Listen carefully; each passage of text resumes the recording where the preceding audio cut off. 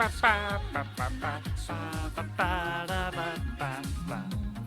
forgot the lyrics to this song.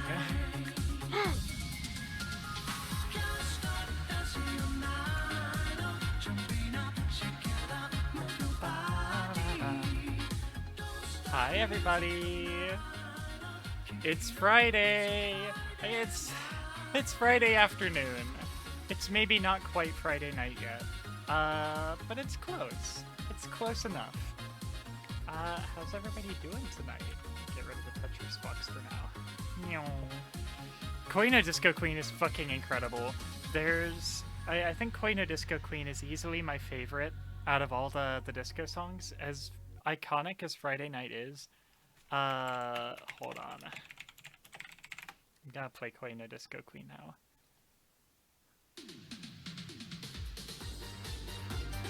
It's so fucking good.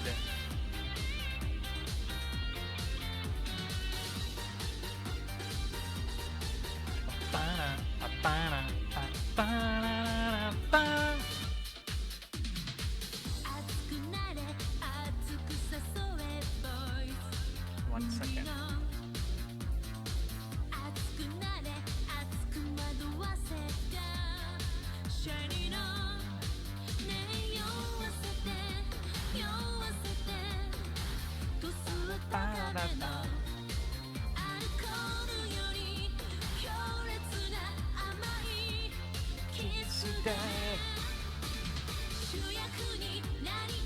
It goes so hard. Okay, let me go get my tablet.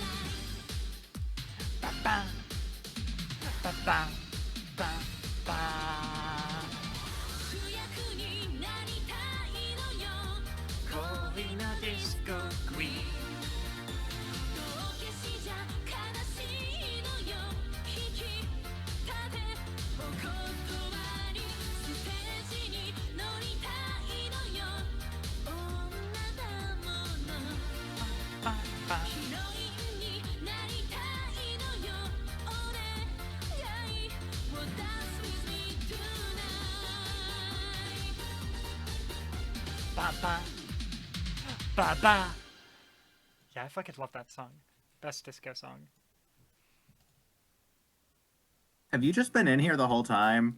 No, pretty much just since I started Disco Queen. But yes, yeah, I was gonna tell you as soon as the song ended, but then you realized as soon as the song ended, so that works out. Yeah. But yeah. I have been doing good, and my cats are doing cute cat things, and I love them. I love your cats too. I love cats. It just in general, again, there is a reason that I ask everyone who is like in the Discord, hey, by the way, we have a Discord. We have a Discord, but the command's not working. Yeah, this because that's also Stream Elements. God damn it. Stream Elements is just fucking busted. But anyway, so why I ask everyone who's in there to send me pictures of their cats, and also of your other pets. I just like seeing people's pets in general. It's cute. Here's what it would say if it were not broken. Hey Notes, how's it going? Happy Friday, thank you for coming by. We are about to do some art. As soon as I get the server running. Let's see. Bada boop.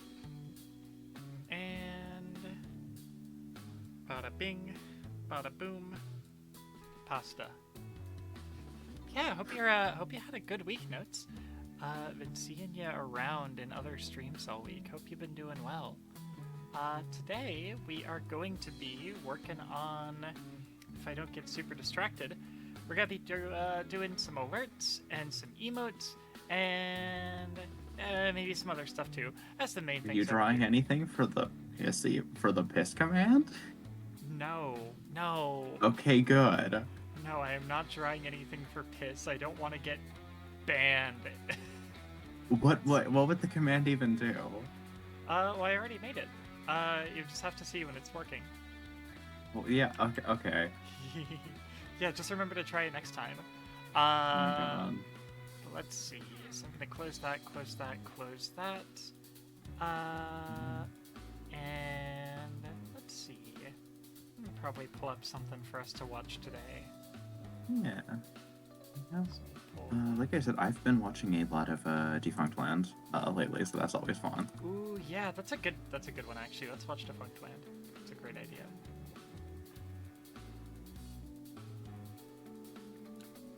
Just put this over here. That probably Now, works. some of these I will be like, hey, I watched this one like a week ago. Yeah, I mean, I've seen most of the ones that I want to see. Yeah, but it's still good. It's also for chat. Yeah, exactly.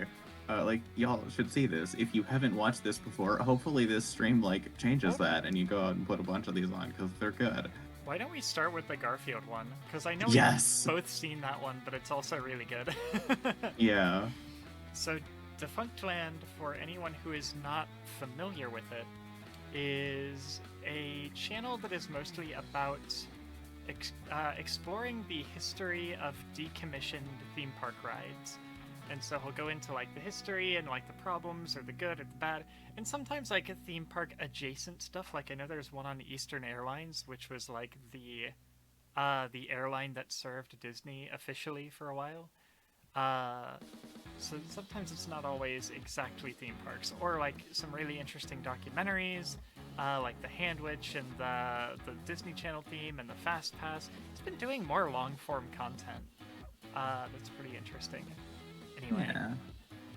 I'll pause the rock mix, and I'll pause the rock me when I stop killing people. oh my god, me when Dwayne the Rock Johnson is forced to retire. Oh my god. All right, yeah, let's watch this one. This one's pretty good. Also, remember to start the Discord stream, so I can also listen to it. Here you go. Let me get you.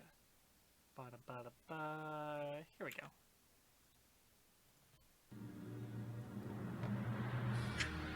And now I gotta figure out what the heck am I gonna draw.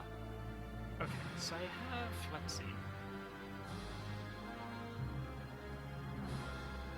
You should draw yourself yicking out as an emo. How about I don't do that? Exactly. That is a joke, but I do also think it would be very funny. Like, you know the pose I'm talking about, right?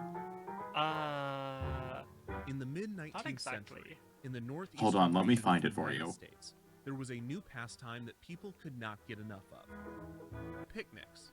While picnics had been a French pastime for over a century, Americans did not begin to indulge send in it the to you on practice Discord. until the early 1800s, and then it was almost exclusively for the upper class. By the mid-19th century, though, people of all means were packing a basket, finding a picturesque location, and sitting on a blanket to enjoy a meal. Maybe somebody would bring a guitar and play some tunes. Maybe some couples would sneak off for some alone time. Maybe some guy in a boat would row by to watch. Everyone loves a picnic, and for those living near Pittsburgh, Pennsylvania, one of the most popular picnic locations was Kenny's Grove, a beautiful section of a farm owned by a man named Anthony Kenny. Located southeast of Pittsburgh in the Mifflin Township, Kenny's Grove was a popular picnic location with a beautiful view of the Monongahela River Valley. The area would become so popular in the latter half of the 19th century that in 1898, the Monongahela Street Railways Company sought to create Like, that is the reason specifically that I requested it. I just want to see you do that. Oh my god. To Kennywood Park. This type of trolley park was common throughout the United States, and they were typically created to increase railway profits, especially on the weekends. As with many trolley parks, Kennywood Park would not remain railway profits forever. In 1898, so my just a follow year alert after leasing the land, is Bacchus saying "Hey boy" from Yakuza 0. What if my follow alert was me dressed as Bacchus? The following year, a bandstand was constructed, and the year after that, In Also, 1901, I'm so Kennywood sad built that I another don't new get ride, to hear "Hey named Boy" the Old again Mill. because I The finished Old all Mill this was not a stuff. unique ride to Yeah. Kennywood, but rather an entire category of amusement park rides. Like, Old I'm Mills are gonna miss slow-moving "Hey boat rides Boy." with no steep inclines Hey, or declines. boy. The water in many of these rides are moved, as the name suggests, Also, by a mill. Majima Cabaret Old mills is were best fun. known for their significant Yeah, it's indoor good. stretches that were most often I in just, pitch at black this point, it darkness. is something This that I led have many to do with couples to something take else on in the advantage of dark background. portions for Yeah, romance-related because activity, after a while it leading is to the Old just Mill kind of getting long. its more recognizable name, the Yeah. Tunnel of Love. These seemed to sprout up all over the place in the late 19th and early 20th century, in World's Fairs, state fairs, trolley parks, and amusement parks, and their reputation soon became a marketing ploy, with more and more old mills receiving branding of a romantic or sexual nature. The Old Mill at Kennywood was one of the first Old Mill rides, and although it was never branded specifically as a Tunnel of Love, local couples found that it worked just the same.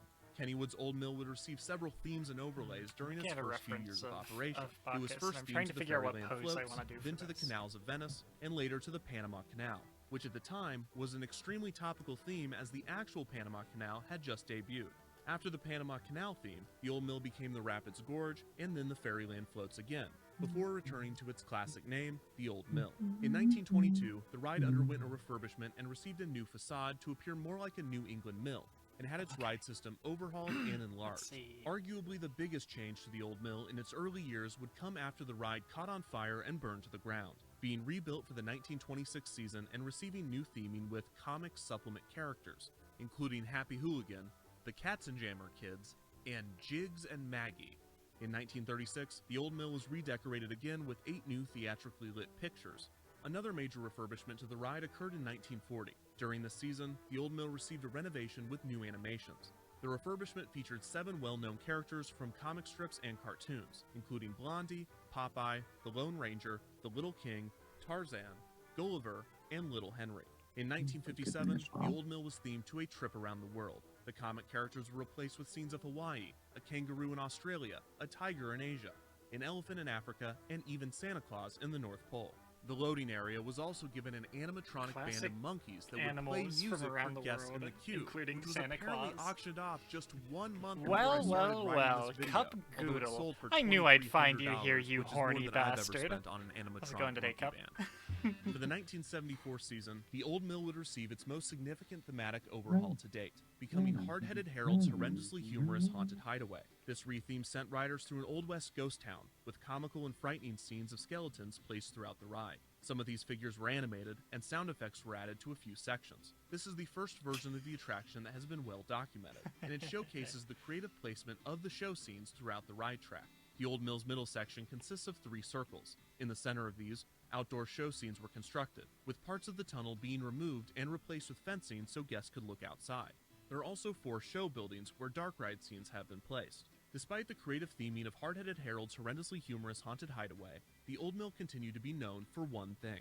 Kennywood's director of community and government relations put it best, explaining, quote, "It didn't matter what the theme was. Anyone who rode that ride in the 60s, 70s, and 80s, they were not on that ride to look at the scenes." It's a place for cuddling and to sort of make out canoodle. You're a little bit nervous about getting on the Old Mill with the girl the first time because you might end up getting slapped, but you also might end up getting, a snuggle. In 1984, A the Pittsburgh snuggle. Post-Gazette did a feature on the ride's What you reputation drawing? I'm of drawing, romance. When new interviewed, arts. 15-year-old Missy Stash So, said, quote, starting "Everyone with goes the, in there the and follow really art, goes and I'm at it. theming it You should see. after Some of the Bacchus, boats come 'cause out that's what and there's the nobody in them." noises. 61-year-old Ellen Hey, Ammon, boy. recalling her Old Mill trips from the 1930s, remembered that the boys would bring string onto the ride. In the dark portions, they would brush the string along the necks of girls to convince them that there were spiders and water snakes in the tunnels, in an effort to hold them close through their terror. Another common occurrence was seeing couples buttoning up their shirts while exiting the attraction. An uptick in romantic activity in the Old Mill was met with an increase in supervision from the park. Kennywood employees would be stationed at various points throughout the ride, armed with a flashlight and a disapproving stare. They would rarely intervene if the activity was nothing more than a kiss, but for anything more than that, the young couples would be told to knock it off.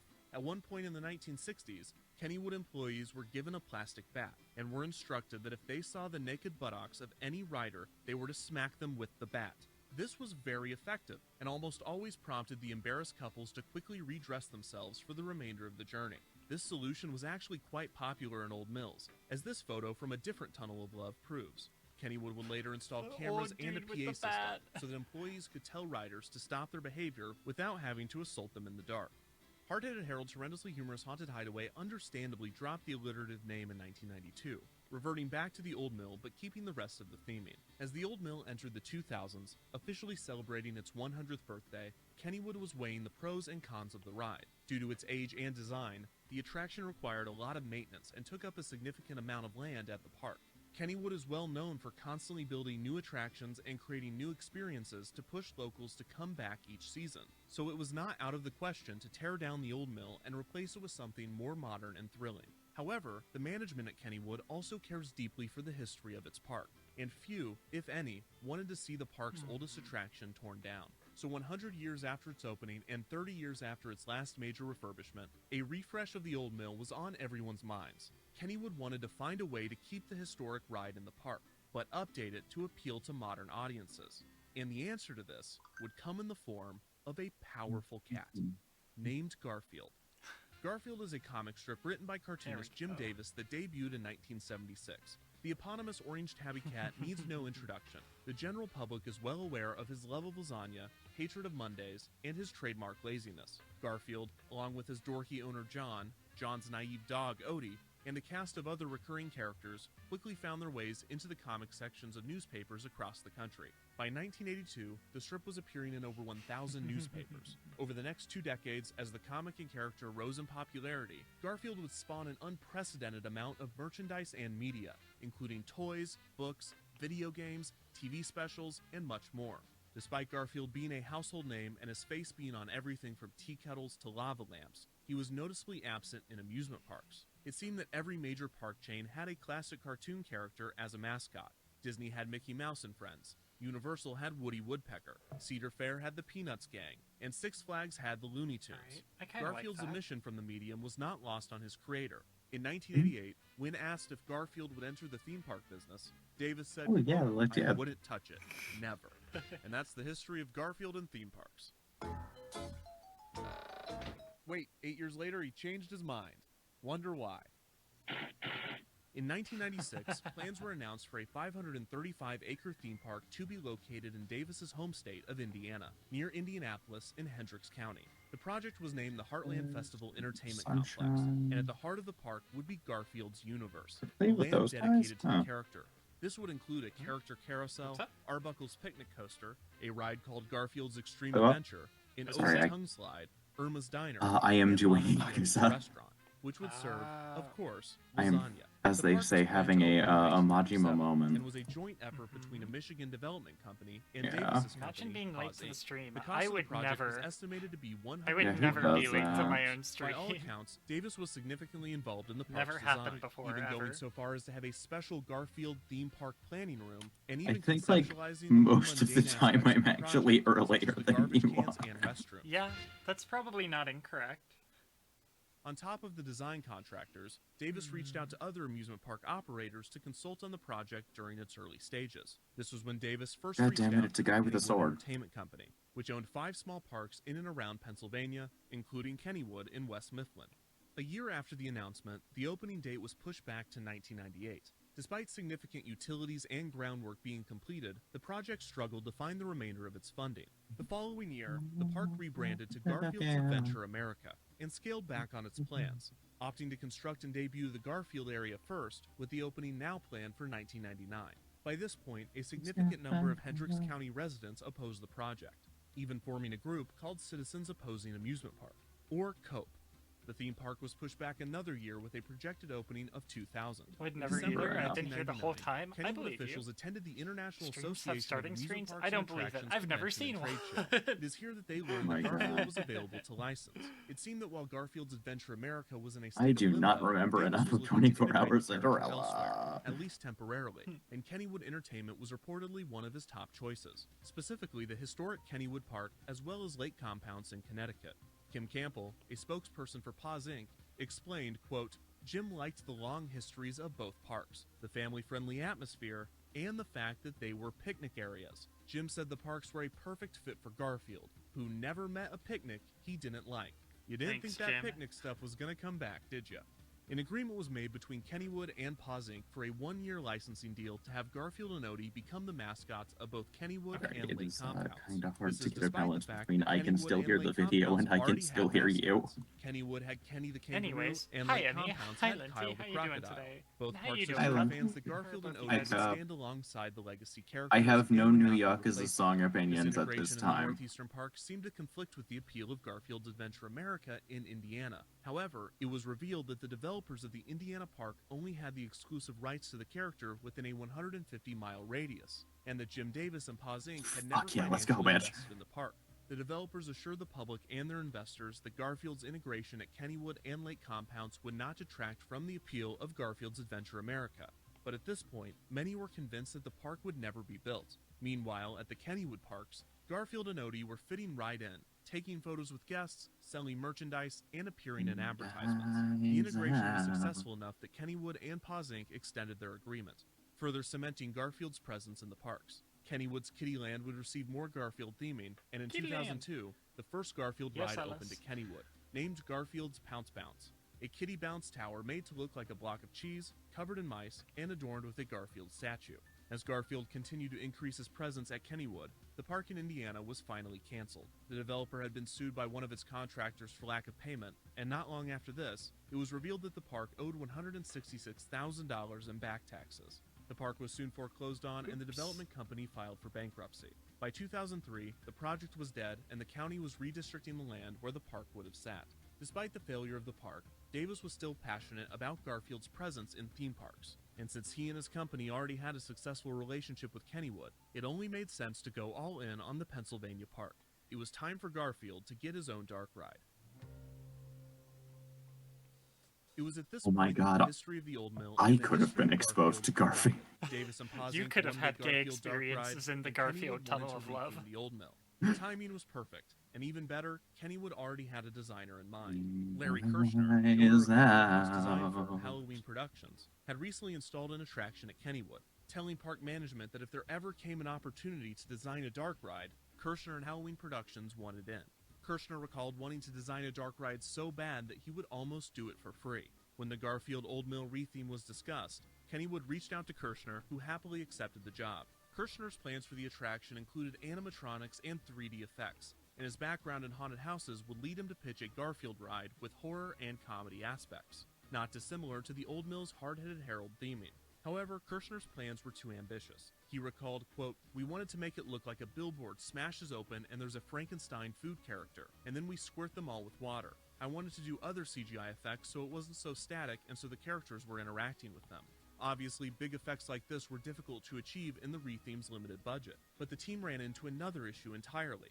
Kennywood officials explained to Kirshner and Halloween Productions that, quote, "We can't make it too great because too many people would want to ride it. It has a pretty limited capacity since it's a boat ride." The Pete Garfield McEnany, Tunnel the of general Love. I manager know, of a new Kennywood first date Entertainment, location. remembered, quote, "One of the I'm things we doing, been had to playing the do Harry was Potter not game. make We'll be it playing too Judgment soon spectacular after. Ooh, because it Judgment, doesn't hell have a yeah. high capacity. So we had a Nice. small budget and an explicit directive to make Do the not ride have look any better opinions than on good. Judgment, The but I team have reached opinions for on Lost Kirshner Judgment, and imagined guests it's riding the through final Old boss Mill theme as is though they really were riding good. through a Garfield book. The premise for the ride was that Garfield was having a nightmare, which would give the team an excuse to incorporate horror My elements other and opinion on retain Judgment some is of the that Mino Garfield should feel. stop kicking One me. point of contention in the ride's history was the True. involvement of Jim Davis and Paws He Inc. actually While shouldn't. Davis It's his certainly easiest wanted the attack to ride be parry, built and you and get some good approved it, damage off there was a from it. dispute as to how Minos involved he was should in the creative simply process. fucking chill. McEnany recalled that Davis wrote the Oh script my for the god. ride and Yeah, drew he the concept probably art, should, but Kirshner also recalled, it's quote, cool to "We did fight 20 weird or old 30 men. drawings. He didn't do anything. I never Yeah, talked to Jim Davis. you seem The to biggest be thing having was an he or affinity for that someone lately. gave us some Garfield books, and then we had to figure out True. which story we wanted to tell." Despite the obstacles, Kirshner and Halloween Productions were able to pull off a substantial have to make retheme sure to the this Old Mill, stays resulting in the bowler most hat elaborate size. If I overlay make in the the ride's brim What if too we big, it were becomes both zero girls hat. and we fought a How this weird old version would be man? received by the public, though, was You still know, uncertain. the possibility is not that remote. On May 1st, Honestly, yeah. 2004, Kennywood opened for the season with a brand new attraction, Garfield's Nightmare. The retheme to the Old Mill was dedicated with a small ceremony, at which Also, Garfield I and am Odie kicking took their Mr. first Shakedown's ride. ass. Kenny the Kangaroo was also in attendance, although he could not fit into the boat with the other characters. There are many things I forgot, but how to kill him was not one of them.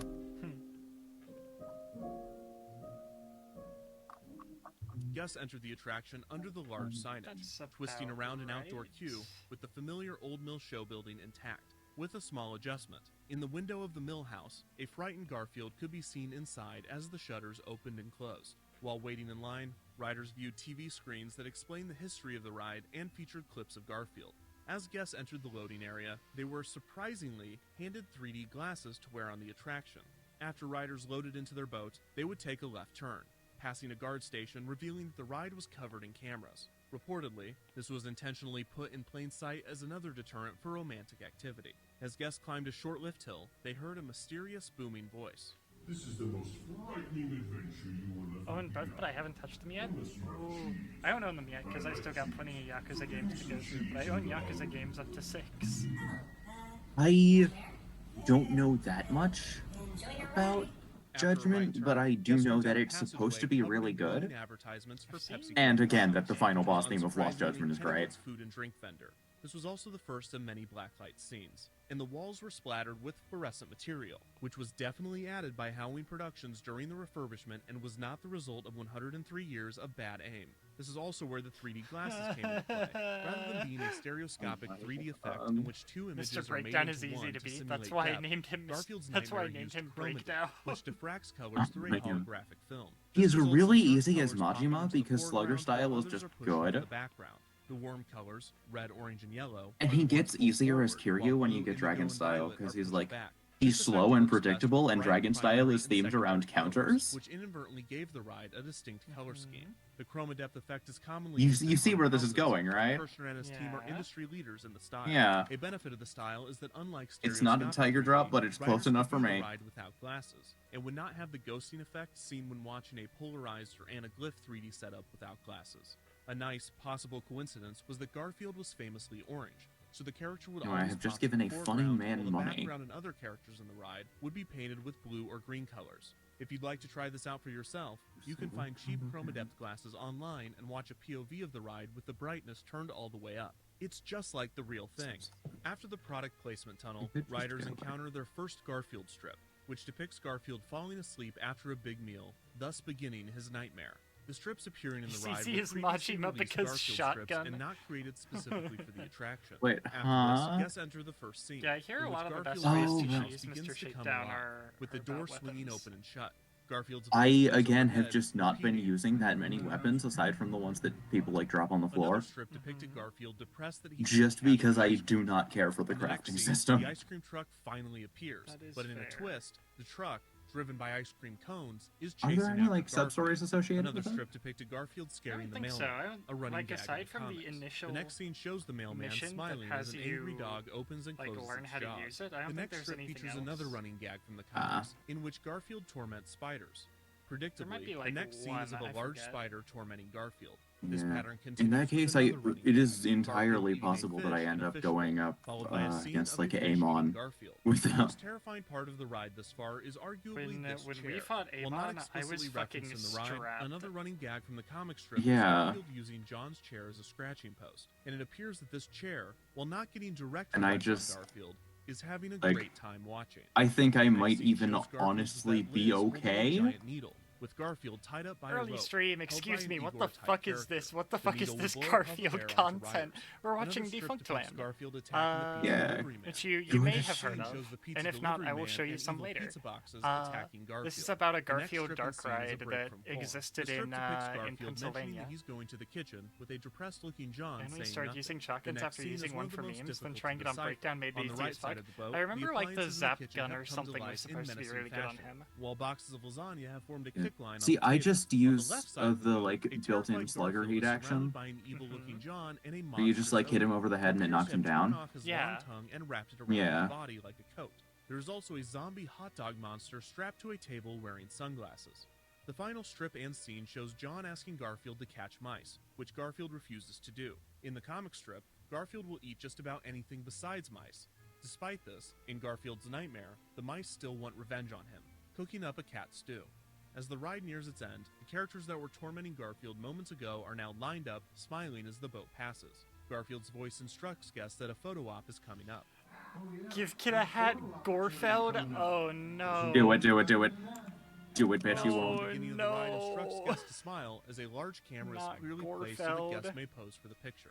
As guests reach the end of Sits the in ride, a judgment final of strip all appears on the wall. things. Garfield says, quote, "What a great ride." means this is Time gonna to be in my scary, but props it's over now. While the now. creatures from the ride follow closely. You already have This appears Millennia to be Blade the of only Nicola Garfield in story there, and created that's the worst specifically thing that for could the attraction. possibly be in there.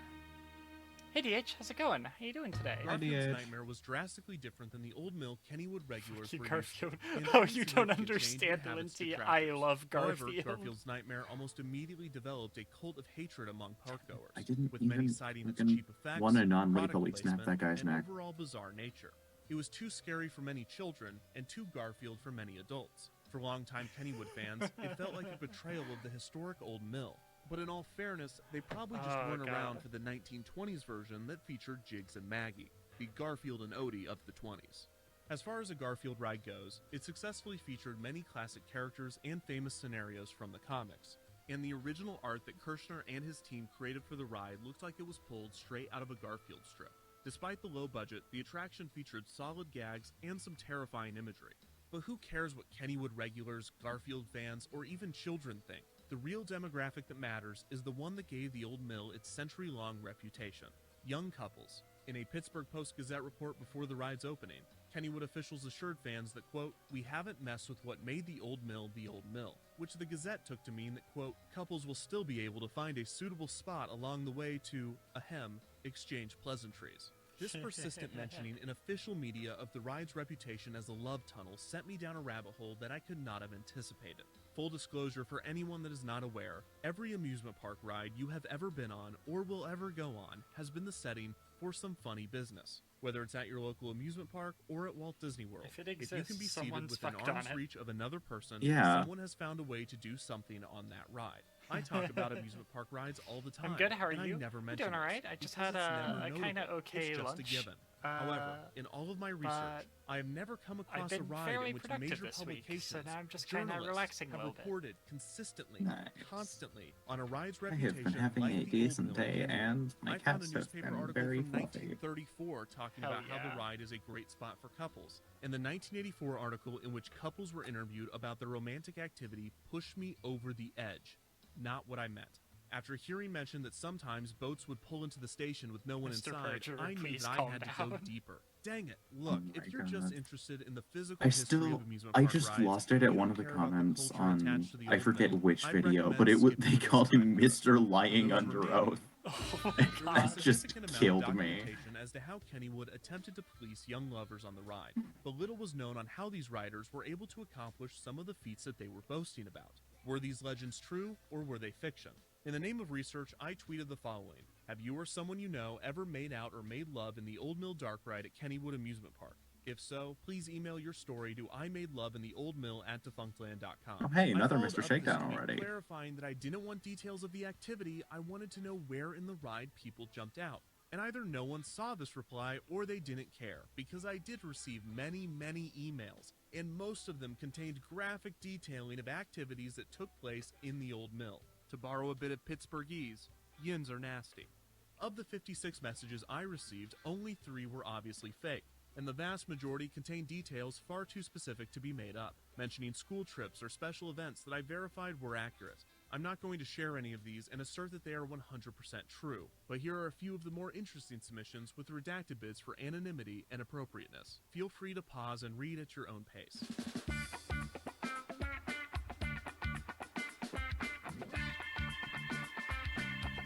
Kid, should I pause through these and read some of these?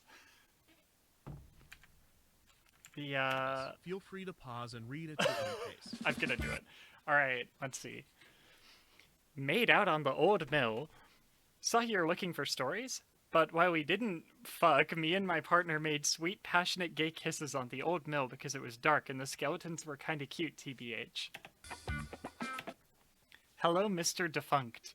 My name is Blank, and I'm 48 years old. I don't normally share things like this, but I like your vids, and your recent tweet was surprisingly relevant to me. My lover, ex-husband, don't marry your assistant manager from your first summer job, lol.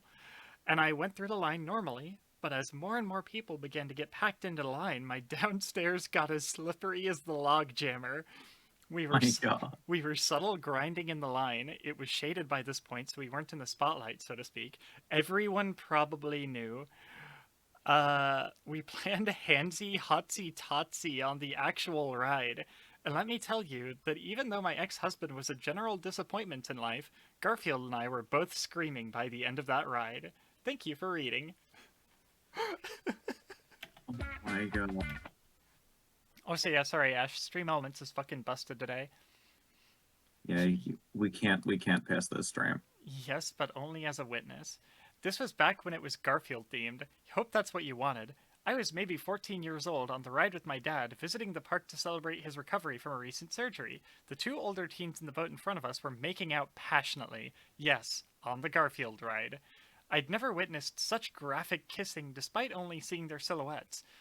There were noises, but I couldn't be sure if it was them or the ride, because wet slapping could have been them or the nasty boat water, you know? My dad grumbled the whole time but didn't say anything, and it was so painfully awkward. That lady fucked Garfield. Anyway, that was the last vacation I went on with my dad before he died, so I hope they enjoyed themselves.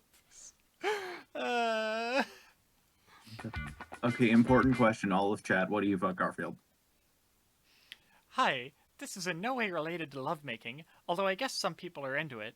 When I was about 10 or so on Kennywood Day, my friend was in the boat in front of us, and at the time we were big into aerial dumps, which is exactly what it sounds like. Shitting from the highest area you possibly could. Trees were commonly used, as was standing on the lid of the toilet seat. Well, no parents were around, and sure enough, my friend stood up on the ride and screamed, "Aerial dump!" and took a big wet one right into the water. I'm still disgusted by that ride to this day. What the fuck am I listening to? I'm cooking fucking dinner. These are submissions that people sent in talking about what they did on the Garfield ride. Garfield's Nightmare. Things I've done in Garfield's Nightmare. Made out with two different people, was censored, and felt censored. Oh my God. Hi there. Redacted. Hope this helps. In the end, the email submissions did provide a few interesting insights. First, smart couples would come in packs, try to space out their boat departures as best they could from other riders, and then run their hands on either side of the boat to slow their motion, thus extending the ride and their time in the dark. Second, there are at least two people who claim to know someone that was conceived on this ride. Maybe it's you. Third, most surprising, the Garfield overlay did not deter many people from treating the old mill as the same tunnel of love previous generations had enjoyed. In fact, the majority of my emails were about acts of passion that took place in the neon-lit tunnels of Garfield's Nightmare. Some people noted that the Garfield theming diminished the aura of romance, while others admitted that they believe it added to it. Some even purposefully sought it out. Maybe ironically, maybe not. As one emailer so eloquently put it, quote, "Garfield knows all of our sins." Perhaps the greatest sin, though, was the lack of upkeep and proper maintenance that Garfield's Nightmare experienced. Within just a few years, the screens in the queue were removed, and many of the effects in the ride stopped working. The audio cues were off or missing, and the video of the mouse at the beginning sometimes wouldn't play. The neon paint started to fade, diminishing any effect the 3D glasses had. The 3D glasses themselves would often not be handed to guests, I don't know what you're talking about. I forgot what the context of this question was. I'm sorry. Frequently. When guests were given 3D glasses, the I asked if any of chat would fuck Garfield. Trying to land them in the mouth of the dog right. or hit certain objects. Oddly, the upkeep of the ride was so poor that the whites of the eyes of the characters in the blown-up comic strips were either faded or removed, resulting in them appearing permanently blackened.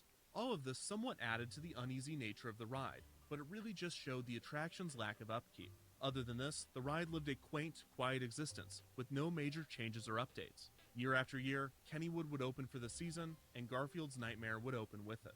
In 2007, a Nintendo DS platformer named Garfield's Nightmare was released.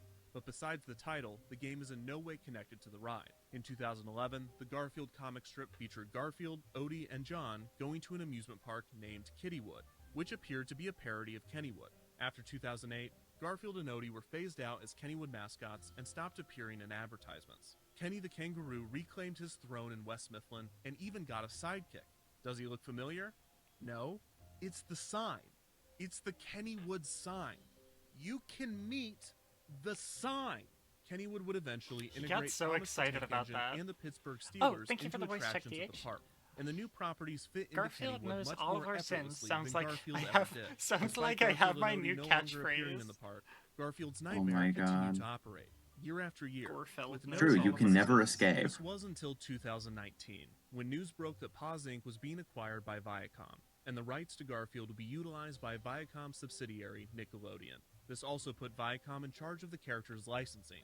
Viacom immediately began tightening the brand's I think image, Viacom and the company also told Kennywood owns that if they wished to Homestuck? continue to operate Garfield's So when do we Nightmare, get the Garfield licensing fee would Homestuck be increased crossover? significantly. This pressured Kennywood into removing the Garfield's Nightmare theming from the old mill, and no one at the park put up Sadly, much of a fight to Garfield save is the not a ride. valid Homestuck Garfield's name. Nightmare had operated for 16 seasons, and for many, Unfortunately. that was 16 too many. Although I know This is not to say I've that mentioned the this to attraction you, had I no forget if I ever fans, mentioned as it in on those stream. 16 years Goro of operation, Majima is a the valid entire Homestuck kid generation name. of Kennywood You visitors did, in had fact, experienced the ride as mention their that one to and only me. version of the old mill. In March of 2020, Kennywood's YouTube account posted a video titled The History of the Old Mill at Kennywood. The video started as a Ken Burns-style theme park documentary in a similar vein to other YouTube channels that I'm completely blanking on.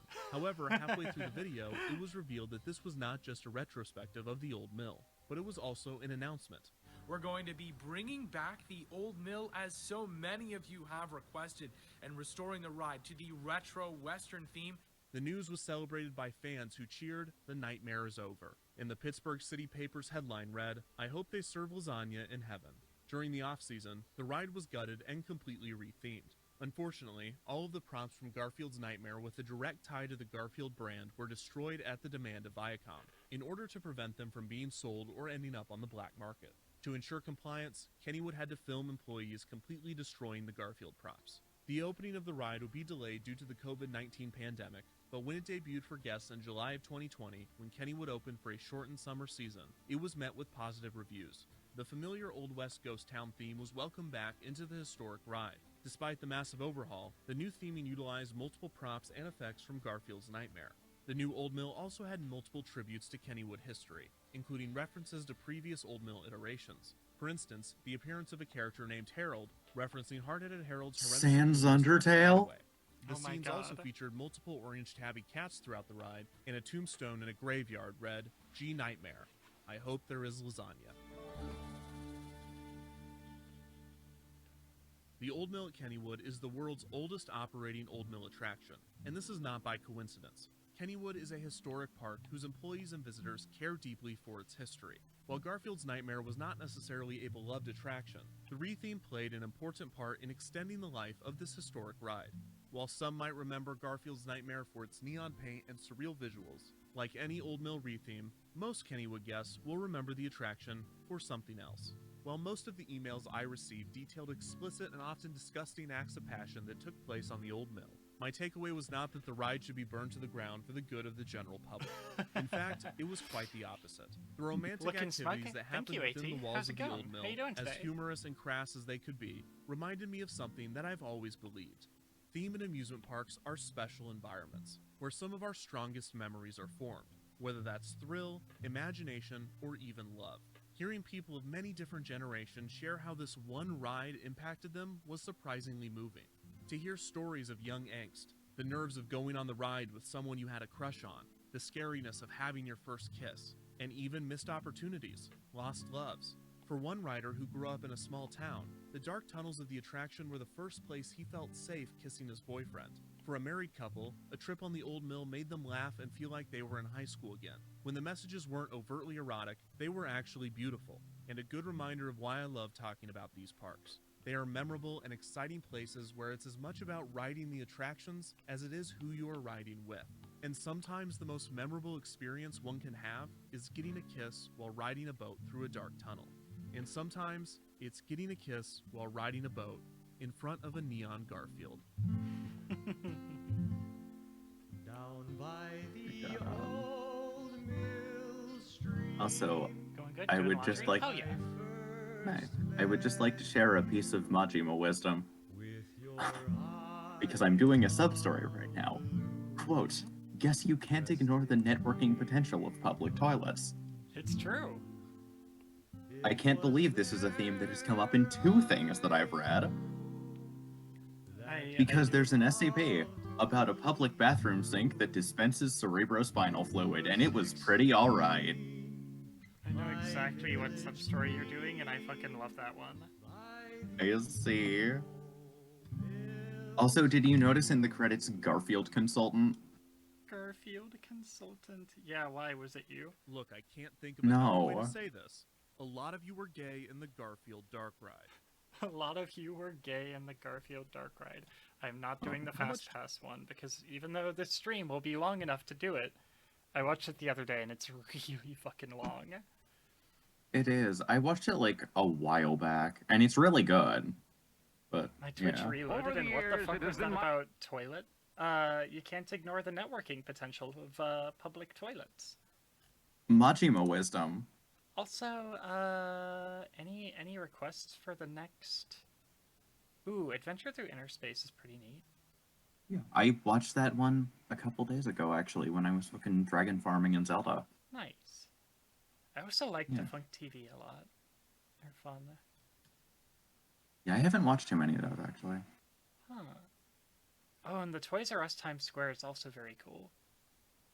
Yeah, I had not seen that one, or if I have, it's been a while. Let's watch that In one. 1998, Oh, yeah. Toys R Us, the #1 toy retailer in the United States, suddenly fell into second place. The 41-year-old chain had been surpassed by Walmart in the battle for toy supremacy. Toys R Us was finding it increasingly difficult to compete with big box retailers. However, Walmart and similar big box stores were not the only cause of the chain's decline. Customers viewed Toys R Us stores as dirty warehouses, with no character or charm. On top of this, the management and service at stores was less than stellar. Recognizing this, the Toys R Us board of directors looked to another toy chain that was known for their quality and class, FAO Schwarz. The famous toy stores were experiences in themselves, and the chain was ingrained into popular culture after appearing in the 1988 Tom Hanks film, Big. FAO Schwarz had just the strategy that Toys R Us needed, so the board of directors recruited their chairman, John Eiler, to be the next chairman and CEO of Toys R Us. To assist him, Eiler brought with him Joanne Newbold, a designer that had helped him construct 25 stores for FAO Schwarz. Of the move, Newbold said, quote, "We call it going over to the dark side." Despite the difficult task ahead, Eiler referred to his plan for Toys R Us as Mission Possible.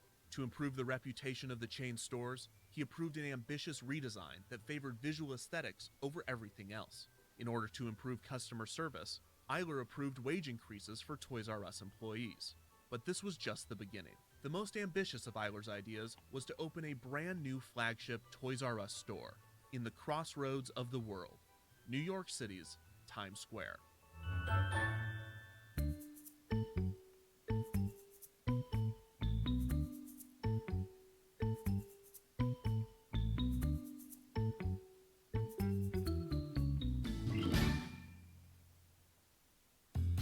On August 1st, 2000, just months after Eiler had joined Toys R Us, the company announced the construction of the new Times Square location. The space was 101,000 square feet, split throughout 4 stories. The owner of the real estate, Charles B. Moss Jr., had been holding on to the space throughout a rapid revitalization of Times Square, seeing the area turn from a dirty, seedy tourist trap to a premier shopping district. Stores like The Gap and Virgin Megastore moved in, and rents began to skyrocket. Moss was waiting for the right partner for his Any real requests estate, before I which heard sat the on end the of that? corner I thought of Broadway and typing 44th this Street. minigame. And I when wish Toys there was R a Us made defunct an land offer, on he accepted it. The resulting Toys R Us would toilets. be the largest toy store in the world and the largest retailer Defunct in Times Land is Square. a channel I never thought 1/3 I'd larger enjoy. than the Yeah, it's Virgin one of those Megastore. things where it's like, The this is so location would specific, cost it has nothing to do with $35 me, million but to like, build. it's It was to be it's the just center of the very toy neat. universe, according to Eiler. Yeah. Designing Toys R Us's Like, it is flagship store absolutely was no perfect for easy like, task. yeah, I Not just want to only have was Newbold something designing on, in some of the most lucrative real like, estate space in the world, while I'm doing but she something was I don't designing really have to far pay more than attention just to. a store. Yeah. Toys R Us Times Square Um, would be part store, And then you part just mall, like, part theme get- park, and part event space. it's The store something you was can like constructed throughout listen the to, fall of and it's 2001, good. with a grand opening Yeah. date set for November 17th, 2001. On November 14th, 3 days before the grand opening, Toys R Us held its first event. A key aspect of the plans for Toys R Us Times Square was for the space to be a stage for toy manufacturers to hold launch events. The first of these would be for the Xbox, with Bill Gates himself present to launch the console, and hand it out to the first lucky gamer.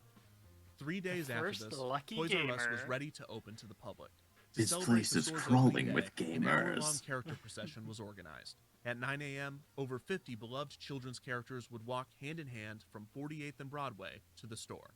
The 4-block parade featured such beloved characters as SpongeBob SquarePants, Bert, Ernie, Barbie, Shrek, and Elmo, which must have been awkward considering that there were at least 3 other Elmos roaming the area at the time. After the parade, the ribbon was cut, with Toys R Us's mascot, Jeffrey the Giraffe, dressed to the nines. The Toys R Us International flagship store was First officially lucky open to the public. gamer. As guests approached the store, they were greeted by an impressive video billboard display with 165 Hey, when I panels, win the piss cycling through minigame. various advertisements Yeah. and interior views of the I haven't store. done the piss As guests minigame yet. entered, they were immediately Oh, yeah, you got, confronted like, by a couple Jeffrey of the games Giraffe, left to go. welcoming them to the store. Yeah. The most striking I element haven't of learned Toys R Us essence of Times piss Square minigame. was its main attraction, God. a 60-foot-tall Ferris wheel, which was placed in the atrium and spanned all 4 stories of the store. The Ferris wheel featured the chain's signature backwards R in the center, with 14 themed cars, all featuring famous characters from toys, movies, television, and more. The cars included a Pokemon car, a Tonka truck, a Toy Story car, a Mr. and Mrs. Potato Head car, a Fisher-Price car in the shape of a Lil Snoopy toy, a Matchbox fire truck, a spaceship with E.T. on one side and Jeffrey on the other, a Little Tykes car, and a Nicktoons car featuring multiple characters, including Jimmy Neutron, Blue, SpongeBob SquarePants, Tommy, Chucky, Reggie, and Little Bill.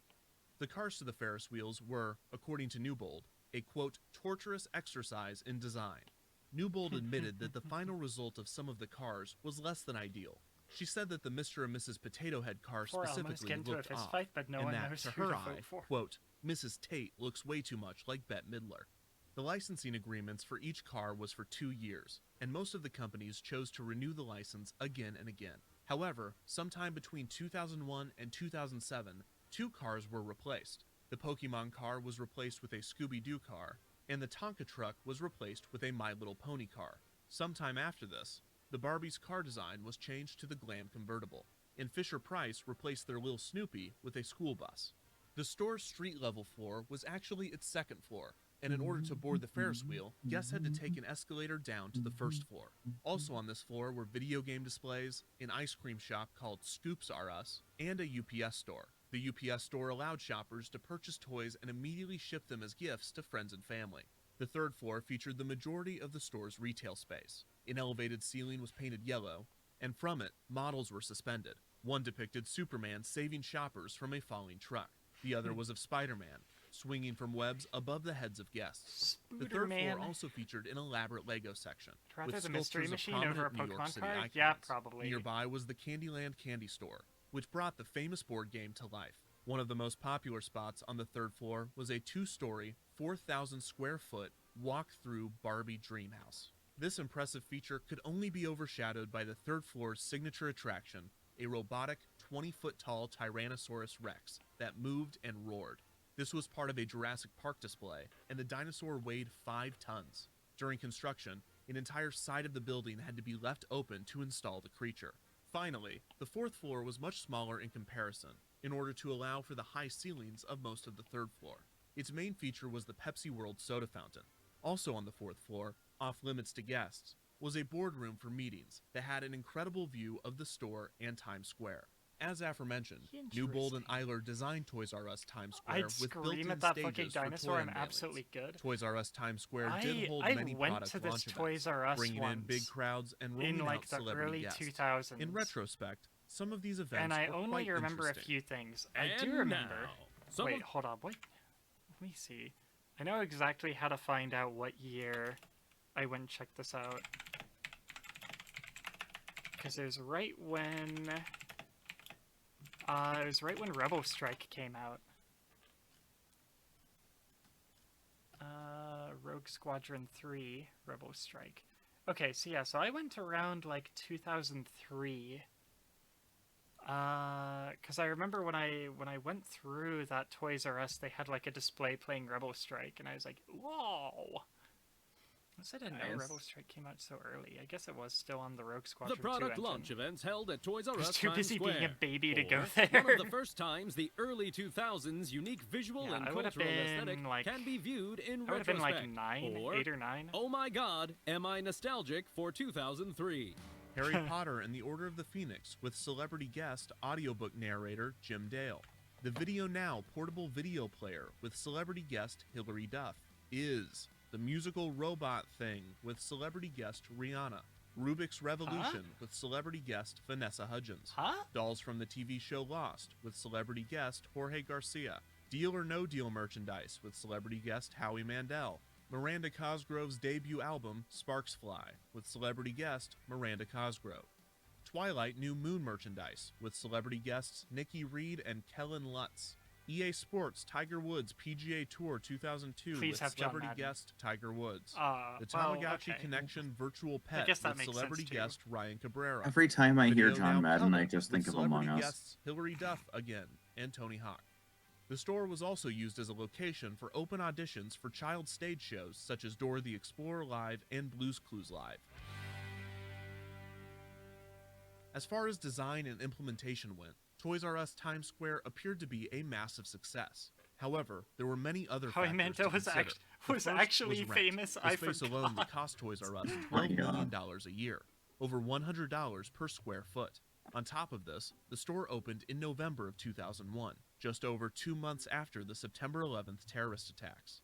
Americans' willingness to travel was greatly impacted by the events, especially travel to New York. Sales in Times Square specifically were down 40%. However, Elliot Whale, general manager of Toys R Us Times Square, said, quote, "If the traffic numbers are off in Times Square, we are certainly not feeling it." Toys R Us estimated that their flagship store would draw in 20 million visitors a year, 2/3 of the total traffic of Times Square at the time. However, the first year's numbers, in part due to the attacks of September 11th, were reported to be nearly half that, with roughly 10 million shoppers visiting the store in its first year of operation. Toys R Us Times Square enjoyed an eventful existence. In 2003, the store was featured in the Disney television film Eloise at Christmas Time. That same year was the beginning of the flash mob craze that swept the nation for some reason. And nowhere was safe, especially not Toys R Us Times Square. In August of 2003, a large group of people gathered on the store's third floor, not to perform a choreographed dance, but instead to kneel in front of the T-Rex and scream for a very, very long time.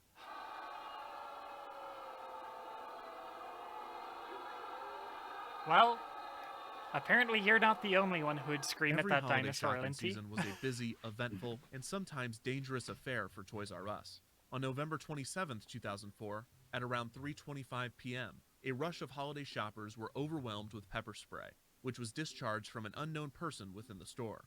3 people had to be taken to the hospital, and all 3,000 shoppers were evacuated. By 2004, Toys R Us's hopes of overtaking Walmart had been dashed. When asked whether Toys R Us was still focusing on reclaiming the #1 spot, Vice President Ursula Moran responded, "No," adding, quote, "We're number 2. In 2005, Toys R Us was bought by 3 investment companies for $6.6 billion. Of this capital, 80% was borrowed, and as a result of the leveraged buyout, Toys R Us was now $5 billion in debt. Eiler stepped down from his role at CEO after the buyout, and Toys R Us began a new, uncertain, debt-ridden future. On top of all of this, the Times Square location had still not turned a profit, although Moran said that it was, quote, pretty close to making money. Toys R Us continued to operate the location off of the idea that the prestige and elegance of the location and experience was worth accepting the losses from the store itself. However, this concept was becoming more difficult to sell, as the corporation as a whole continued to lose market share and close stores across the country. By 2007, alternate revenue streams were considered for the Toys R Us Times Square location, namely children's birthday parties. The store created birthdays packaged for children, including the Dancing Divas Party and the Pirates Passage package. In 2009, Toys R Us acquired FAO Schwartz. With the acquisition, Toys R Us now operated the 2 most famous and popular toy stores in New York City. In 2010, the Delicious World of Wonka, the first ever Wonka retail experience, opened on the 2nd floor of Toys R Us Times Square.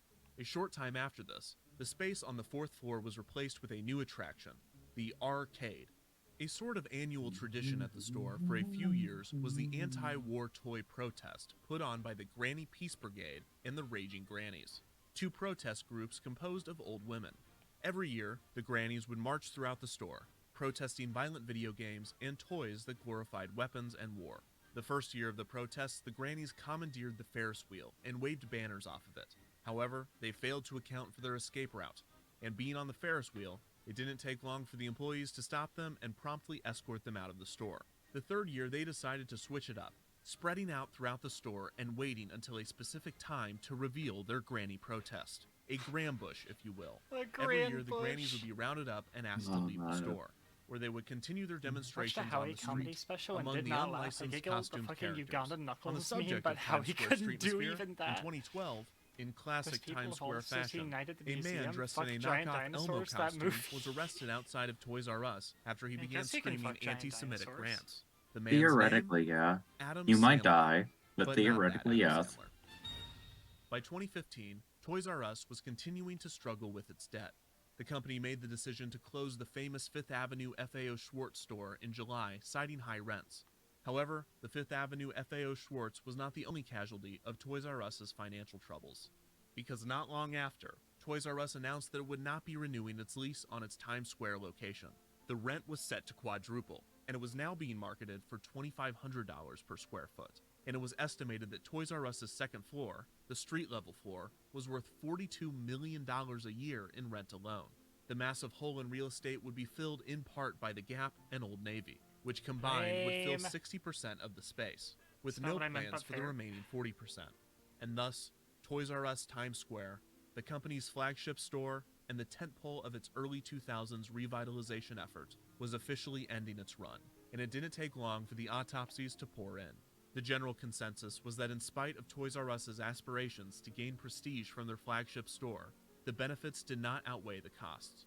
After news was announced that the store was to be closed, thousands of visitors poured into Times Square to ride the Ferris wheel, see the Tyrannosaurus Rex, and tour the Barbie Dream House one final time. Toys R Us Times Square officially closed on December 30th, 2015, after a 14-year run. The interior was promptly demolished, and construction on the Gap and Old Navy began in early 2017, with the stores debuting to shoppers later that year. In 2018, McDonald's took 7,000 square feet of the remaining space, opening a 2-story restaurant. Toys R Us remained out of Times Square for just 18 months, before the toy chain returned with a new pop-up store for the holiday season. The new store, while much smaller, also featured elaborate toy displays, and in a nod to the original store, a smaller dinosaur robot. The store was planned to stay open until the new year, but it lasted a few months longer, continuing its run into 2018. Less than 1 month after the pop-up location opened, on September 18, 2017, Toys R Us filed for bankruptcy. The company began liquidating assets, and after a disastrous 2017 holiday season, the chain had no hope of 16. recovering. By May of 2018, Congratulations all on of the chain's domestic on stores had first, been Pug, closed. and The also brand will see a congrats on small-scale making me do revival effort 16 within the squats. past 2 Fuck. years, but as of now, there have been no more ventures into Times Square. Many wondered what became of Toys R Us Times Go Square's over most here. beloved attractions, Wait. such as the dinosaur Come on, animatronic. tracking. When asked, Alright. the president of the construction company tasked with demolishing Toys R Us 1, Times Square said, quote, "The dinosaur? 2, We shredded it and burnt it to pieces." The Superman 3, figure saw a better Rip fate, dinosaur. and it would re-emerge on a collector's 4, site with a hefty price tag of $9,800. However, the best Mm-hmm. preserved pieces of 6, Toys R Us Times Square would be that of the Ferris wheel, 7, with many of the character cars being transported to 8, Orlando, Florida, where they would become parade floats at Give Kids the 9, World Village. Due to licensing issues, E.T. 10, had to be covered up with a gift bag. 11, Toys R Us Times Square did not save the company, 12, and it was not a profitable venture. However, 13, it was successful in creating a memorable and beloved 14, location for tens of millions of shoppers and tourists from 15, all around the world. It was far more than a store and or come on, even an tracking. attraction. It was an 16. experience. But it takes a lot Okay. more than creative toy displays, a unique location, or even a Ferris Coach wheel Pug to bouncing around. elevate a Keep up the good store form. into Did something you go more visit meaningful. Marshy as It well? takes people, and the employees of Toys R Us Times Square were given Dinosaur a tall got order. canceled. They Dinosaur had got to endure fucking raging murdered. grandmas, pepper sprayers, flash mobbers, holiday shoppers, stage parents, anti-Semitic Elmos, and millions of more people from all around the world. But despite the I challenge, need 40 more the team channel at points Toys for R Us Marshy. Times Square was able to deliver a unique and memorable experience to millions. Where was I? Joanne Newbold's brilliant store design would have never been Why? appreciated in full without the work of these people, many of whom were there from the store's opening in 2001 to its closure in 2015. There's no better summation of the weird, chaotic, and special experience that was Toys R Us Times Square than the one provided by customer service manager Johnny Tamaro on the store's final day of operation. 14 years. That's how long In the we've been joint? here. That's how long this store has been an amazing That's place a very New York for accent. millions 14 Yeah. years! from all over the world and all over the country and all over the city. Who else do you know in your life that either lost their job or their job finished and the whole freaking world knew about it? Not too many people. We're famous buyers. We're famous buyers. I have a list of things I won't forget. Things. Number one, do you know where the bathroom is? Number two, is this candy free? Number six, well, can't you check the back room? Number eight, how do I get out of here? Those are things I will not miss. I got a list of things I will miss.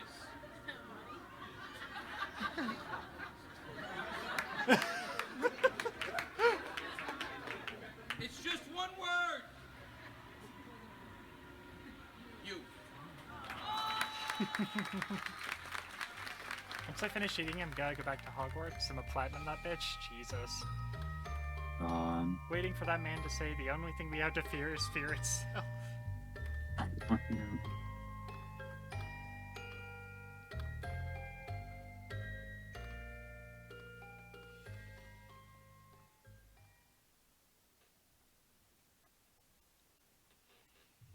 On September 30th, 2005, Michael Eisner officially just let left this the one Walt go. Disney Company. He formally resigned as a member of the board and as the company's chief executive. His successor, Bob Iger, had been running the company for the past 6 months as he transitioned into his new role. Eisner's departure was not front-page news. The climax of the events leading to his resignation had long played out, and all that was left was for him to pack up his things and go home. He refused questions from the press, and he only left behind a one-page career retrospective to be published in the company's newsletter. Those close to the executive explained that Eisner was not ready to give up his job at Disney, and that he was most worried about his legacy at the company. The second half of his 21-year tenure, especially the past few years, had certainly clouded what was one of the greatest corporate success stories of all time. How, then, did it come to this? To understand that, we'll need to go back a bit. The big cheese. I'm not the big. I wish I was the big cheese. This is the big cheese. I'm just gonna redo this part. Et maintenant, je déclare Euro Disney officiellement ouvert.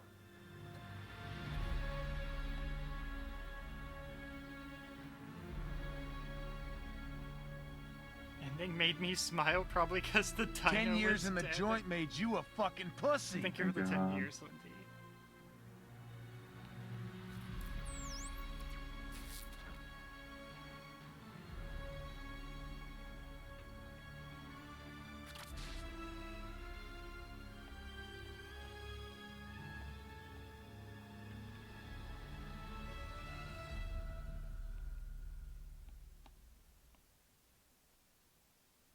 On November 1st, 1999, the government of Hong Kong announced that a deal had been reached with the Walt Disney Company to bring a Disney resort to the autonomous territory. Hong Kong was relying on the new resort to help the recovery of its struggling economy, and they were certain that a Disney park would increase tourism and create new jobs. The Walt Disney Company was silent on the matter, although a spokesperson had confirmed a few months earlier in March that Disney was considering expanding internationally into Hong Kong. I am If on the plans were wrong to come to layer, that's fruition, why. It would be the company's third Oh, international wow. resort after Tokyo and Paris. At this time, the Walt Disney Company still saw expansion as a viable option. Many in the company, including Eisner, felt that Disney had not properly capitalized off of the immense success of the studio's recent animated films. However, it wasn't from a lack of trying. The failure of Euro Disneyland in France and the inability to build Disney's America in Virginia had turned Eisner away from big-budget expansion projects in the parks. On top of this, Eisner struggled to secure a steady management team. The death of Disney president Frank Wells, the departure of Walt Disney Studios president Jeffrey Katzenberg, and the hiring and subsequent firing of talent agent and Eisner's personal friend Michael Ovitz had left Eisner as a lone wolf at the top of the company. All he had to hold on to was the most lucrative executive contract in the business, an extension as chief executive he had signed a few years earlier, guaranteeing his position at the company until 2006. With an annual salary of $750,000 and stock options with a projected value of $771 million, Eisner had significant insurance on his job, as Disney could not afford another high-cost severance package after spending hundreds of millions of dollars on the departure of Katzenberg and Ovitz. This would help Eisner greatly as Disney entered the new millennium. After Disney's acquisition of Capital Cities ABC was completed in 1996, Disney officially became the largest media company in the world, passing Time Warner. This also meant that Eisner now had to keep an eye on the company's film division, television division, and theme park division.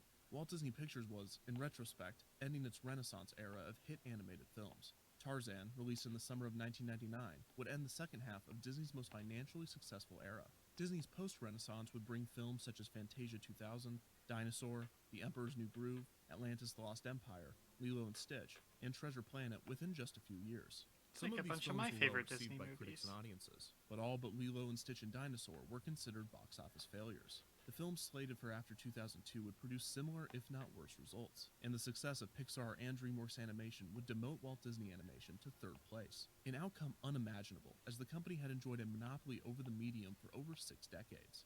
The company's new stake in the television business was not going as planned either. Eisner and Disney were having Love trouble seeing putting Disneyland, and my together a mind goes to the successful thought of primetime Mickey programming threatening plot, people to and buy ABC was merch. relying on the newly produced U.S. Oh, version of where are the Disney's ears? show, Oh. Who Wants to Be a Millionaire, to compete in the ratings. One positive of the merger was I always Robert think Iger, of the COO and president of hold Capital on, Cities do I have it ABC. in here? The young executive impressed Eisner. The although he Mickey worried that one Iger shot, lacked one the necessary kill. creative skills to run a company such as Disney. Iger would become the president of the Walt Disney Company in early 2000. The position had been left vacant since the departure of Ovitz. Finally, the theme park division was not thriving in the way that many thought it should, and much of the expansion and renovation That just reminded me of fucking Mickey is forced to choose between Goofy and his country. Eisner had been able to add additional Best plus to Disney both movie is Orlando Beauty and the Beast, and I'll fight you for your Disney's wrong annual theme to opinion. the I Walt mean, you Disney can World fight Resort this in wall, spring because of I don't care. 1998, and began construction on Disney's California adventure to Beauty create and the Beast is Disneyland good. Resort in I think my January of personal that year. favorite is probably Also, plans for a Atlantis second or park in Emperor's the New Paris Groove. resort were revived, and the Those are the development of ones Walt that I Disney like give Studios enough of a Park shit began. about to On go top back of and these, watch. a second park for the successful Tokyo Disneyland Resort was also in development. His most recent attempt at an expansion outside of the existing resorts was Disney Regional Entertainment. 3 entertainment chains to debut I'm in multiple doing cities fucking throughout the Majima US. drug The flagship tests. concept, the virtual reality arcade Huh? Disney Oh, Place, right. had just opened its Chicago location in the summer of 1999.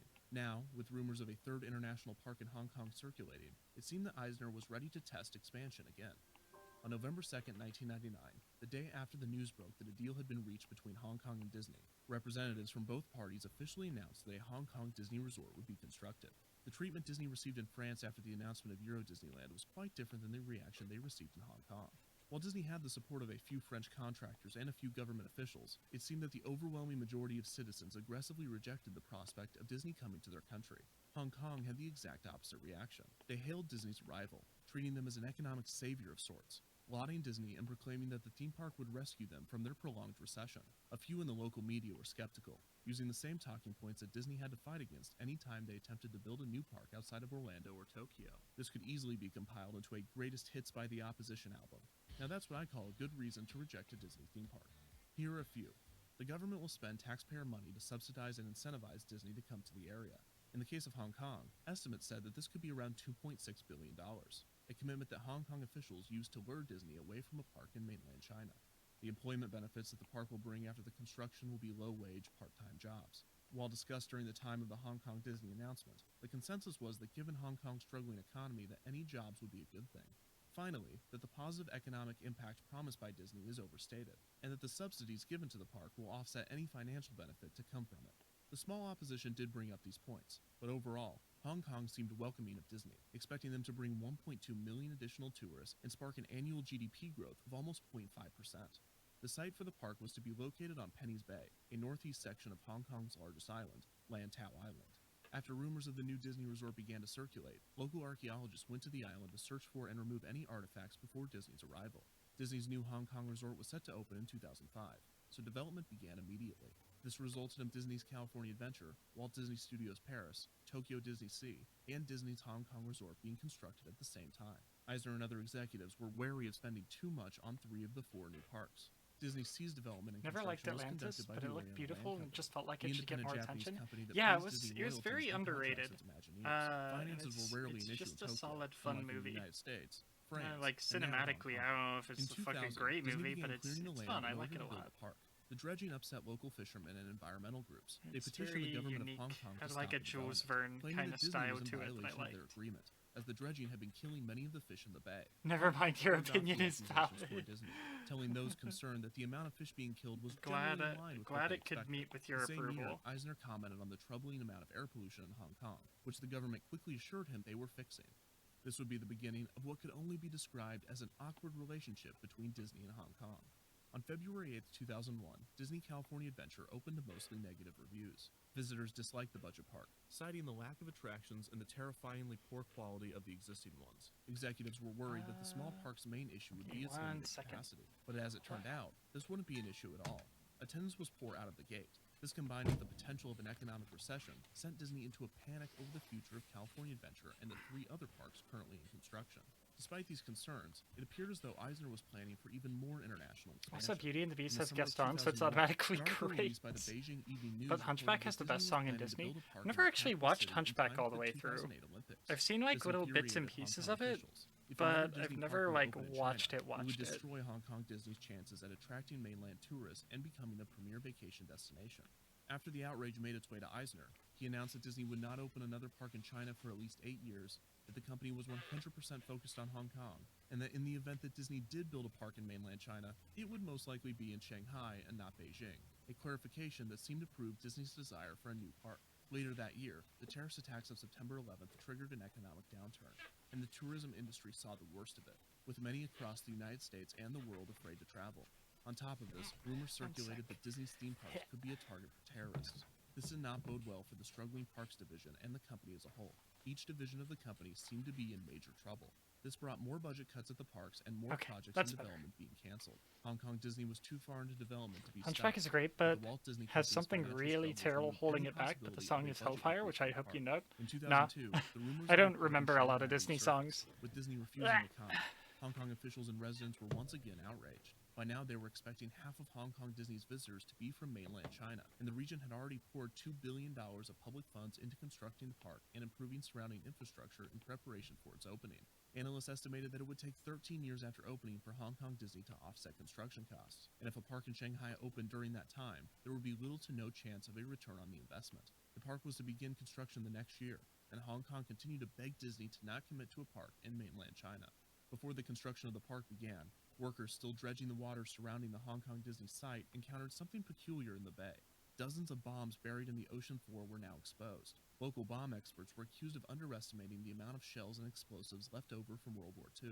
That's a little experts assured terrifying. Disney and the workers that That is bombs fair, I activated won't come when for they you went this off, although time. they did mention that sometimes they did. I mean, I'm Crews just continued not to like a adjust, super admit more huge carefully Disney than person. before. Like, At the same time as yeah, this, I an grew up outbreak with of this Disney deep, movies acute just like every respiratory other syndrome fucking virus, known as American SARS, kid, but took the lives of nearly 800 people, with the but majority of reported cases coming from southern China. I The don't disease remember, eventually like, spread to Hong I Kong in wasn't February super 2003, dedicated to them, terrifying not like a public super health Disney officials. fan. Travel was discouraged as containment efforts Hi Kit, intensified. have a great With Hong stream. Kong at the center Wow, of the hi epidemic, Kelvin. it Also, did not hi go well for the Emmy. Disney park under construction. Hi Kelvin, The welcome. health of the people Hi of the Choco, affected how's it regions going? can also benefit How's the from move new going? Disney park. Hong Kong was removed from the World Health Organization's affected areas in June 2003, and the outbreak was classified as contained in July. This greatly impacted Wait, Hong why Kong's am I still economic on? recovery, and officials There we were go. banking on the Disney park to restore tourism to the region more than ever. On November 20th, 2003, Roy E. Disney, nephew of Walt Disney, son of Roy O. Disney, chairman of Walt Disney Animation, and vice chairman of the Walt Disney Company's board of directors, resigned from his position. Stanley Gold, another Disney board member and ally of Roy, resigned from his position Bleh. as well. Mom moved in? These two Hell had yeah, one congrats. goal with their resignation, Glad to hear it. to take Oh, and thank down you. Michael Eisner. In a letter addressed to Eisner and sent to the press, What you Roy drawing? explained I his am issue with the drawing executive. new He pointed to alerts. Eisner's conduct with the So Office of this is Board gonna member be Andrew the follower Hamilton, alert who was to go vocal with about her the displeasure with Bacchus the direction noise. of the company.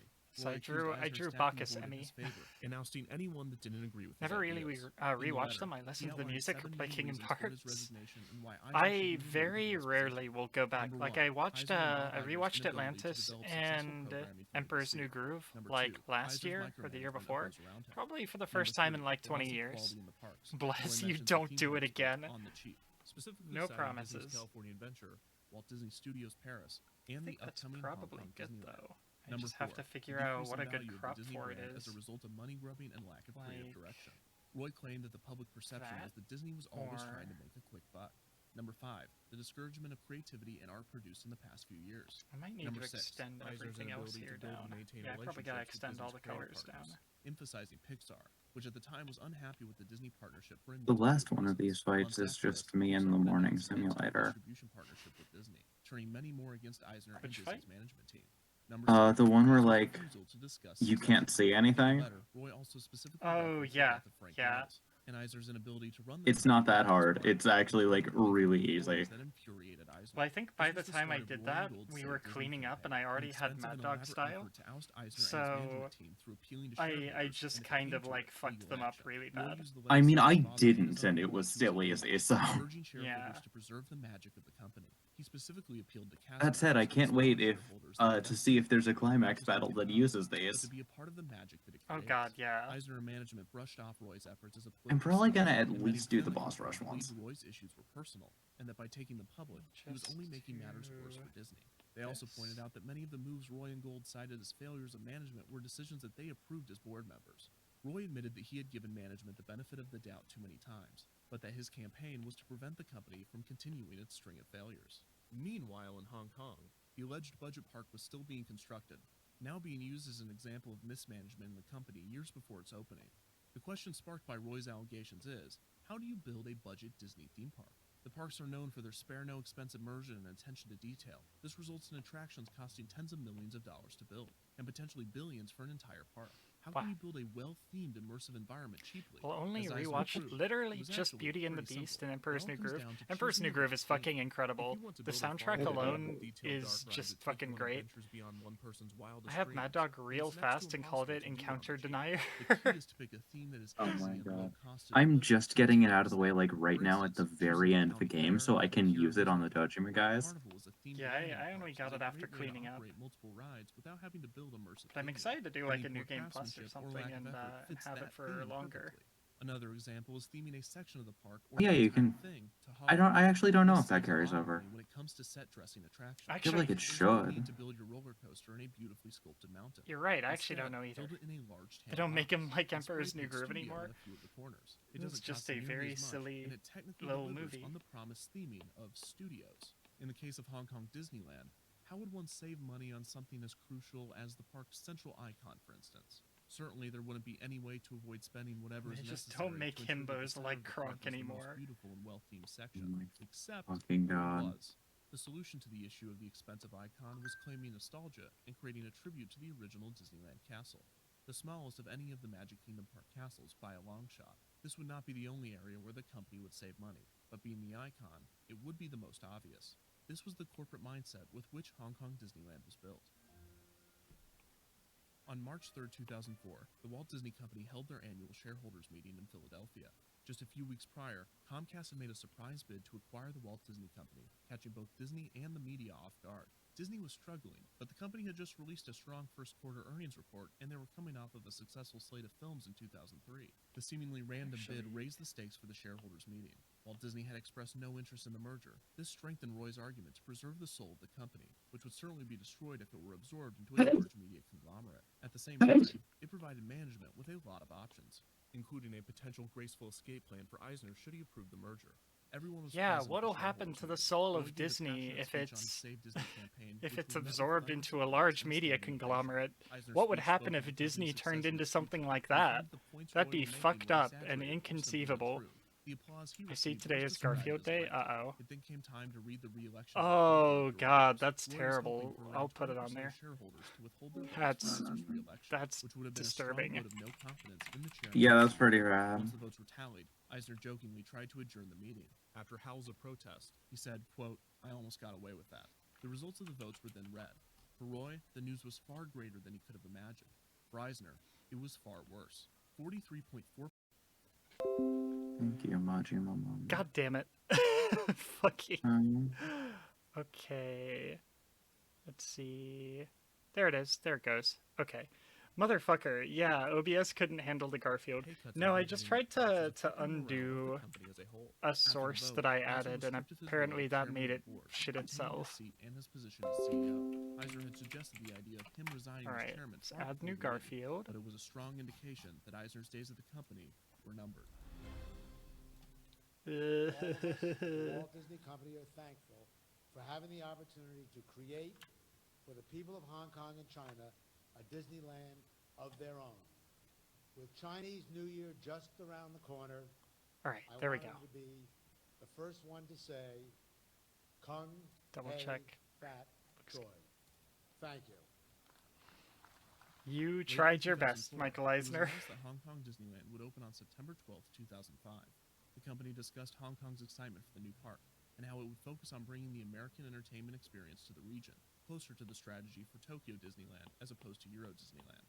Still, they were careful to incorporate the area's distinct culture, hiring a professional feng shui consultant to ensure that the park would provide a familiar and harmonious layout to its guests. The coming year was shaping up to be a big one for Disney parks, with both the opening of the Hong Kong Disneyland Resort and Disneyland's 50th anniversary celebrations. On September 10th, 2004, Eisner wrote a formal letter to Disney's board of directors announcing his You gotta keep the same voice alert for the follows and subs. Yeah, the reason that I picked this for the reason I drew this for the follow one is because this is the character that says that voice alert. The sub is many, including Eisner, question whether or not the sub is the sub story theme, right? That would make sense. It became clear that he would have a complete exit from the company.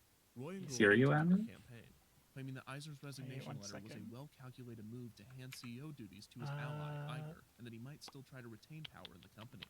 They urged the board to end his contract a year early, removing Eisner from the company in 2005.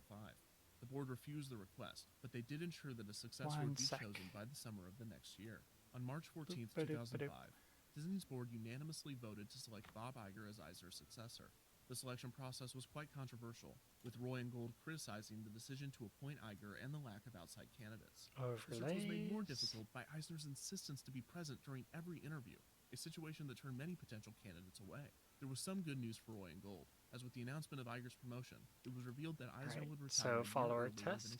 Hey, yeah, Bacchus, and then what was the sub one? Hong Kong Disneyland. Iger would take over CEO duties. Why did that fucking reset all my counters? In June of 2005, environmental okay. Resort. Despite the dish being a traditional Chinese cuisine, activists were worried about the declining shark population and the animal abuse conducted in order to obtain probably reset them to whatever they are this month. Sharks out of the water, cutting off their fin, and throwing them back into the ocean. Only one sub. I feel like I've had more than one this month. Yeah. Actually, it is only the second, so it would be like, what did I get Wednesday? Or, yeah, so maybe not. Here, let me look. Let me look at, which would have certainly been a hit among newlyweds. What does it say on here? Okay, no, yeah, alright, so I need to fix Disney that. decided to not serve shark fin soup whatsoever. The month after the shark fin backlash, a news report broke claiming that Disney had rounded up and killed nearly 50 stray dogs that had been... Oh wait, no, it fixed itself. Okay, no, we're good, we're good. The headlines were it fixed itself. As Disney merely called in government dog catchers who took the strays immediately to a shelter. The shelter, having no time to find homes for the animals, were only able to relocate 3 of the 45 dogs, giving lethal injections to the remaining 42. Media also reported that some of the dogs were unofficial guard dogs used by construction workers, but both Disney and the construction company denied these allegations, instead claiming that the dogs, traveling in packs, put crews in dangerous situations. The bad press, deserved or not, was just the beginning, as these types of negative reports on Hong Kong Disney would increase exponentially as the park's September opening neared. On August 19, 2005, have pi number of followers? Oh, I do, yeah, 314. Mainland China that overworked and underpaid employees, reportedly compensating them with 33 Good cents fucking an job, hour, which was 9 cents under China's minimum wage of 42 cents an hour. Disney promised to investigate the matter, while the factories denied the allegations. On August 27, 2005, okay, what to do for a sub emote? I might do something kind of like my original one.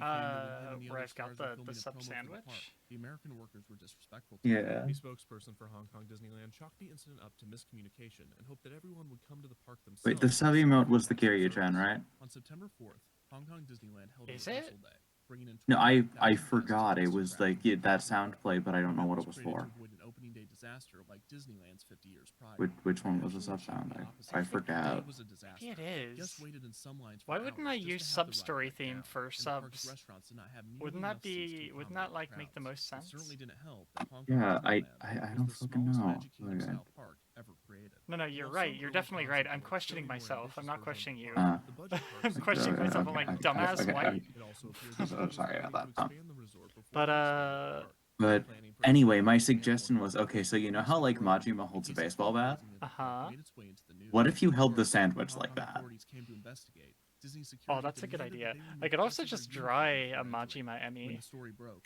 Hong Kong That residents also gathered, works, and yeah. there was potential that Hong Kong authorities Just would like if you pursue want to the keep plan the and sandwich open in the there. park. Luckily, the park's opening would overshadow the incident. Let's see. Before the opening, Disney seemed anxious to distance themselves from the past year of controversy and to see just how well their budget park could perform.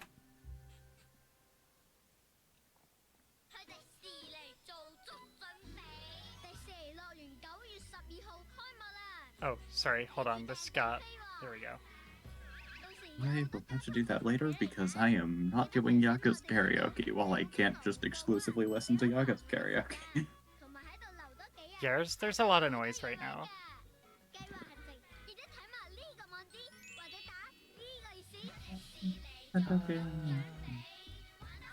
Looking at Majima bat poses. 2005, Yeah. Hong Kong Disneyland Resort officially opened to the public. Both Iger and Eisner were in attendance for the big day.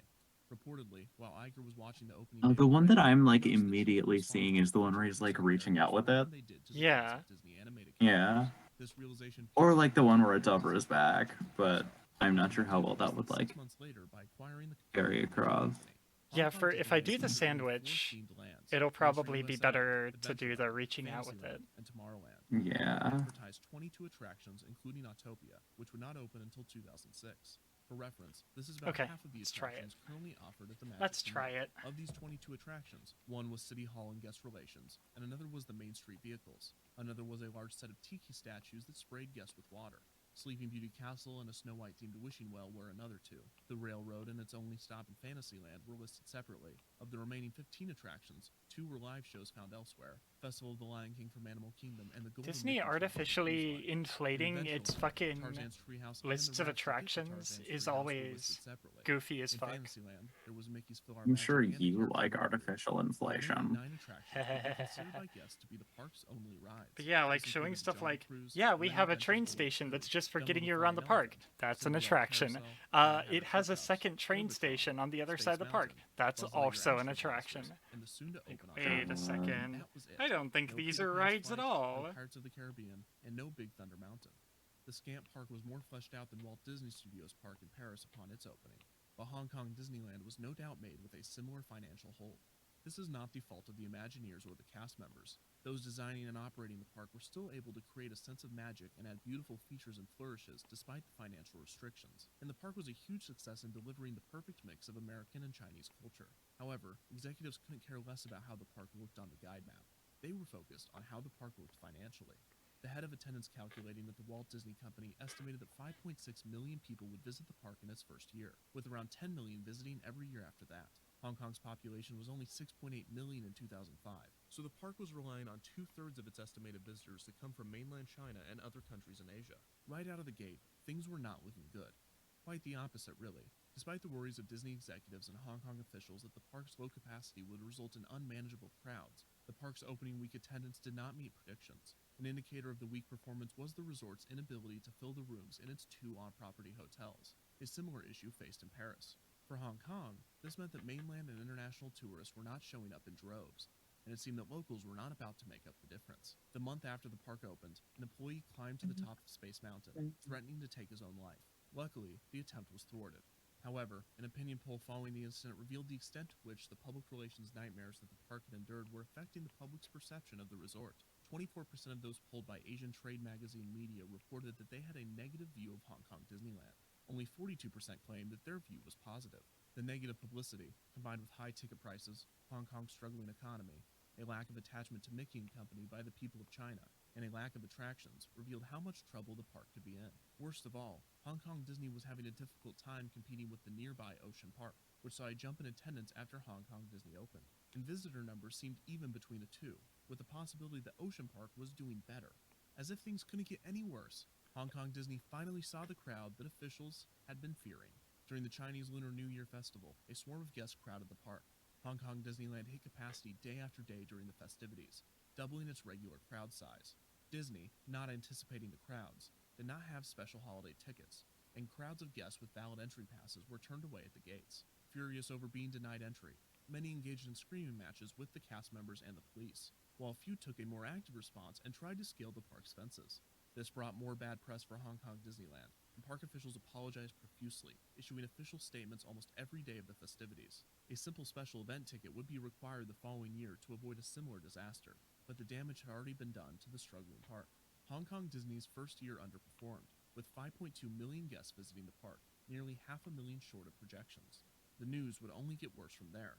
The projected attendance in 2006 of 10 million visitors was a bit off. The actual attendance was even lower than the first year, at 4.17 million visitors. In 2 years, the park had created a $200 million deficit. Hong Kong legislators began to publicly criticize the park's poor performance. Hong Kong owned 57% of the park, with Disney owning the rest. With an initial cost of $3.5 billion and a large deficit, the park's debt was just going to keep growing. Disney was already making attempts to remedy the lack of attractions. 4 new shows and the classic boat ride, It's a Small World, were set to open in 2008.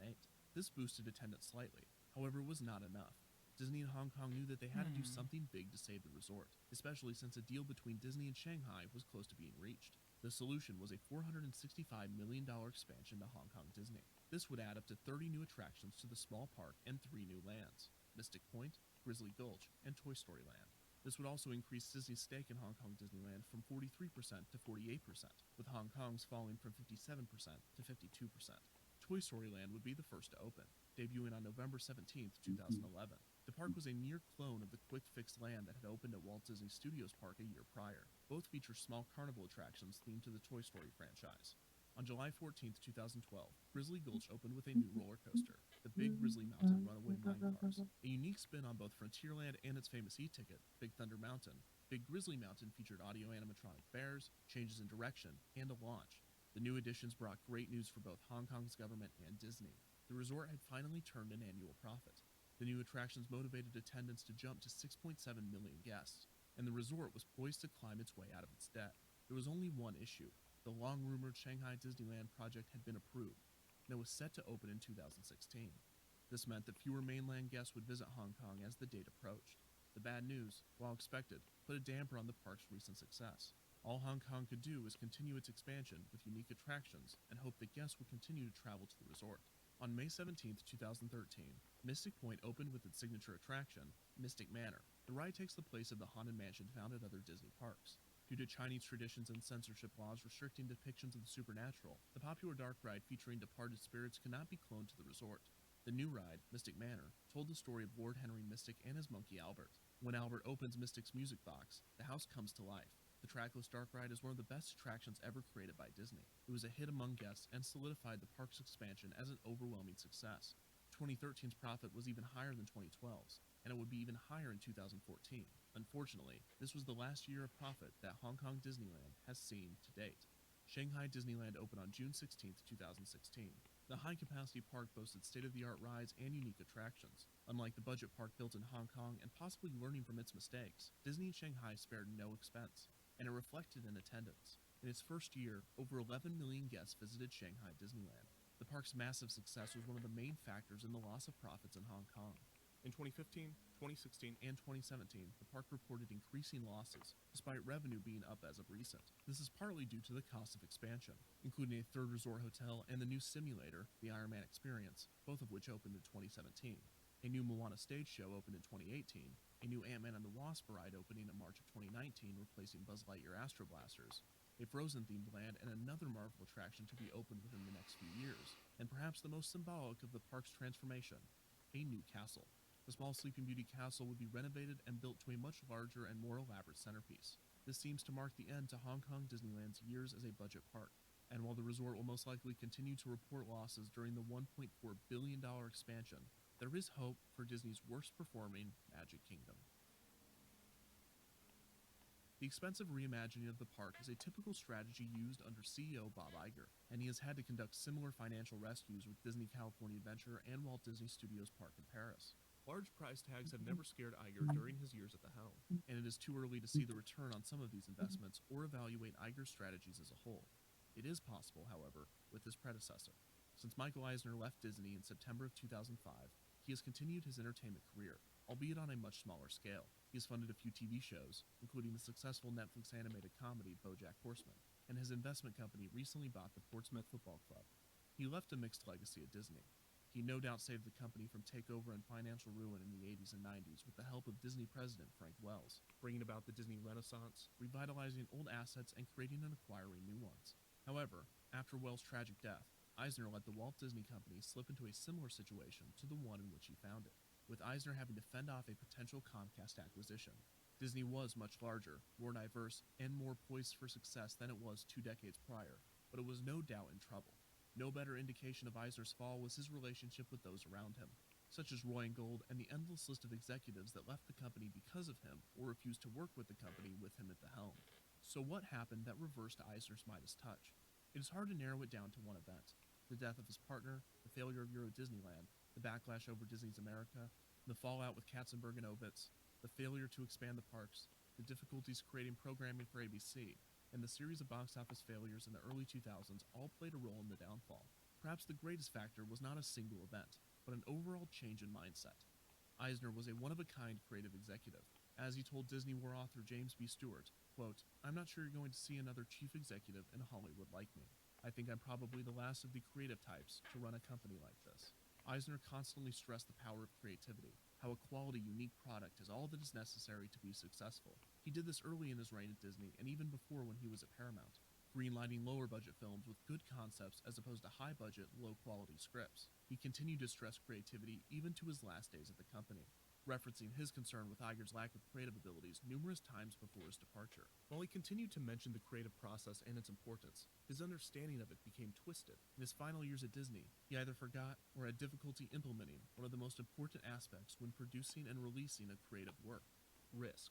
Producing art is unpredictable and difficult. Producing an artistic experience is even more so.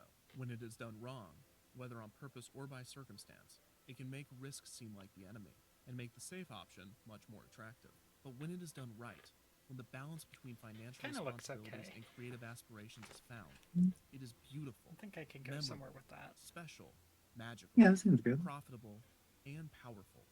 A world devoid of such creations is bland, and an artistic landscape full of copiers and imitators is not much better. These colorful, larger-than-life experiences become part of who we are as people, and it is crucial to continue creating them, regardless of the risk. It is everything, and it all comes from one thing, that one little spark of inspiration. And despite forgetting it for a short period of his career, Eisner knew this. Possibly debating whether I want to actually do the fucking... I mean, I guess I gotta do the snake skin to some extent. I just don't know to what extent I'm gonna do it, because it's gonna be kind of a pain in the ass.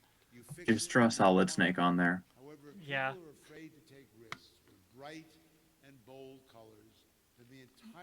You'll be fine. Just put Solid Snake on it. It's my snake skin. Colonel. Big burger Colonel. What? Big burger Colonel. Oh, Ash is streaming too. Okay, so Pug can hit all three of us and make us all do squats. Fucking incredible.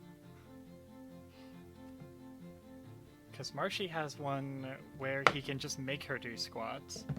Ash has one where if she says a swear, she has to do squats. And now I have roll for squats. So Pug now has 3 unique squat mechanics that he can pull on all of our on the streams. That's why he's Coach Pug now.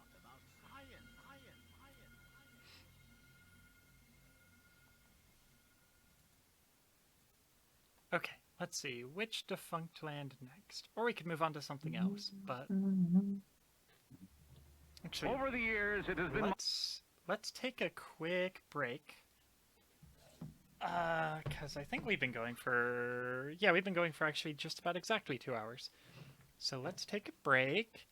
Get up, walk around, get a drink, refill your drink, get a snack. And most importantly, stretch your legs. Get up, stretch, walk around a little bit, don't get blood clots. Take a fucking piss if you need to. And we will see you in 5 or 10 minutes. See you guys in a second. Wow.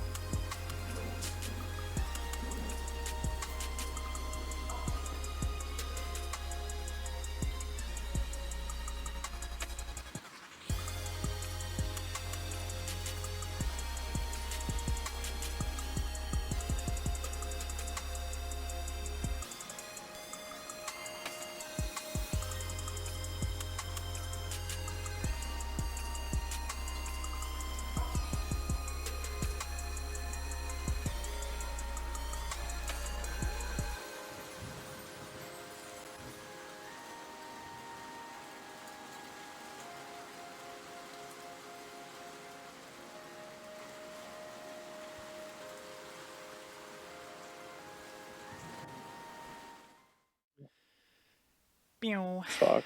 Girl. Oh, hello. All right, let's get on this second drawing. I probably have to refresh my iPad connection. I sure do. Oops. I have a bad habit whenever I like hold anything. Whenever I hold anything, I hold it here in the perfect spot to block my face from the tracking. I'm like, I gotta stop fucking doing that. My God. You should hold me in the spot. Hold tiny Kit in front of the camera. Oh my God. Okay. Now we are gonna do Emimaji. Oh yeah, and let's find a new defunct thing to put on. Or a new something to put on. I am currently horizontal fox girl, so if like you just hear any weird noises, it's probably just me like shifting around or something like that. But yeah. Yeah. Sorry if it's like a problem or anything. No, you're good. Alright. I'm tempted to put on a Bobby Broccoli documentary. Honestly, hell yeah. Have you seen the one about like human cloning yet? Yeah, it's really good. The one that... Okay. Yeah, because if you hadn't seen that one, I was going to say you need to watch that one. That was good. Yeah, it was fantastic. I think I'll pick I think probably my favorite. It's hard to pick a favorite. I liked the Super Collider one a lot. Yeah, that one was really interesting. I think I like the human cloning and the Bell Labs one I liked a lot. Yeah, I really also liked the like fake element one. Yeah, I think I'll do that like, one just because it's one part and easier to do on stream. It's one part. I liked the Bogdanov one. That was interesting. Yeah, that one was neat. I mean, pretty much all of them. Yeah, all of them are just fucking good. We just basically listed all of them. I think we did. Anyway, hey Twitch chat, hey fuckers, go watch this guy. It's good. Yeah, this is gonna be Bobby Broccoli. He does like science documentaries, specifically documentaries about like scientific fraud. It's very interesting. So, without further ado, let's watch one about faking an element. Yeah, tried to invent Fox Girl, yeah. Let's see, I'm just gonna bump that up. Enrico Fermi may just be the luckiest man to ever win a Nobel Prize. Fermi is Italy's top physicist. At the age of just 24, he had been made a professor at the University of Rome, and thanks to his commanding presence, his researchers had nicknamed him the Pope. Unlike the Pope, though, he was broke. Italy's dominance in science had long fallen off since the days of Galileo. Unlike the Pope, but like me. Equipment, they built it from homemade Oh scraps. my God, If they needed protection from radiation, they would sprint back and forth down the hall to avoid getting a lethal dose of whatever chemical concoction they had just made. You see, they were trying to do the unthinkable. They were trying to create a new element. The periodic table back in Fermi's time looked a little like this. Similar to what you're familiar with, but with a lot of pieces missing. You'll notice a few gaps in the middle regions, specifically elements like technetium, francium, astatine, and promethium. But the biggest missing piece... Yeah, we had to invent France. Sorry, like guys. Full row and a half. What you see here right now are all the chemical elements that humans had found in nature. Just like... sitting around in the atmosphere as gases, you and I was talking in the about ground, like, in other rocks, friends, even a couple recently. liquids. Many of them are stable. A good number of them I are genuinely safe, so am long as not you don't sure eat, where that inhale, or bit drink came them. from, but A I decent sure did portion, stick with however, that. are not, and are in fact quite dangerous. Radioactive samples that are firing off millions of invisible electrons that can penetrate into your bloodstream. Radium, discovered by Marie Curie, almost certainly killed her. Her daughter Irene very likely died from exposure to polonium, the other element discovered by her mother. So maybe you understand now why Fermi didn't mind having to sprint up and down his lab if it meant extending his lifespan by a few years. So how does one go about creating a new element? Well, on paper, it's simple. You add or remove protons. Hydrogen has 1 proton, helium 2, lithium 3. And if you keep doing this, count all the way up the periodic table, you'd eventually get to the heaviest element in the known world up to that point, element 92. You know it as uranium. Here's the other part of the picture. An element is determined entirely by its We proton love number, but the number of uranium, neutrons and no one's ever can done vary. anything That bad with neutron that. number Yeah, makes uranium's certain great. elements more stable than others. Only good for Carbon civil 12, uses. with 6 protons and 6 neutrons, Yeah. is extremely stable. I love It will stay in that form untouched for fucking billions of drinking years. uranium. Carbon I recognize 14, that it with is 6 solid at protons room and 8 temperature. neutrons, is radioactive. It's got an energy sure you could imbalance figure that it it wants out. to rectify. And at random, Yeah, it will convert either one of its your extra drink would be neutrons really hot, into a proton, like me on a and good fire day, off a valence electron to account for that energy or imbalance. We I call actually this don't know if beta uranium minus is decay. soluble or And what you're how left with is soluble an it element is. with 1 extra proton. That's Remind me to 7, look that up after aka stream. nitrogen. Yeah. Look at that! Purely by having 1 too many Yeah. neutrons, the carbon destabilized and transformed into an entirely different element. Fermi's idea was to go to the furthest edge of the periodic table, uranium, element 92, and fire neutrons at it to try and artificially induce beta decay. If it worked, you'd be upgrading element 92 into 93, and if you could do it twice in a row, possibly even 94.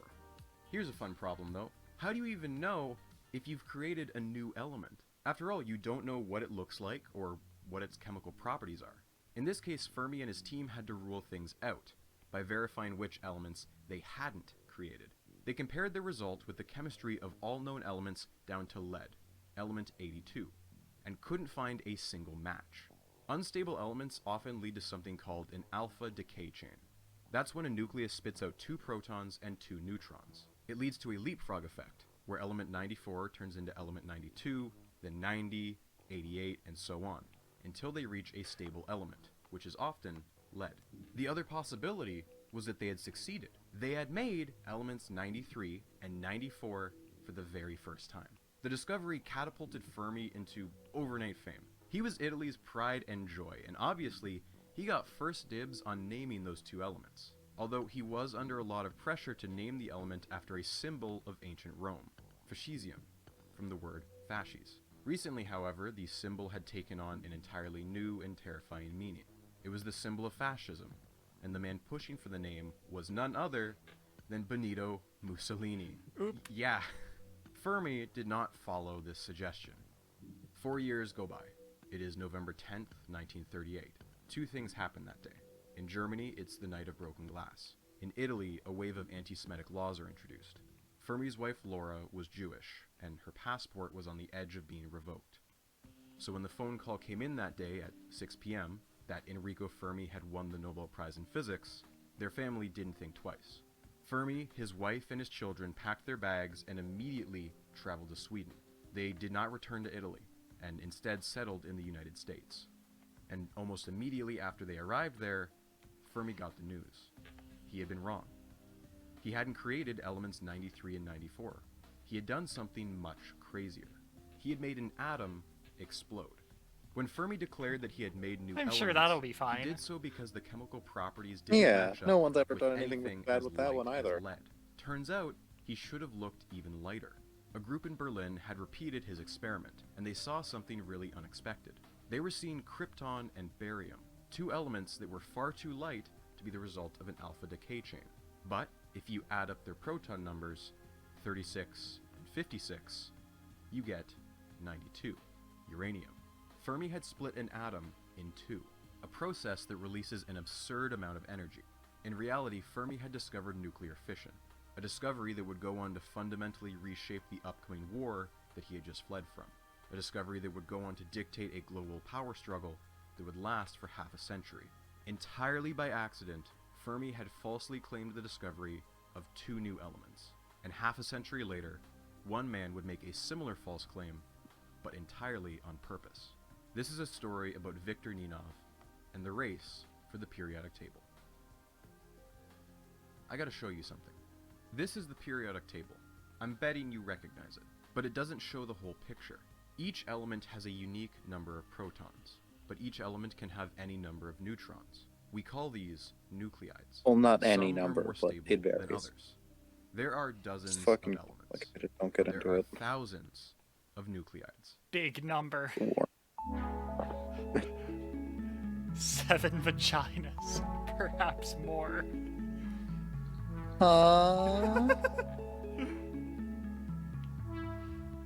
Wait, kid, Also, do you not know what I'm referencing whenever I talk about that? Or whenever I say that? I know what you're referencing. Okay. I just don't know what, why it came up in this context. Because again, vagina. I'm not. Oh my god. Atomic pussy! Yeah! And you just the joint made you a fucking pussy. My favorite element.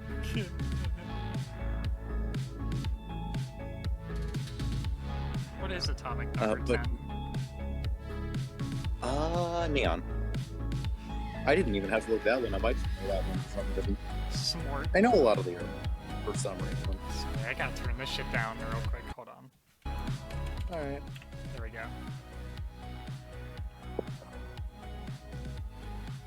It's like I can barely hear you over this fucking synthwave music. Yeah. In other news, Fluffy. Wow. Yeah.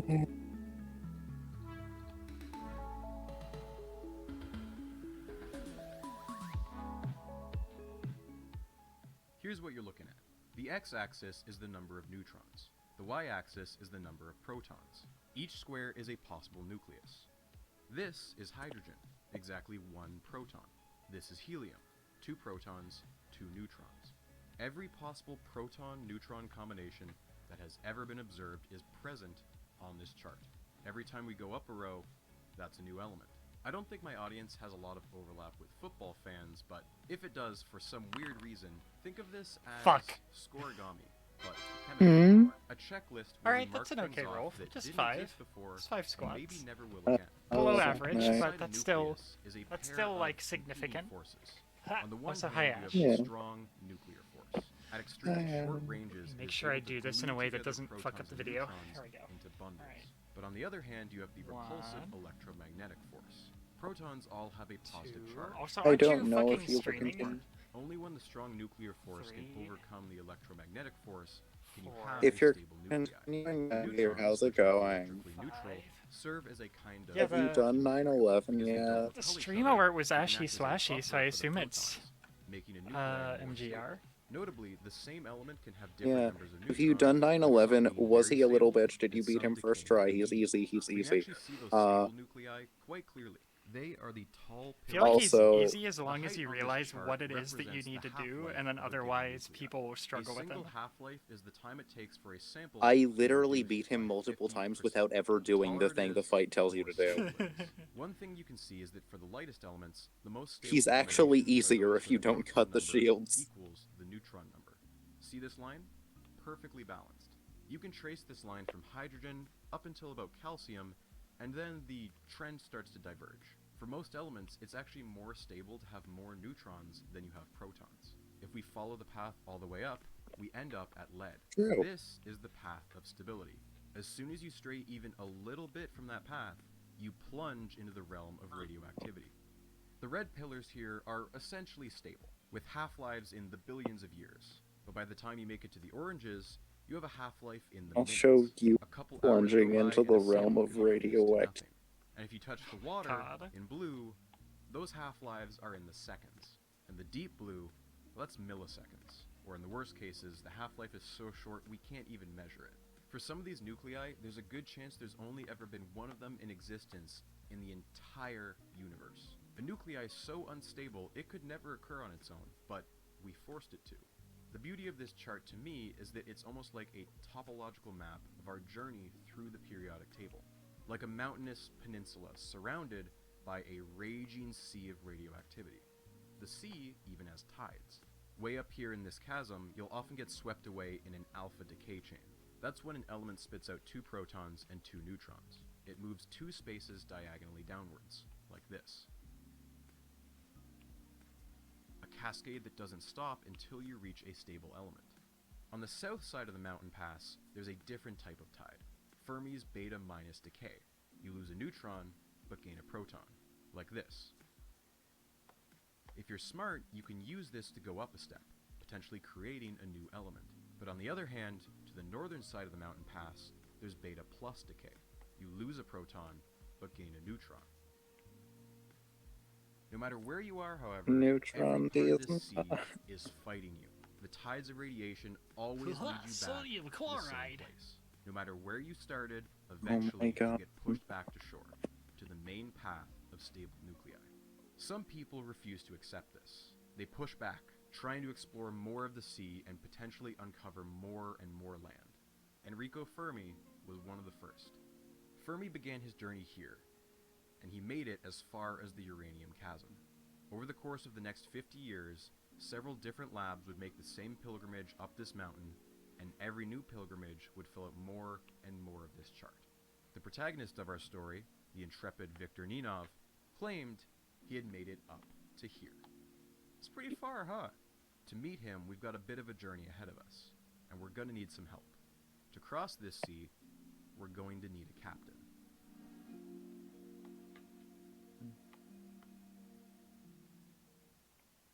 Fermi would go on to do important things. His most well-known achievement is building the first nuclear reactor under the stands of a Chicago football field. But he stopped pursuing the hunt for new elements. That chase would be taken up by an entirely different team.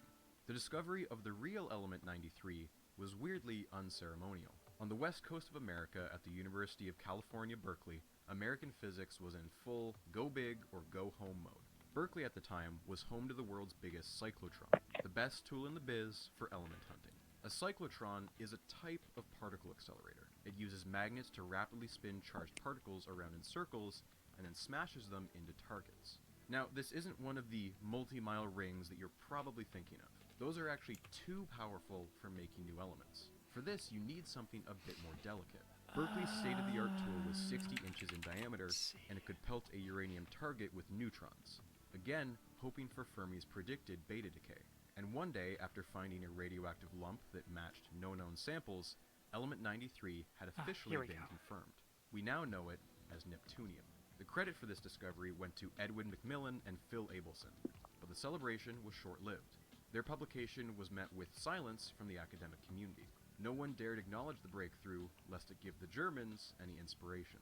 Although America hadn't yet joined World War II, they were preparing to, and so McMillan and the rest of the lab's top scientists were soon drafted into the war effort, working on radar, or in some cases, the Manhattan Project. That left a vacant seat to take over the element hunt. That's where our captain comes in, Glenn Seaborg.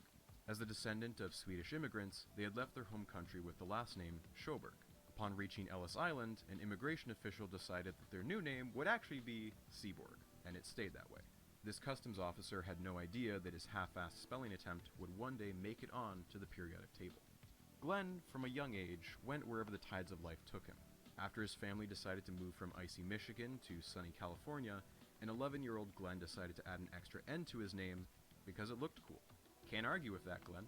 And on another day, as a 24-year-old chemistry student strolling through the Berkeley campus, someone from the radiation lab stopped him and asked if he could help them separate out some chemical samples.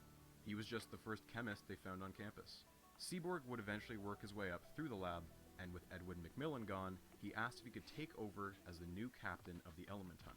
Although McMillan never got to try it out, he had come up with a recipe for element 94, and good old Glenn was going to get the first crack at it.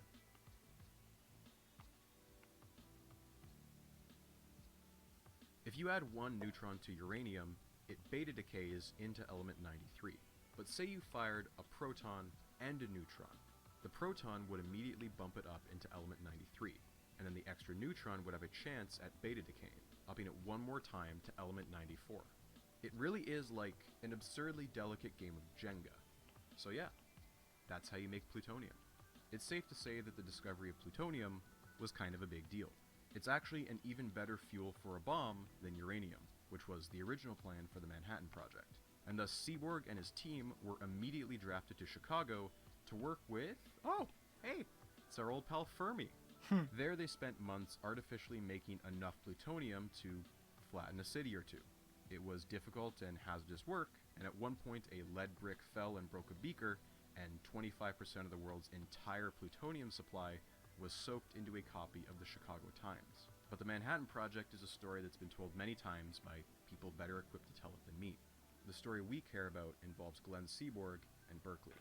By this point, they have enough plutonium for their bomb, so Glenn and his team are free to ponder some other questions. Why stop at 94? Surely the periodic table didn't end at such a weird number. And they didn't even have to reinvent the wheel. Instead of starting with uranium, just start with plutonium and fire neutrons at that. To go back to the Jenga analogy, you're trying to build a taller tower, but the bottom rows are radioactive, and they keep disappearing on you. But as long as you're building the tower faster than it's disappearing, maybe you can find a new element. Now at this point, we're going to pick up the pace a bit. There are still a lot of missing pieces between us and our friend Victor Ninov. If you want to read more, I highly recommend the book Super Heavy by Kit Chapman. Essentially though, the timeline went something like this. Me. Element 93, discovered by Berkeley. Element 94, Every kid. Berkeley. Element 96, I discovered have by to Berkeley members in clarify. Chicago. Element 95, Berkeley members in Oh, Chicago. did you say not you? 2 atomic bombs are then dropped on Yeah, I Hiroshima said and Nagasaki. not me. Oh, I killing thought you upwards said of me. It's like, 250,000 okay, in the immediate you blast are and every poisoning kid. the ground again for decades after. No. Next up was element I 97. mean, insert Once Chad again, the Hedgehog discovered by joke Berkeley. here, And but since no. they Oh my definitely God. ended at this point, they named it Berkelium. Element 98. Hey, guess what? It's Berkeley again. They named it Californium this time. With 4 elements in a row, the New York Times joked that they should have just gone with Universitium, Ovium, Californium, Berkelium. It was at this point that the Nobel Academy finally acknowledged Berkeley's achievements, and so Edwin Macmillan and Glenn Seaborg shared the Nobel Prize in Chemistry. Next up was elements 99 and 100, and this is going to sound extremely stupid. I swear I'm not making this up. America dropped a nuclear bomb in the middle of the Pacific Ocean, sent fighter jets through the very, very top of the mushroom cloud to collect samples, raced like hell to get the rapidly decaying lumps back to Los Alamos in New Mexico, where they were then analyzed to see if they had made any new elements. Yes, and unbelievably, they did. Since Berkeley helped out with the analysis, they were co-credited with the discoveries of 99 and 100. These were named after 2 of the field's greatest minds, Einstein and Fermi. Both of them had passed away just months earlier. And soon enough, there was element 101, again found at Berkeley, named to honor the creator of the modern periodic table. It truly was one of the most dominant streaks in scientific history. Every other lab was left playing catch-up and could do nothing but watch as Berkeley added nearly half a row to the periodic table. And there was nowhere else to go except further and further up. As of 1945, the 4 earlier gaps in the table had been filled. Elements 43, 87, 85, and 61 had all been isolated. If there were more elements out there, it was only going to get harder and harder to find them. From this point on, they would come to be known as the Super Heavies. As for Glenn Seaborg, he was once again going where the tides of life took him. His career took a turn when he received an out-of-the-blue phone call from John F. Kennedy, of all people. He was about to be named the next head of the Atomic Energy Commission. Later, he would become a close confidant of Lyndon B. Johnson, and they were apparently such good friends that Seaborg was regularly invited to the White House to just come hang out and chat. After he had made the fuel for the first atomic bomb, Seaborg would push hard for treaties that would limit the spread of nukes. This is not an attempt to absolve him of his role in that, but I think it's important to fully contextualize it. This is where Seaborg diverges from our story, but Berkeley does not. Every element in the streak from 93 to 101 had been discovered by a team with some sort of tie to Berkeley. From this point on, it would not be so clear-cut, and the controversy would play out on a geopolitical scale. There are a lot of famous Einstein quotes out there, but there is one I saw for the very first time while researching this video. This is what Einstein had to say on the topic of making new elements. It would be like shooting birds at night, in a country with not that many birds. So true, bestie. And he's not wrong. Element hunting is essentially like gambling. The basic setup is easy enough to describe. You have a target, and you have a bullet. Except both the target and the bullet are so small they're invisible, and also the target is almost certainly radioactive. And even if you do make a direct hit, there's a good chance you'll break apart or even destroy parts of your target. So this is less like aiming a gun at a target, and more like a game of roulette with the absolute worst odds imaginable. If you take just one spin, the odds of hitting the exact right pocket are not good. But if you take 5 million spins at the roulette wheel, your odds go from basically impossible to just barely within the realm of possibility. Yeah, the odds are terrible, but sooner or later, you're bound to get a hit. For element hunters, this means aiming a beam at a target and leaving it firing for literal months, which, you can imagine, gets very, very expensive. Depending on the lab and the type of beam, firing continuously for just one day can cost somewhere in the tens of thousands of dollars. A few months of beam time then I'll show is easily you a in the millions beam. of dollars. We have a lot Yeah. of uranium on Earth, about Yeah. 5.5 million metric tons, and even the shortest half-life is still 25,000 years. So getting a large enough uranium target to fire neutrons at isn't really a problem. So making plutonium is easy enough. But then for the next level, your target needs to be plutonium. And then after that, it's curium, einsteinium, etc.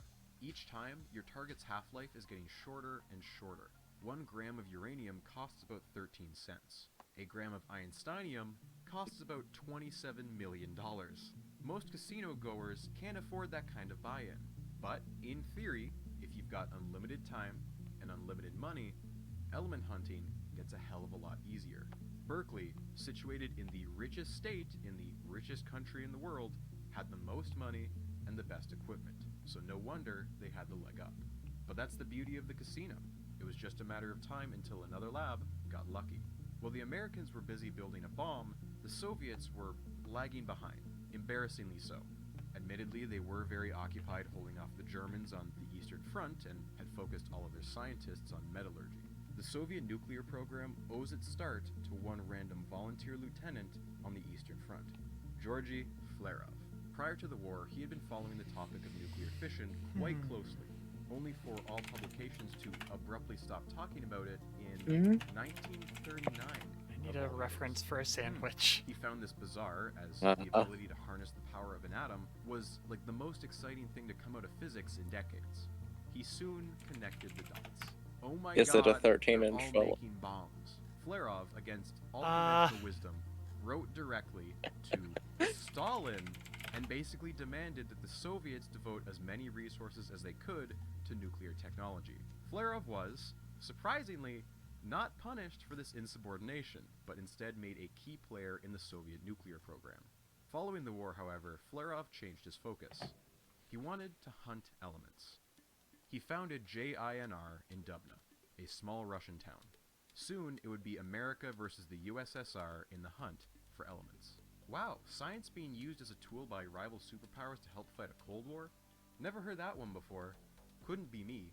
It's safe to say that nearly every new element from this point on would be hotly contested, and any and all evidence would be denied by either side. These were the Transfermium Wars. And here's how they went down. First, a small lab in Sweden claims they found element 102. No you didn't, says Berkeley. Your equipment is cheap and bad and your tests not thorough enough. I agree, says Dubna, and then they both bullied Sweden until basically nobody believed Sweden had actually found anything. Berkeley tried some experiments of their own, which accidentally caused a radioactive dust spill that resulted in the lab being evacuated, and 27 people had nearly 3 months shaved off their average lifespan. Dubna then swoops in with even better results and claims 102 for their own. Then, Dubna claimed 104, 103, and then 105, so fast that all the Americans could do was try and nitpick their data and make those same elements, but just better. It didn't help that each side had their own preferred types of evidence. To confirm a new element, the Soviets preferred using spontaneous fission. Their detectors were cheaper, and nuclei that split in half were big enough that they were guaranteed to detect something. The Americans called this unreliable, as you had no idea what was being split in half. They preferred to track alpha decay chains, the long line of elements feeding into one another. Because of this split in methodology, the data from this period is a mess to make sense of. Some of it was good, but dismissed by the other side because of bias. Some of it is straight up wrong, but was pushed out the door due to urgency. It's almost as if this sort of cutthroat competitive structure leads to sloppy work. I sure hope that doesn't come back to bite anyone. For now, the element hunt had stalled. By the time you get up to element 102, your half-life is less than an hour.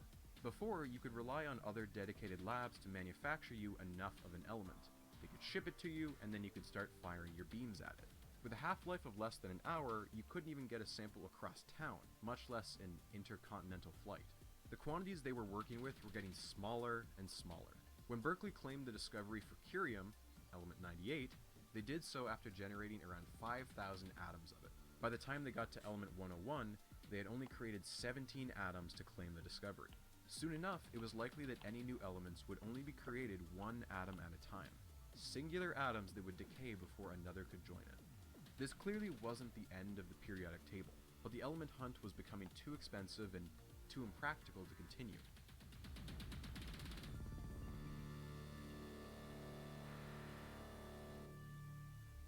At least, not without a breakthrough. Out of the 218 total winners, only 4 women have ever won the Nobel Prize in Physics. The first was Marie Curie all the way back in the ceremony's 3rd year, for her studies of radiation. She would be the only woman to hold this title for nearly 60 years. It wouldn't be until 1963 that Maria Goeppert-Mayer would break that trend. Like many of the pioneers of nuclear physics, Maria was an alumni of the Manhattan Project. After the war, she began studying elements and their half-lives, and what at first glance appeared to be random, soon she began to see patterns. Certain nuclei were reliably more stable than others. It was almost as if there was magic numbers of protons and neutrons. Maria visualized protons and neutrons as a set of dancers engaging in a waltz. The dancers are circling around the room and spinning around on their feet. You can fit more dancers in the room if you pair them up, and by having adjacent pairs spinning in opposite directions.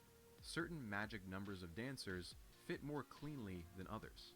In technical terms, this results in nuclei with a higher binding energy, which in turn gives a more stable nucleus. To date, the known magic numbers are 2, 8, 20, 28, 50, and 82. In element terms, that's helium, oxygen, calcium, nickel, tin, and lead. The critical way markers on the mountainous path of stability. Notice that these magic numbers are all even. This demonstrates that protons and neutrons like to pair up to become more stable, like dancers pairing up for a waltz. Additionally, elements with a magic number of either protons or neutrons tend to be extremely abundant. And finally, at the end of a naturally occurring alpha decay chain, you will always find a stable element with a magic number. I'm proud For of an this so extra far. special example of this, take lead, the heaviest stable I will element. take It's a look considered when double in magic, beyond with both a that. magic proton number Yeah. and a magic neutron number. There's a reason it is the very last step in the mountain path before you get to the Great It'll just Chasm. be a And the little magic numbers weird. theory had one last crazy prediction that gave the element hunters some hope. There was a magic island out in the middle of that sea. This island should be situated at 114 protons and 184 neutrons. Right here. Make no mistake, this is not an island you could settle down on. You're still up to your neck in water, but your toes can just barely brush against the sand at the bottom. For just a moment, you can catch your breath before the tides of the sea will eventually come in and sweep you away again. And if this was true, maybe you didn't need to work your way up from the bottom, element by element. Maybe you could do it in reverse. Start at the edge of the cliff and launch yourself all the way to the island. From there, whatever element you made would likely decay into an alpha chain, and you generate all of the other elements on your way back down. They needed a catapult. Element 106 marked a turning point in the element hunt. The last 4 elements were contested by both major sides, but element 106 was found and announced by Berkeley and Dubna the exact same month. For once, both teams agreed that it was too close to call. The tactics at this point had changed. Element 93 was made by slamming a neutron into uranium, the biggest possible target and the smallest possible bullet. By the 1980s, the thinking had changed. Why use an expensive radioactive target when you could use a much cheaper and much stabler target like lead? And instead of firing something small like helium, fire something medium-sized, like chromium or iron. Think about it. Lead has 82 protons. Iron has 26. 82 plus 26 is 108. Counterintuitively, this is actually more reliable than trying to get a single proton to join a massive nucleus. Nuclei closer in size balance each other out, and the resulting product doesn't eject nearly as many neutrons during the fusion process. Now, if this sounds too good to be true, yes, there is a reason no one had tried this before. A source as heavy as iron would need an entirely new beam technology designed from the ground up, and a detector that was more sensitive than anything that had been invented yet. The Soviets were out of money and had no hope of going any further, and the Americans over in California had, for the first time, run out of ideas. The stage was set for Player 3. This is GSI. Situated in Darmstadt in western Germany, GSI had more than enough money to bankroll the new expensive equipment that the Soviet team couldn't afford, thanks to the post-war West German economic miracle. Their new beam could fire elements as heavy as chromium, iron, or even bismuth, all of which would hit a lead target. Over the course of just 5 years, this led to the discovery of 107, 109, and 108, in that order. For the first time, it was a true three-way race in the element hunt: Berkeley, Dubna, and GSI. As the 1980s came to a close, there were 9 elements that needed official names. In comes IUPAC. Now, I once got into an argument with a commenter who claimed that IUPAC isn't actually the body that decides the names for the chemical elements. It's the scientists who come up with the names, but only in the same way that 6-year-old me totally got to choose my own bedtime and my mom had no say in the matter.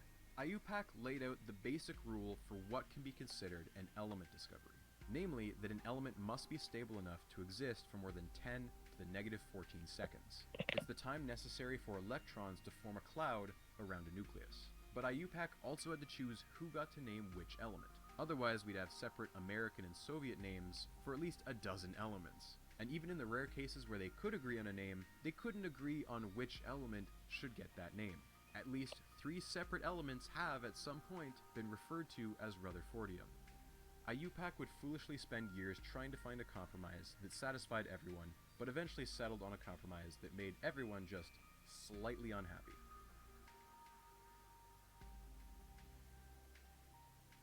Among these new names, for the very first time, was that of a living scientist. Element 106 was called Seaborgium. The captain had left a permanent mark on the sea that he had traveled for most of his life. He passed away 2 years after the name was made official at the age of 86. It was a fitting end, because Seaborgium would be the last element discovered at Berkeley.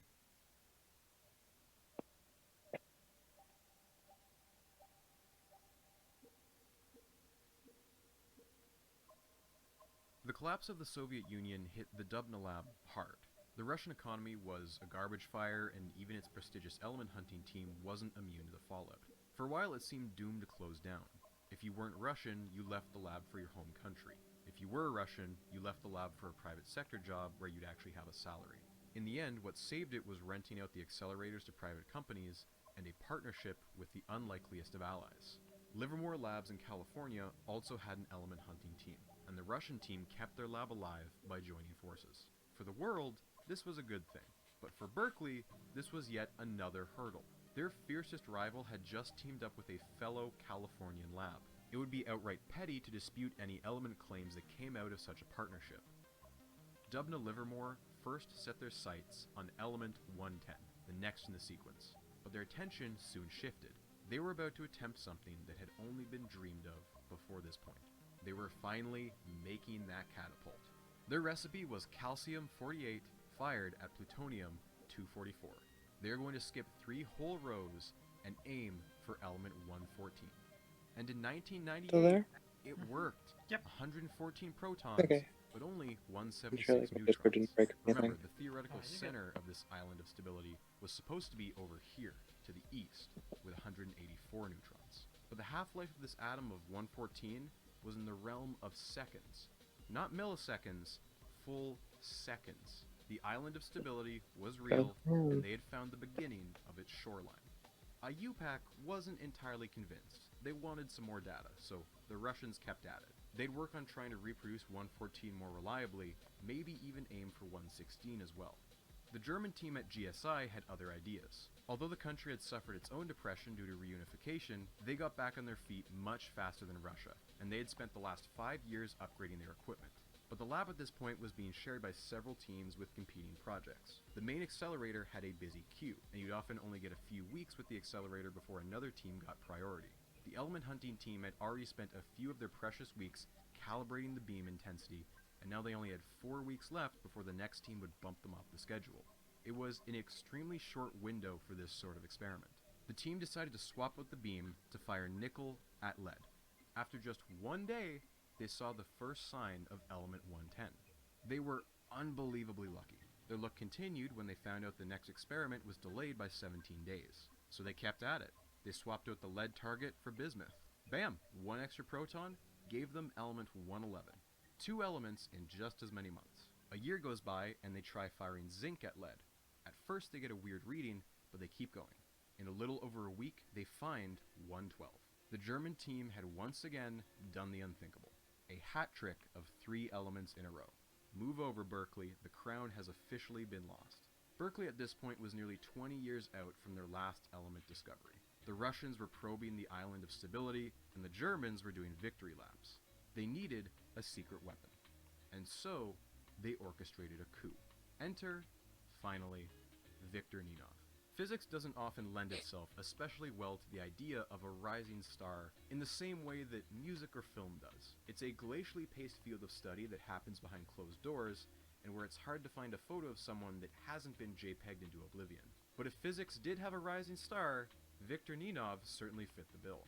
Ninov was born in Bulgaria in 1959. As a young man, his family emigrated to West Germany. Ninov would go on to study physics at the Technical University of Darmstadt. Eccentric does not do Ninov justice. He regularly signed his emails with "You're crazy Bulgarian." He loved biking, and even played the violin. After he met his future wife, Carolyn Cox, she turned him into an avid hiker. He would often venture into the mountains with colleagues, and had even survived an avalanche accident that left him badly injured.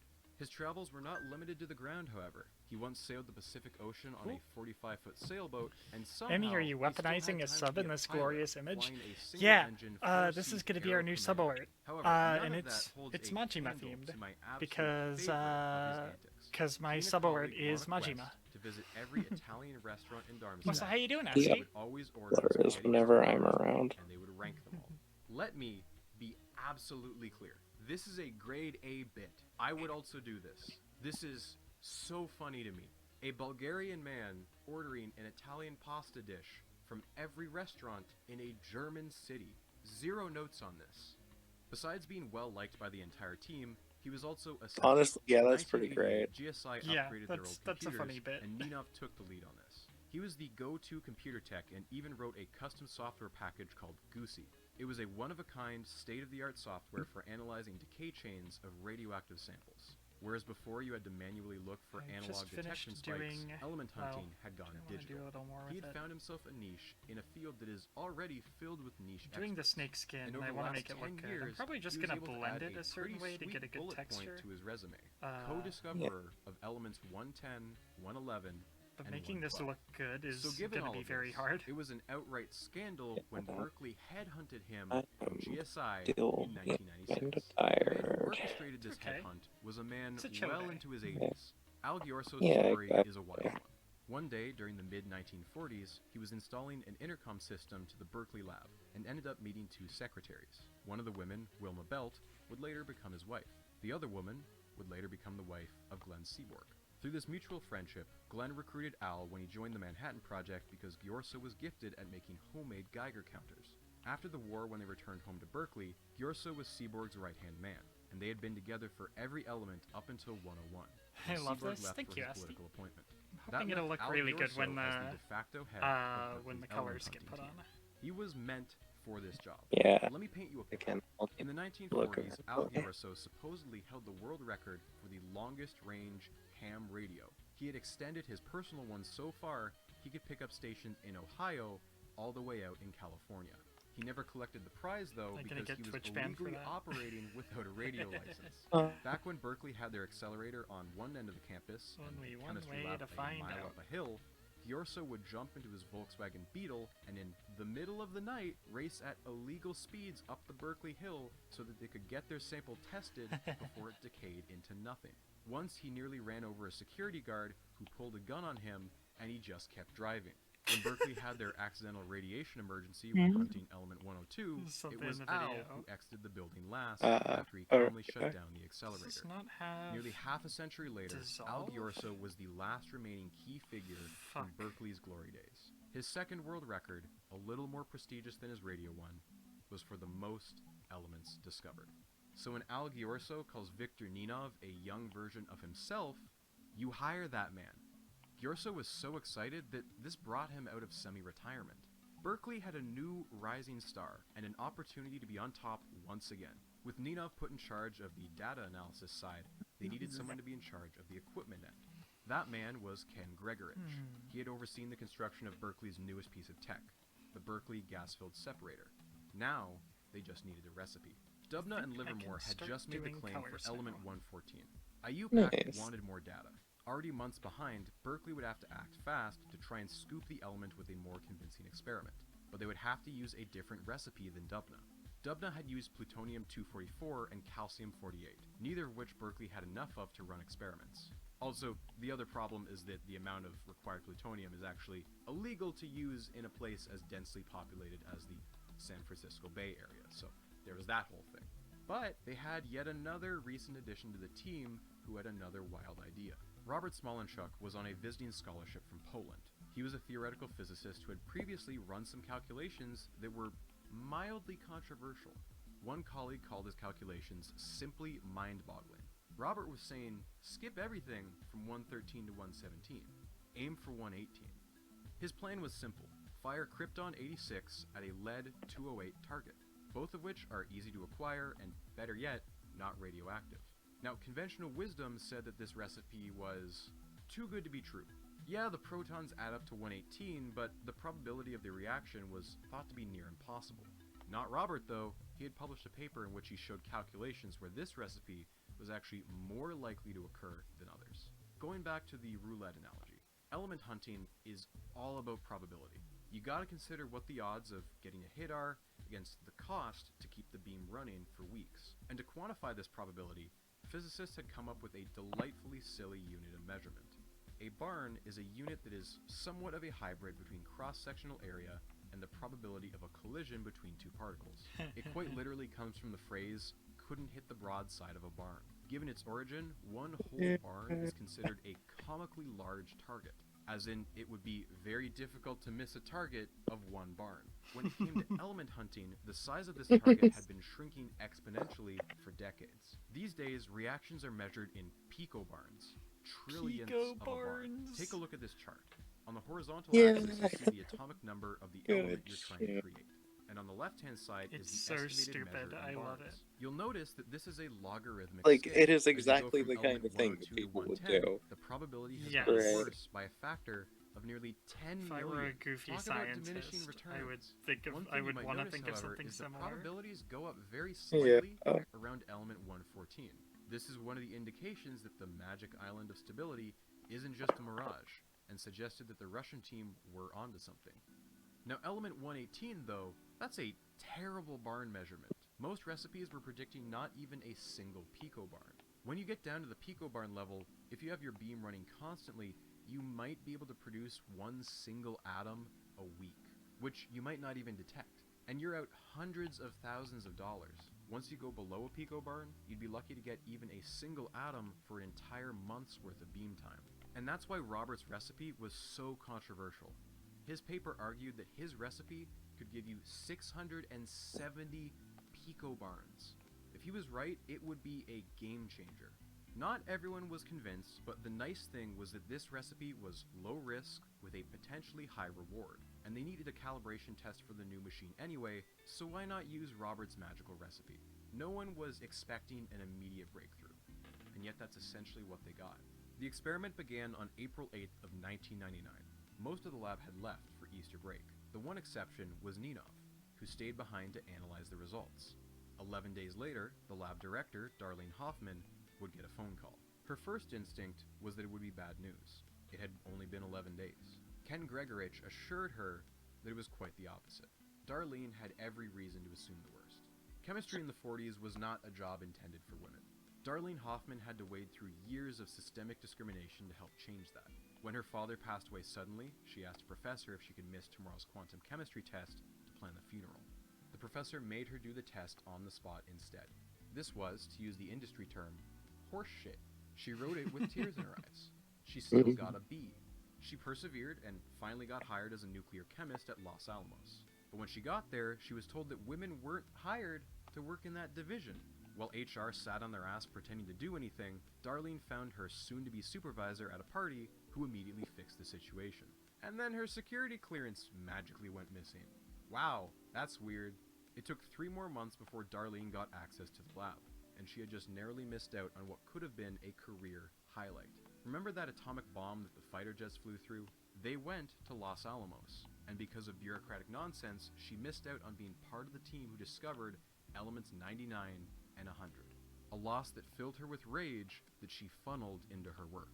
And now, as she entered her 70s, she was beloved by nearly every chemist that she came into contact with. And she was in charge of Berkeley's element hunting team. So yes, she wanted an element. She wanted it a lot.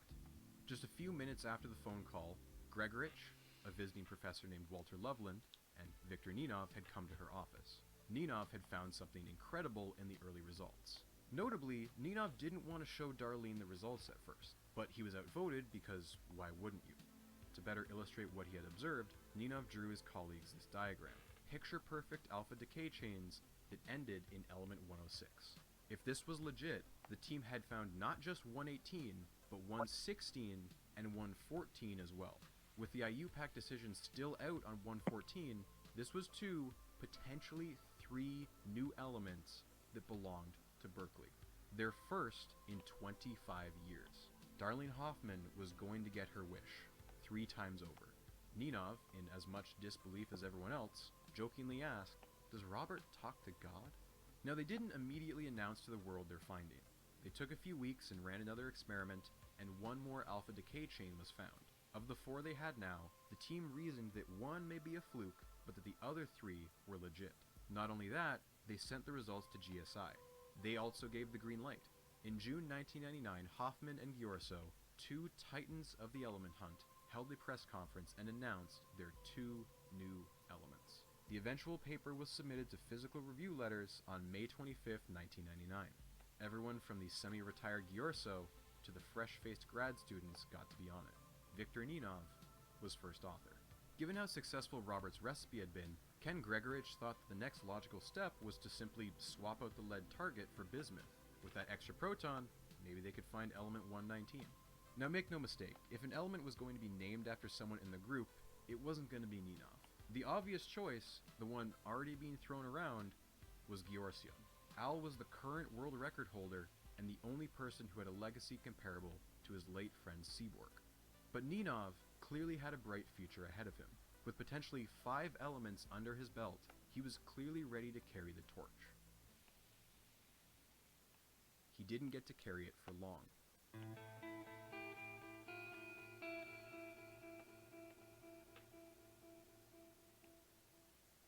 GSI, missing their star researcher but still on top of their game, were eager to get caught up with Berkeley. However, when they took a crack at repeating Robert's magical recipe, they didn't see the alpha decay chain that Ninov had recorded. Similarly, before the end of 1999, teams in France and Japan also came up blank. This was very odd, as all those labs had tried their best to replicate the Berkeley conditions as closely as possible.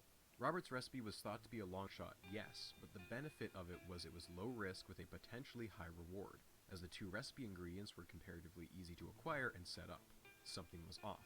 Ninov was doing the conference circuit at this time and, again, was bizarrely reluctant to talk about his breakthrough. He continually deflected questions about his potentially career-defining discovery. The Berkeley team is perplexed at this point. They rerun their own experiment in spring of 2000. They can't reproduce the event either. This is a problem now. Assuming the same conditions, the second run in 2000 should have produced around 3 more atoms of 118. By summer 2000, Berkeley established an independent team to rerun the same experiment under the supervision of Yang Li. Completely different team of people, but the same lab and conditions. His studies wrap up by fall 2000. They too saw no evidence of the 118 decay chain. Following this, Berkeley overhauls their detector system and clamps down on their operation procedures. We're talking checking the purity of the helium gas, the resistance of the coils, everything you can think of. They even considered whether their beam was actually made of krypton and not contaminated by some other element. It was in fact entirely krypton, but by this point you couldn't take anything for granted. The year 2000 came and went with not a single hint of 118. By April 2001, they're ready to begin testing their new setup. By May, finally, they got what they were hoping for. Another detection of 118. There was only 1 single alpha decay chain detected, and the reporter, once again, was Viktor Ninov. Now in 1999, Ninov had been the only person to analyze the data, as he was the only one familiar with the Goosey analysis program he had brought over from Germany.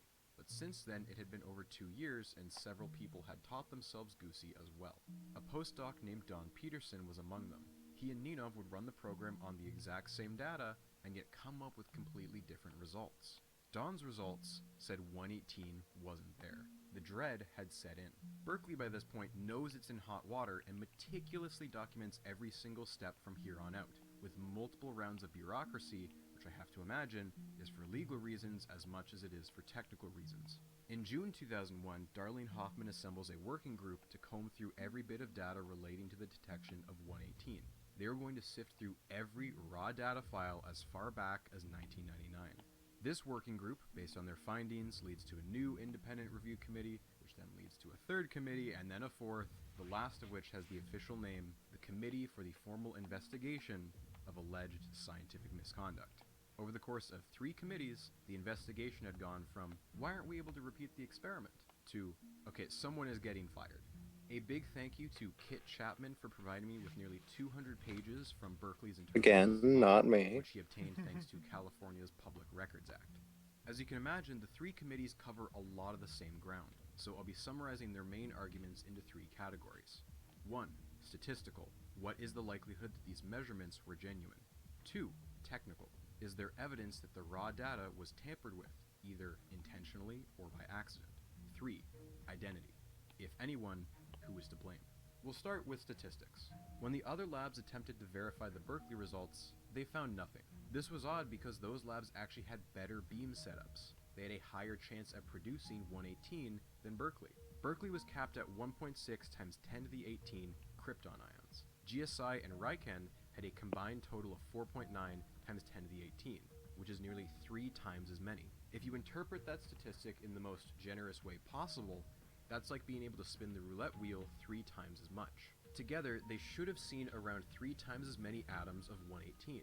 Again, just like a roulette wheel, this doesn't mean it can't happen, just that it's statistically unlikely. Another physicist, H.K. Schmidt, ran an analysis on the decay chains from an earlier study of element 110, and then compared that to the data from 118. It's important to remember that an element's half-life is a statistical quantity. If you measure just a single atom of a radioactive sample, it will decay after a completely random amount of time. It could be a microsecond, it could be minutes. You need to analyze many atoms and then plot those decay times on a probability distribution. An ideal distribution would see many very short decays and fewer long decays. Data for element 110 agrees with this behavior. When the same test is applied to the 3 atoms shown in the element 118 paper, they rise up sharply, with most decays clumping in the middle of the graph. This data isn't physical. This is goofy. 3 more Berkeley team members privately performed statistical analyses of their own, and out of 1 million random trials, only 0.82% of them gave decay distributions that matched the 118 data. There was almost no chance this data was real. Next, the technical argument.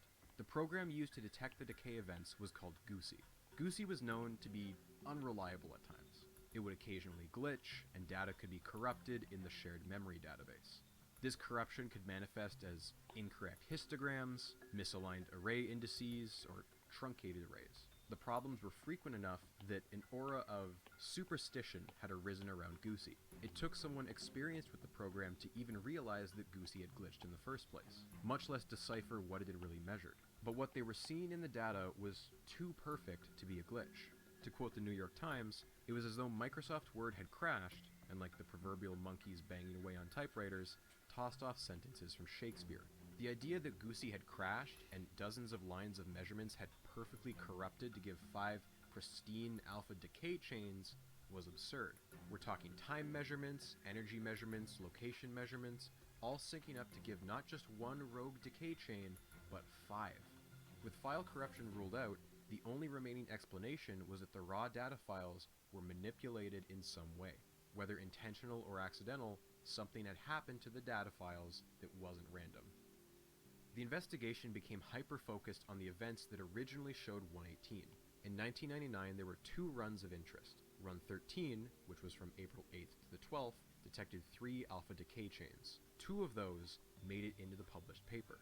A couple weeks later, Run 15, from April 30th to May 5th, also detected an alpha decay chain, which also made it into the paper. And finally, in 2001, there was Run 45, from April to May 2001, which showed just a single alpha decay chain. The committee determined by checking the relevant system log files that all the data from these runs was in fact original. The raw cassettes had not been altered. That being said, the original data tape that should contain run 45 was missing. There is no explanation for where this tape went. Could be intentional or an accident. Fortunately, a disk file was found that was believed to contain an exact copy of run 45, and this disk copy was analyzed as well. The committee took these raw data files and used Goosey to analyze them all. No hits for element 118 were found. Now that is really odd. This is the original data, and there are no signs of 118. Their next step was to look even deeper into the log files. Goosey outputs a massive running log where a bunch of data is grouped in columns like this. The leftmost column is time.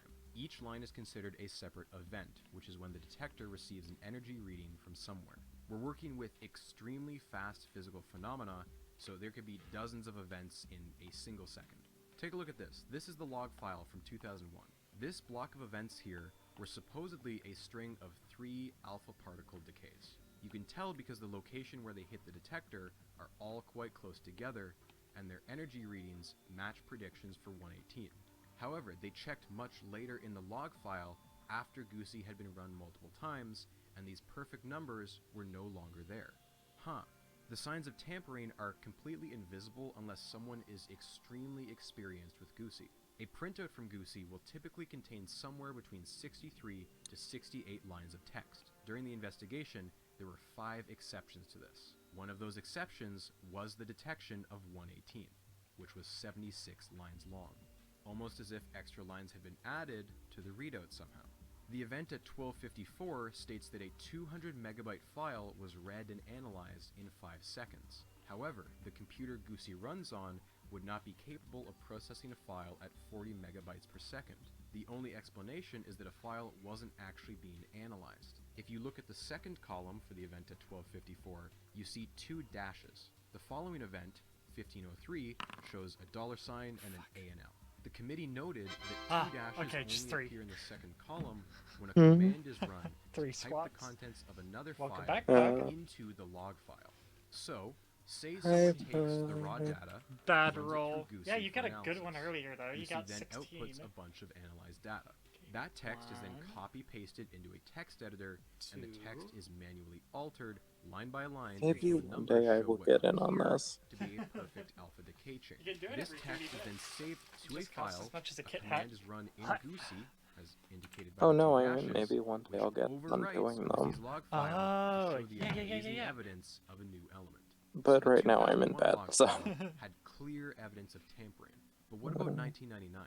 Well, it turns out they had just been looking in the wrong place. The log files all showed the correct outputs, but when you compared those tables to those that made it into the published paper, there were some major differences. Energy values and time values were altered, some entirely new events were added, values tweaked just enough to suggest alpha decay chains. The entire fundamental basis for the paper was made up. It didn't match the data from Goosey. This blatant manipulation could occur if, say, only one person had actually seen the original log files, and that person just so happened to be the first author on the paper. The committee later found that every suspicious log file belonged to the same user account. V. Ninov. Argument 3. Identity. You would think at this point it's an open and shut case, that the user account name settles the argument as to who exactly tampered with the log files. But Berkeley had to cover their bases. Throughout the course of the investigation, as more and more signs pointed to Ninov as the culprit, he was placed on paid administrative leave. He also hired legal counsel. He wasn't going down without a fight. Even without the smoking gun of the user account name, there were plenty of indications that Ninov's involvement in the project wasn't entirely above board. When they submitted the paper, the original data had only been analyzed 3 times, all by Ninov. When the committee went digging for the raw data, they discovered that basically no electronic copies of it existed, and that the only record of a detection of 118 was on 2 hand-drawn pieces of paper from Ninov. And yet no one had double-checked where any of these numbers came from. Later, when one of the committees asked Ninov to reproduce figure 2 in the paper, Ninov was able to produce approximate versions of A, B, and C, but he was I unable think to Discord reproduce is figure fucking D call you back in like using 5 any seconds. analysis program. We'll Okay. instead saying that he had originally made it by hand. Interesting that of these 4 graphs, only one of these would be easy to generate by hand. Ninov maintained his innocence throughout the entire investigation. Ninov was specifically asked by the committee whether he thought Goosey could have corrupted the data. His answer was no. Instead, he offered multiple versions of Can you hear a me? bizarre conspiracy. At first, Ninov argued that someone else at the Berkeley lab must be jealous that the element hunting team was getting so much time with the beam and thus resorted to sabotage. Later, Ninov changed his story and argued that after the initial reports of other labs failing to reproduce the results, someone on the team must have gotten cold feet and retroactively removed the decay chain from the original data. Finally, putting aside sabotage and putting aside someone getting cold feet, Viktor Ninov argued that everyone in the lab technically had access to the account via Ninov. His account password was apparently an open secret. Someone else could have easily used his account, and any blame would fall on him. The committee found that, yes, this was possible. Other members of the lab did have access to his files. The problem with this argument, then, is how did a Goosey expert like Ninov not notice any alterations when they eventually reviewed the data? Similarly, in October 2001, Berkeley submitted a retraction of their paper to Physical Review Letters. PRL declines to retract the paper. Their cited reason is that Viktor Ninov refused to sign off on the retraction. So again, if he believes he's been duped or framed, why would he refuse to sign off on a retraction? Ninov only attended one face-to-face interview on December 14th of 2001 and declined 2 later invitations. His later statements were written answers to provided questions, presumably after he consulted with his legal team. Despite this, some of Ninov's responses verge on outright petty. He claims that several figures in the report by Yang Li are off by orders of magnitude, as a way to discredit them. There's nothing wrong with these figures, they just happen to be based off of Robert's magic recipe, which was well known to disagree with most of the existing scientific literature. And he spends a whole paragraph saying that the committee's focus on the failings of Goosey is comparable to, and I quote here, debates about the superiority of Windows versus Unix, or Word versus WordPerfect. Sure, man. With his back against the wall, Ninov turned on his friends. Whatever friendships they had with Ninov beforehand were destroyed. They wanted nothing to do with him now.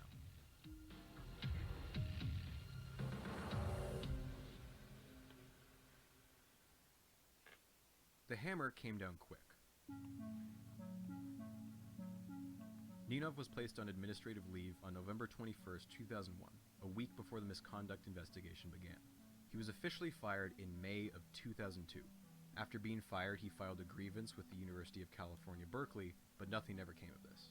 The paper was finally retracted after nearly an entire year. None of his co-authors were implicated in the fraud, although that didn't stop the committee from having a few harsh words for them. They homed in on what they saw as a shocking weak link in the scientific review process, relying on only a single person, Ninov, for the analysis that underpinned the entire claim of element 118. Yes, Ninov was the sole expert at Goosey, but that still didn't prevent anyone from looking at the raw data files. Part of the issue here may stem from the management hierarchy. The experiment was essentially co-led, with Ken Gregorich leading the machining side and Ninov leading the analysis side. As such, he was able to avoid scrutiny. And finally, the lab as a whole was criticized for a stunning lack of documentation, especially for the breakthroughs in 1999, which as we know now, were recorded entirely on just 2 pieces of paper. Heinz Gagler was a friend of Ninov's when they both worked at GSI. Ninov would often crash at his house when they went on hiking trips. Victor was so well received when he came to Berkeley. He had full support, and because of that, one didn't look too carefully in the analysis he was doing. It was a total disaster. Did it destroy Berkeley? Of course it did. Berkeley was Berkeley.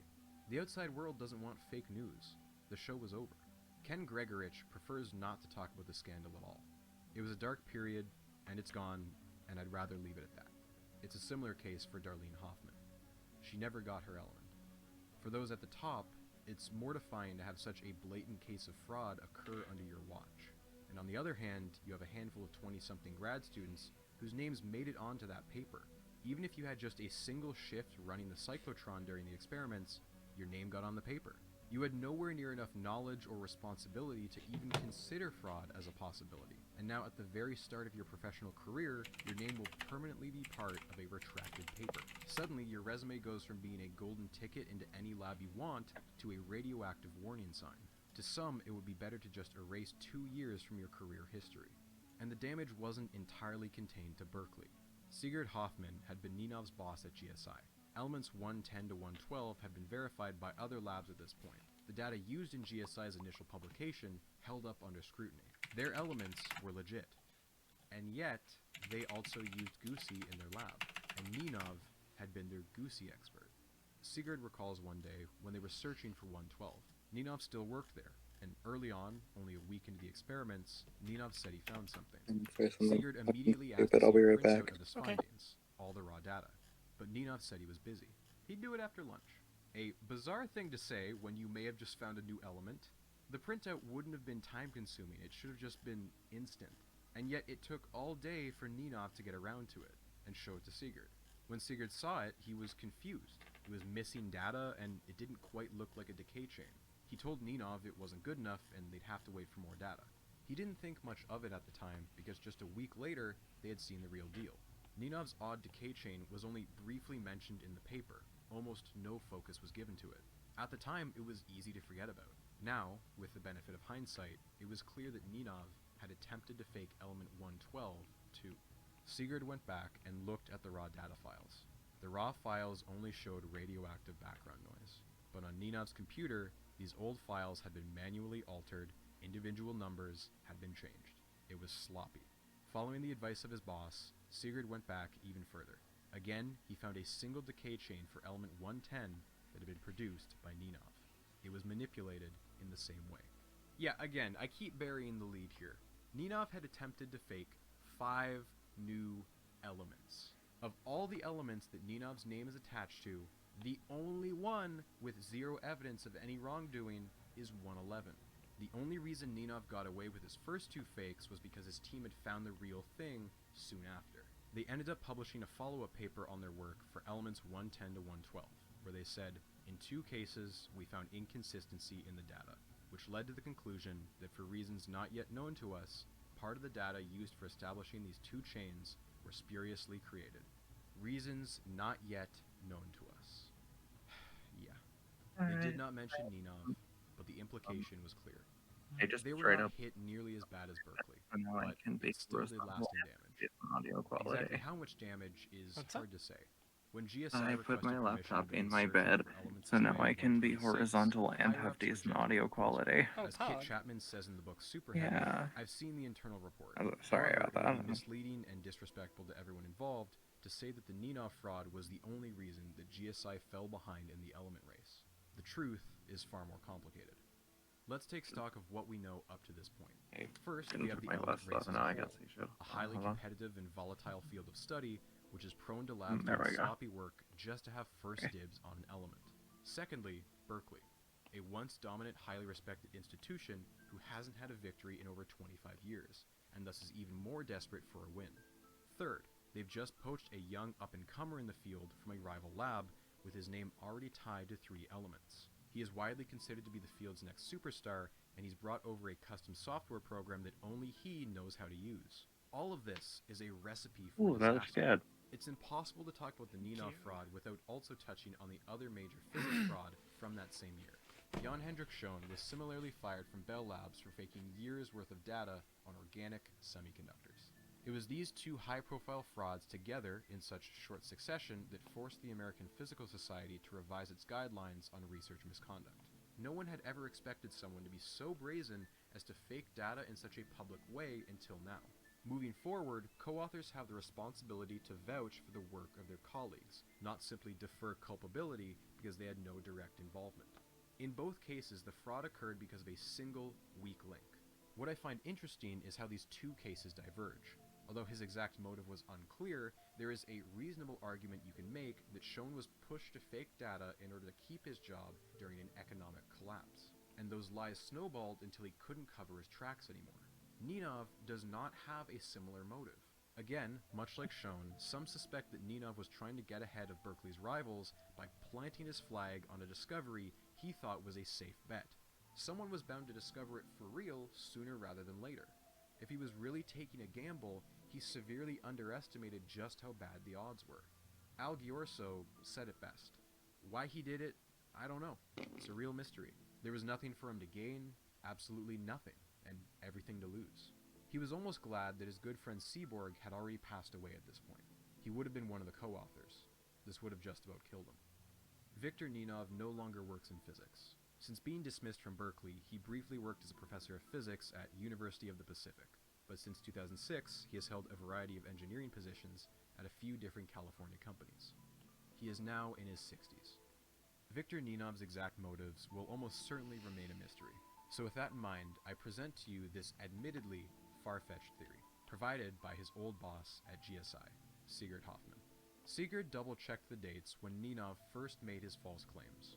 Ninov claimed that he saw element 110 on November 11th, and it had a half-life of 11.19 minutes.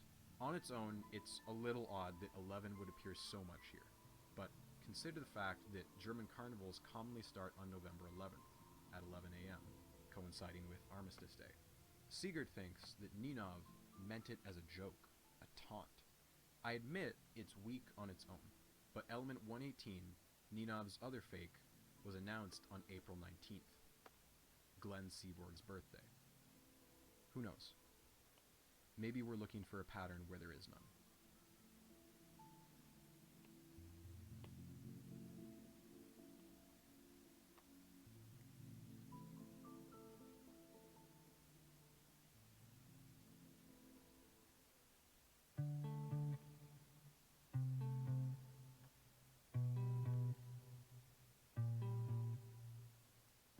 The only labs that survived the Ninov scandal completely untarnished were Dubna and Livermore. The same year that Ninov was fired, Dubna and Livermore had jointly announced sightings of elements 116 and 118, alongside their still unconfirmed 114. The next year, they made a claim for 115 too. Alongside that, 113 was thought to be a possible alpha decay product. This was a partnership that seemed impossible just 20 years earlier, but a Russian-American collaboration was bulldozing everyone else. Of course, Berkeley and GSI weren't just going to roll over and accept this new state of affairs, right? The Livermore group found themselves at a conference in 2009 in Salt Lake City. Unexpectedly, they were approached by a researcher who told them, "Here's some data, hot off the press, no one has seen it. We've just confirmed your discovery of 114. That researcher was Ken Gregorich. After the crushing embarrassment of the Ninov fraud, Berkeley had put the scientific community first. IUPAC confirmed 114 and 116 in 2012. The names honored the California city of Livermore and Georgy Flerov, the man who had started Russia's element hunt in the first place. The two sides of the Transfermium wars were officially partners. But as it goes, a new challenger eventually emerged to fill the vacuum left by Berkeley and GSI, the Riken Institute in Japan. Riken's accelerator was top of the line, and they didn't have to compete for beam time like the other major labs. After a decade-long stalemate, Japan just barely eked out the discovery for element 113, although my understanding is that this is a very controversial ruling. The Cold War was over, yes, but new rivalries will always be around. On the flip side, however, Dubna did get credit for 118, 115, and 117. Al Ghiorso, who passed away in 2010 at the age of 95, never got an element named after him. In the end, element 118 was named after Yuri Oganessian, who has been and still is the director of the Dubna lab for almost as long as the Berlin Wall has been torn down. He is now only the second living person to have an element named after him, joining Glenn Seaborg in their elite little club.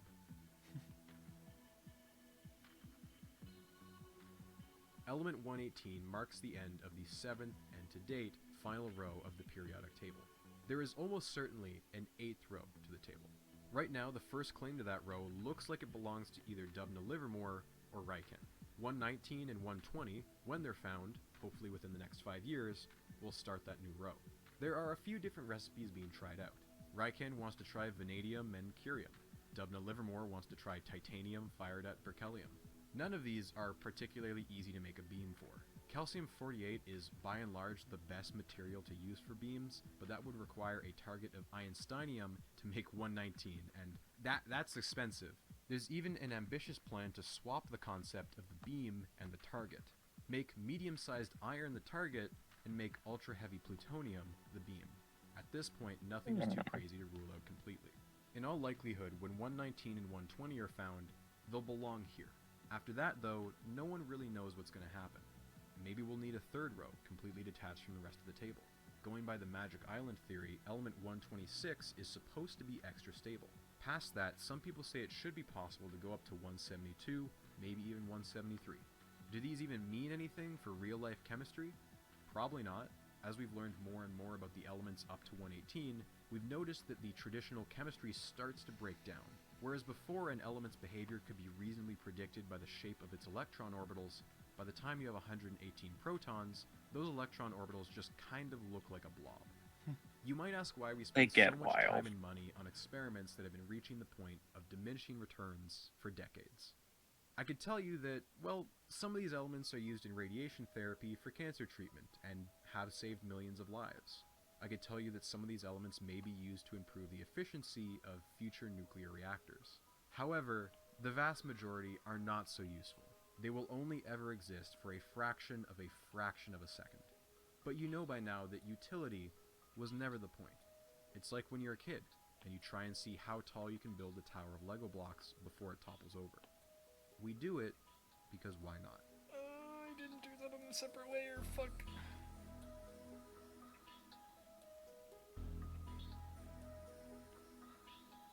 I don't really need to. Wait, I didn't do the other one on a separate layer. Oh, fuck. Right.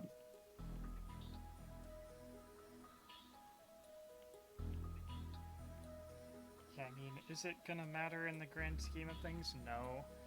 But I would kind of like to have them easy to access if I want to fuck with them. Yeah.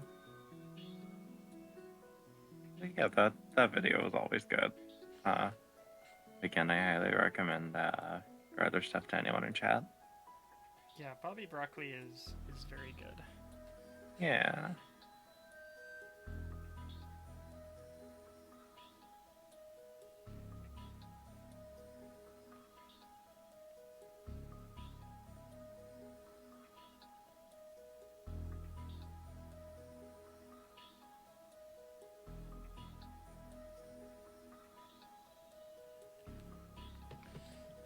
My posture is terrible.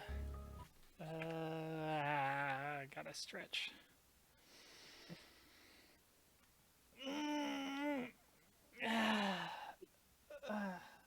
am also doing a stretch. Thank you for reminding me.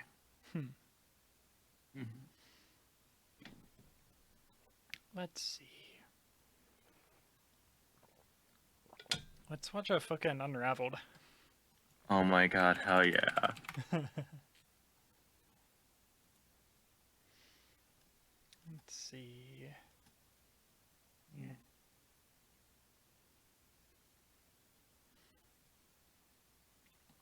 I haven't watched this one in a while. Also, I'm going to actually get out of bed. Hell yeah. Untired. Okay. Mario. He can jump, he can dance, and he Mario. can successfully avoid conviction for war crimes. It seems like the only thing he can't do is settle down and just enjoy life for a bit. Mario has been cleaning up messes in the Mushroom Kingdom and beyond since 1981. That makes him almost 40 years old. Most 40-year-olds I know are paying off a mortgage, buying a Peloton, and desperately trying not to become their parents. But Mario is still out there, grinding at the same job, and also every other job. Doesn't Mario deserve some time off? Doesn't he get a chance to kick up his heels, enjoy a tropical drink while visiting the old timeshare? And more specifically, hasn't he made enough I'm coins just to let thinking him about coast Mario over the the rest of his idea life? versus That's Mario why the I'm man here to again. give him a little financial advice. Stomping turds. You can't just say perchance. Figure out when Mario can retire.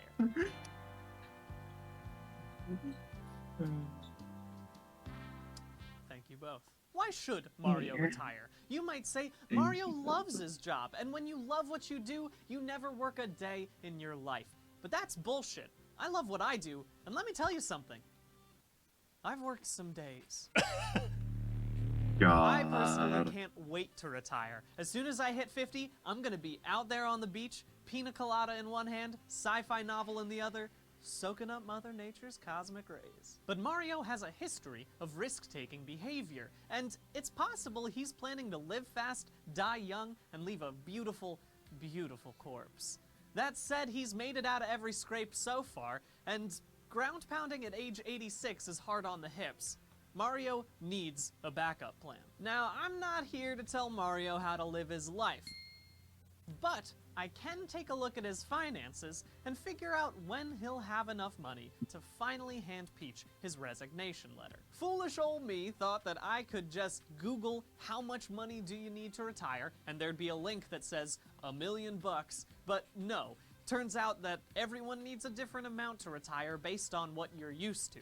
If you're making millions every year, you're gonna need a lot more to retire, because how else are you gonna support your dipshit fail son's bad business ideas? But with all of the retirement calculators online, I was getting a little overwhelmed. So I decided to reach out to a qualified financial advisor. Hi, my name is Nate Cho. I'm a certified financial planner with the Northwestern Mutual, and I basically help people answer questions about money. That's exactly what I needed you to do today. This call is not about me. I feel like I'm in a great spot right now in terms of my finances, but I have some worries about my good friend Mario. I was looking online to see if there was like just a number of money you need in order to retire, and it turns out that that's not a thing that exists. How do I figure out how much money you need to retire? Yeah. There are a lot of different things that you need to know. At the most basic level, you need to know how many years you're going to spend in retirement, so basically when you're going to retire and at Dink what donk age you're going 9 to months die. what da FAK. And by that I mean thank you for 9 months Emmy. Thank you so much for 9 months, Jim Brown, and congrats on the 9-month streak. Thank you so much. And welcome back. How you doing today? Alright. Hey, Jim Brown. What if I'm never gonna die? You're drawing a sandwich.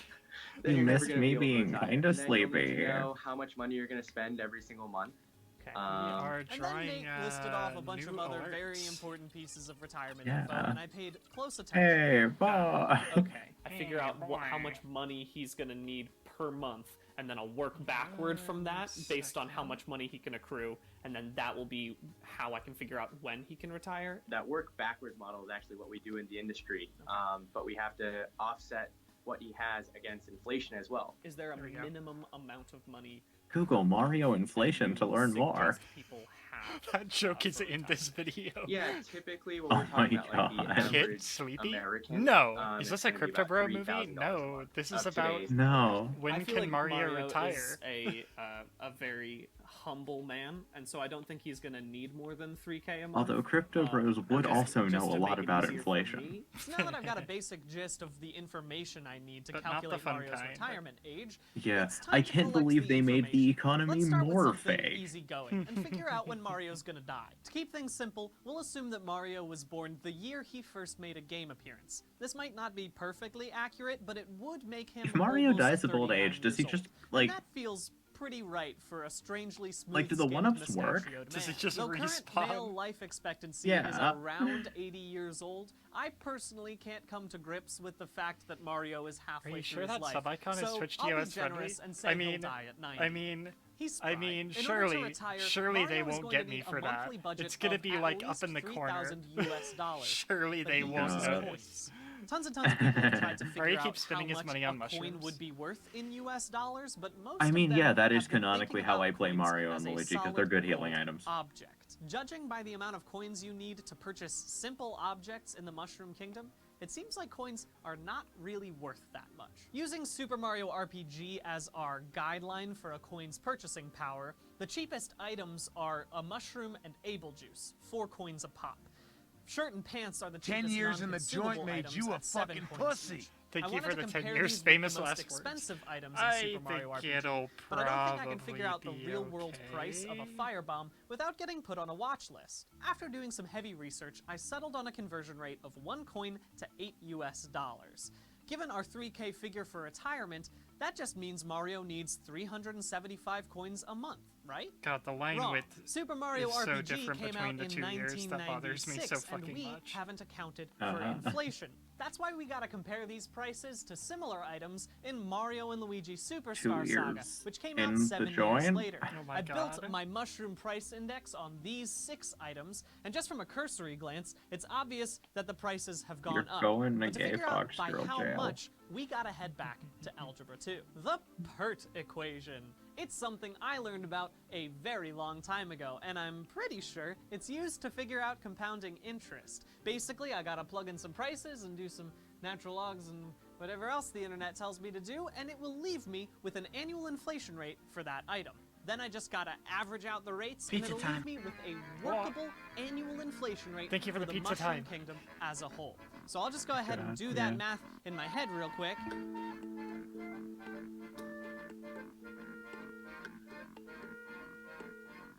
Thank you, Clayton.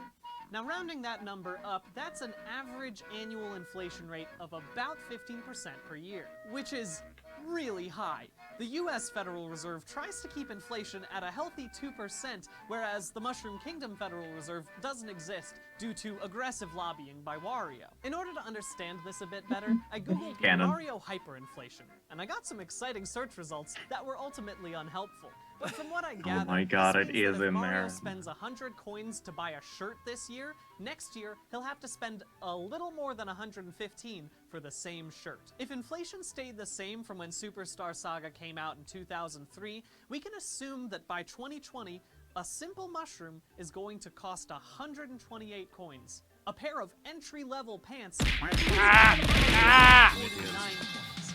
So that original... Hold up. Welcome, Raiders. Hello, hello, hello. Hi, Ash. Oh, Ash. P-O-O-P-O-O. Pee poo poo. Hi, Ash. Thank you for the 10 months. And welcome back. Welcome, Raiders. If you're new here, I am Emi Kasumi. I am a Fox Girl VTuber and variety streamer. And today we are streaming art. Oh, wait. Art.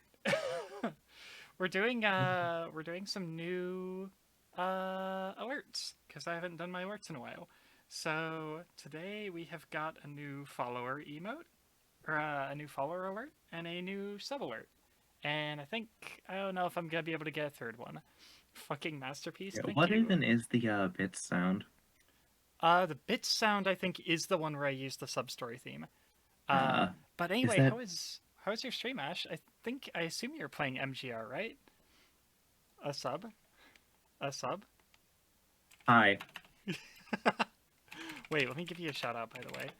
Ash, Axel. Boop. No, because I was just gonna say, is any amount... Fuck! Oh, nice, Ash. Damn it! Nice. I murdered Jetstream Sam. Aw. Good fucking job. 17. Get his Jesus ass. Christ. Alright, Pug has rolled a die and rolled that I must do 17 squats. So I'm gonna put this video back on while I do them. Wait, did it not hit 17? I thought it did. I think it did. It's at 17. Yeah. But also, is any amount of bits enough to throw something at you? What's that? Rate? Is any amount of bits enough to throw something at you? Yeah, I think it still throws... Monsoon Emmy. Did I change... I forget. I forget if I changed it to be like 50 or 100 bits or something. Yeah. It might still be like one per one. I forget. If it's still 1 per 1, Monsoon Emmy. Oh my god. Alright, real quick. I have not been pelted with an object, so I think here, let me look at my program. Hold on. Behold the interface. Bits. Oh, for every 25. Okay, so I didn't make it 50, so every 25 bits. So for 100 bits, he hit me 4 times. Hashtag scam. Yeah, I really scammed Pug out of those 7 cents. Immersion equals broken. Nah, you see my tits all the time. What do you mean?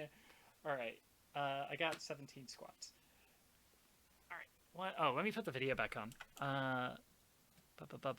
There you go. Doesn't really make sense anymore. Using those same 2020 price comparisons, the conversion rate is more like 36 coins to $1 US. If Mario retired today, he would need 108,000 coins per month. But let's remember that Mario has been doing this for a long time. He's 8. definitely got a little something mustached away. 9. So I talked to Nate about his job and ways 10. he might be saving money. He has a bit of a strange job. 11. He's technically 12. a plumber, I guess, in title. 13. Is he part of like the plumbers union? Like, does he have a 14? pension? So I would be willing to bet he doesn't have 15? a pension, just because I think he might be 16? the only plumber. He's not being employed by anyone And necessarily. 17. He's just doing it and then finding his payment along Wow. the way. Okay. Okay. So it sounds like he's almost. What like even a is this video about? It's freelancer. the If he's not getting fucking W-2 when income, can he Mario can't save retire? into See? things like It's 401k literally like on there. or It Roth might be hard for IRAs. him to read. Oh, Now, true. Yeah. when you say When can Roth Mario IRA, retire? what is that? It's a way to save for retirement. You know, Oh, let me give up as a my young corner. person, you should definitely be doing one. Okay. Trying to max it out every single year.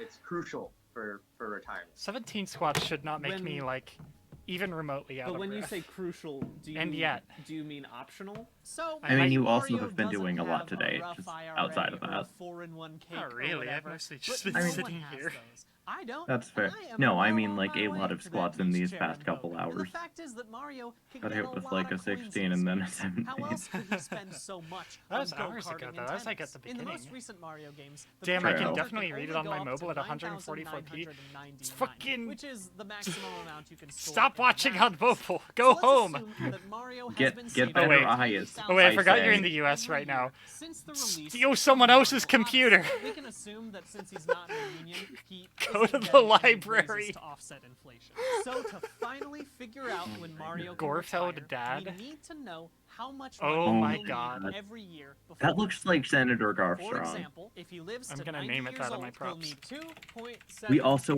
that just billion reminds me, coins, after this, there's a couple which short is the videos cost that of we living need for to watch just on one stream. Uh-huh. But we Do you have to remember that he's been Garfkuza saving Kiwami? 10,000 I coins don't think so. for 54 We have to years, do that, which I'm means that sorry. he would have 540,000 coins I'm saved going up, to put which it is in media share, and like we have to. Okay, I'm sorry. 2%. Wait, what was what the he video? needs It was called Garfkuza Kiwami. Okay. Okay, Before his death. actually I kind of remember it, but And yes, actually, yeah, if we'll watch the it. We'll watch monthly it. cost of living is Okay, already go ahead. 108,000 coins. He's The gonna Gorfelds are starting to encroach unbelievably deep on the in video. debt. Which is actually what Nate told me via text. Mario can never retire. You know what? That's Also- bonkers, though, because there's no way I'm gonna that make these, like, a you know, little bit- inflation's gonna stay that high for that long. In fact, in later Mario and Luigi RPGs, the prices are the same or lower. So let's just assume that from here on out, the inflation rate stays No, a wait. healthy 2%. Nah, it looked better And you know before. what? Let's assume that Mario can save more than 10,000 coins a month. In New Super Mario Bros. 2, the counter maxes out at one less than Am I 10 missing million anything? coins. Granted, this is an outlier and a ridiculous feel like one at I that, feel like but that's it so for this is one. spending 2.7 Yeah, that looks billion good. coins just to survive. I'm trying to at think of age any like 90. iconic There's no way you Majima could features spend you're that much on missing. Werther's originals. So let's say he's saving 10 I mean, you've got million I coins could the do a snake year skin, since the eye age patch, the 31, really wanting to fuck which, Kiryu. might I point out, is I could over do a the, quarter of a million the fox US icon dollars. on Now, if we just the add up the eye cost patch, of like living how he has of the each snake year on it later. leading up to 90, Oh, we can yeah, see that might be good. Mario will have His saved body enough money resets every to time he chill uses out a on his 1-up, boat right? at And Mario is age functionally immortal. Kit was asking about that earlier. Like, yeah, if he 77. just dies of old age, does he Which just is- respawn? is Oh, just Yeah, somewhere because like below the you can average feed a 1-up to a American dead male person in life Mario and Luigi, and they come back just fine. Okay, you know what? Just True. for fun, let's just throw some random numbers in Gorfeld here, 3. just to see, you know, just for fun. Let's say Mario is starting to save money at, I don't know, my age, 26. The inflation rate can stay the same, 2%, and let's just say that the coin ratio is actually just 1-to-1 with US dollars. So he just needs Now, that's a good 3,000 question, Kelvin. coins I don't know. today in order to retire. So you refer to his younger you know self what? or remain Let's- old? let's Yeah, say good He question. can save 10% of an average video producer's salary in New York City. Something completely random like that. Assuming Mario lives to the ripe old age of 90, we can just plug these figures into the equation and figure out that Mario will be kicking back on the white sands, boombox blasting Jimmy Buffett at the youthful retirement age of 88? Are you fucking kidding me? No. That can't be right. Because if Mario can't retire, then that would mean I would.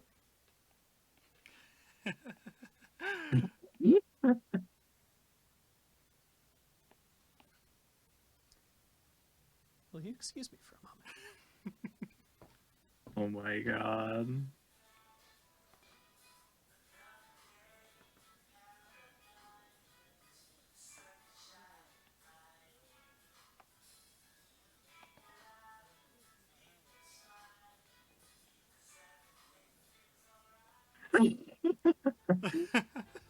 In order to understand this a little better, I googled Mario Hyper.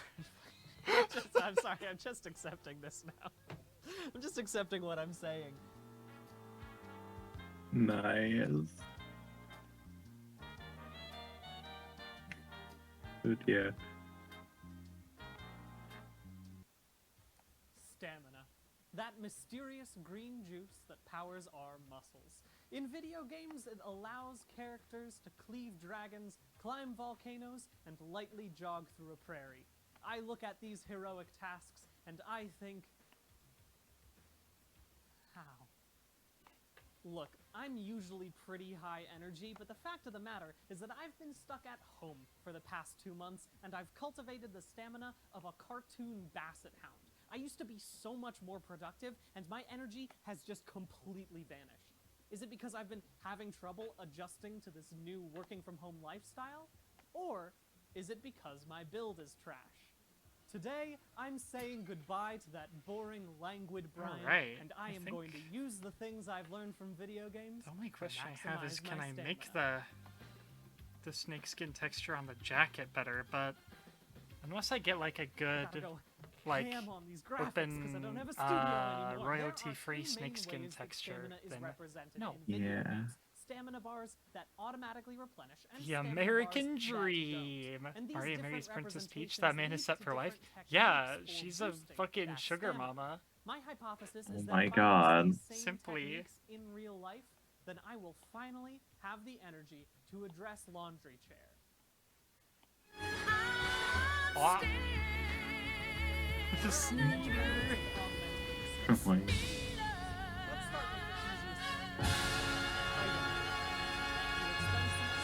You eat something to replenish that energy. I wonder if I could knock one out in an hour. Something like really simple. Or something like because that. I'm not interested. Get that shit out of here. The problem is that video games are if? usually more fantastical than real life. Oftentimes, the item you need to consume is an elixir made from arcane magics, siphoned I have an idea. from the very lifeblood that sustains our world.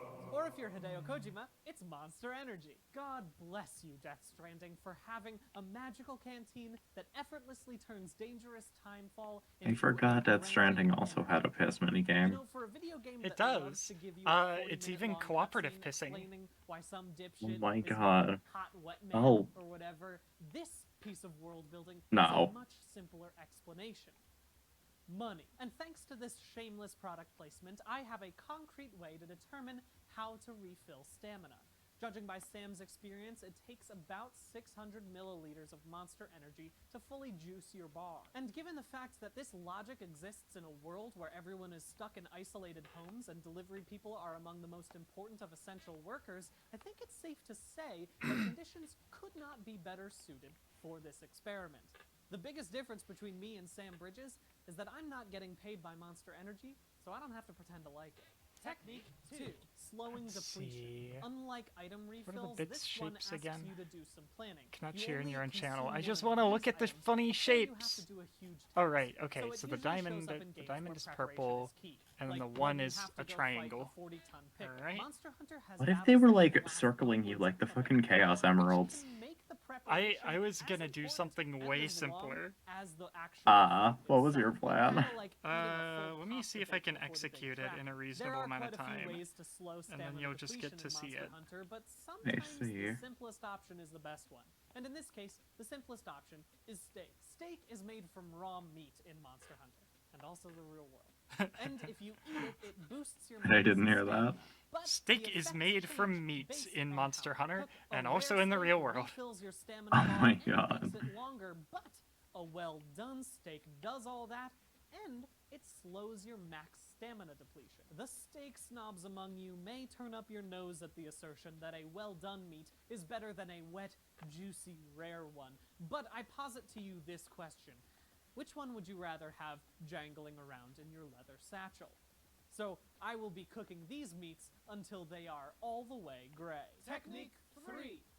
Stamina regeneration. With this technique, every time you use stamina, you'll get it back faster.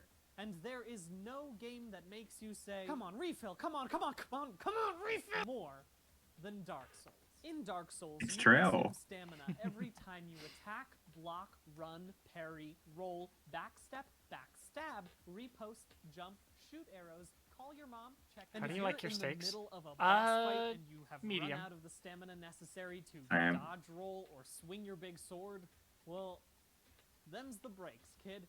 Luckily, there are some accessories that speed up that stamina regeneration, and even more luckily, you can purchase legitimate versions of these items for about $300. No thank you, I can make that at home. And even if I did have the means to purchase these official props, there's still one massive problem. The in-game items are imbued with dark, abyssal magics that I simply do not have the arcane wisdom to conjure. Luckily, I do have one little piece of magic I can use. It's called the placebo effect. There are plenty of psych studies that show that clothing choices can have an effect on your mood and your confidence. And there are even more studies that show that placebos can have legitimate beneficial effects. So why wouldn't donning the mask of the child help me deal with laundry chair? And finally, Technique 4, permanent increases. This is by far the best way to maximize your stamina. When you've got all the stamina in the world, even the heaviest of tasks won't phase you. There are plenty of realistic games that use this technique, like Red Dead Redemption 2, where the only way to increase your max stamina is I need to to look do something a up real bunch of quick. stamina-heavy tasks, like sprinting. But the thing about this technique is that It sucks. I'm sorry. You're telling me that in order to have more energy, I have to use up all the little energy I have? That's recursive logic. I don't have any energy to begin with, and you want me to run a mile? Bullshit! So since Rockstar doesn't actually care about realism, let's talk about a more grounded game. Breath of the Wild. In this game, Link can trade 4 spirit orbs to increase his hearts or his stamina. But I want to focus on this little guy, the horned statue. Here, you can do a different sort of trade. A devil's bargain. You can increase your max stamina. You just have to give up some life. The only problem is that I can't figure out how I would gain more stamina by doing something physically detrimental, like using a shampoo with sulfates.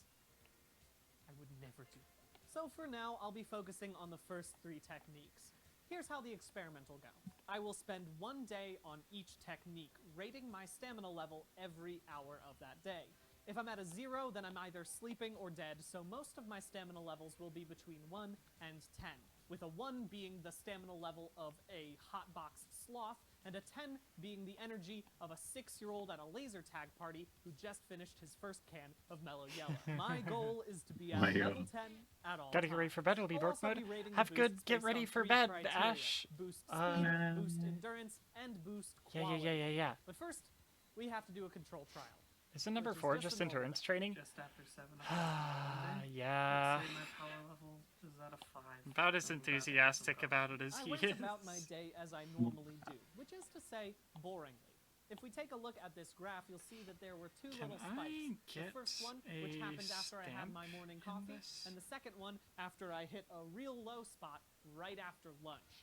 I have no idea if I'm pointing to the right places. It's 1:30. I decided to be productive by at least leaving my house. Gonna go buy a liter of Monster.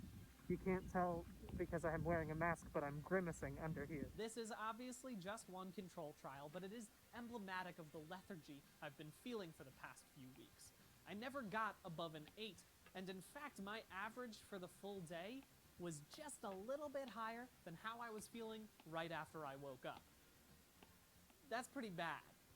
But it means there's nowhere to go but up, and I'll be going way up with the first technique trial. feeling about a 5, not super tired, not super energetic, but instead of making coffee, I instead will go and take a swig from my canteen, which I have filled up with 3 different Monster Energy drinks up to the liter mark. If I'm at halfway through my stamina right now, I should be drinking 300 milliliters.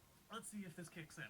And the effects of Sam Bridges' favorite concoction did indeed kick in. 8 o'clock. Okay, obviously the energy drink has affected me. I'm gonna put this down so I can move around with my hands. I can still have more stamina. Yeah, I feel like I'm at an 8 right now. You know, normally I'd say that that's fine. I'm trying to be at the peak performance level. Another 120 milliliters down the hatch. Let's do some work, baby. That might be feeling fine. Probably a 9 or maybe a 9.5. Maybe a 10. Tied. 9.5. Can we get waffle fries? Does anyone deliver waffle fries? No filming. Let's go write more scripts. Things were going great for me in the stamina department. Until they weren't. Now, the crash and then right after eating lunch has kind of just brought the whole thing down to a 3. Now that I have seen that Monster gives me a super high and then immediately crashes me, I'm gonna do the only thing a sane person would do and consume more Monster Energy. Let's go to work! And though I went searching for that magnificent full stamina feeling I fleetingly experienced in that morning, I still averaged less than the control trial for the rest of the afternoon. I drank 3 full cans of Monster Energy. If I hadn't had the Monster Energy, would I have been dead right now? I don't understand. There was only one little spike that happened after I had to go outside to pick up stakes for the next day's trials. And though the energy drinks didn't keep me up all night, there were some other side effects that ultimately led to a bad review of this technique. My body is tired, but my mind is just, there's some anxieties in there, and also I feel like physically not great. Still, I had high hopes for Trial 2. Since the previous 2 trials trended downward, I had hoped that slowing depletion would help. Unfortunately, due to the previous day's trials, I was operating at a deficit. Went to bed all right, and then I woke up about 2 hours after that, and then kept waking up every 30 minutes. I'll tell you what, more than anything in the world, what I would love to do is go ahead and brew myself a pot of coffee, but you know what, I'll do you one better. Super cheap beef eye round steak. I'm gonna go ahead and grill one of these puppies up to a healthy 160 degrees Fahrenheit. Let's get some breakfast going. I tried my best to go into this experience unbiased, and honestly, the first steak of the day wasn't that bad. I feel more powerful. And though it didn't give me quite the same bump as the Monster Energy, my stamina levels rose and stayed level for the entire morning. It feels like I'm maintaining it a lot better. Maybe I really am not degrading my stamina. It is almost lunchtime. Maybe I'll eat 2 well-done medallions of steak. That's exactly what I did. Sadly, the second meats of the day were not as wonderful, and this is where the true challenge of this technique came in. I do really wish I was eating something other than this. The problem is that I'm Man still is very speedrunning, getting a heart attack.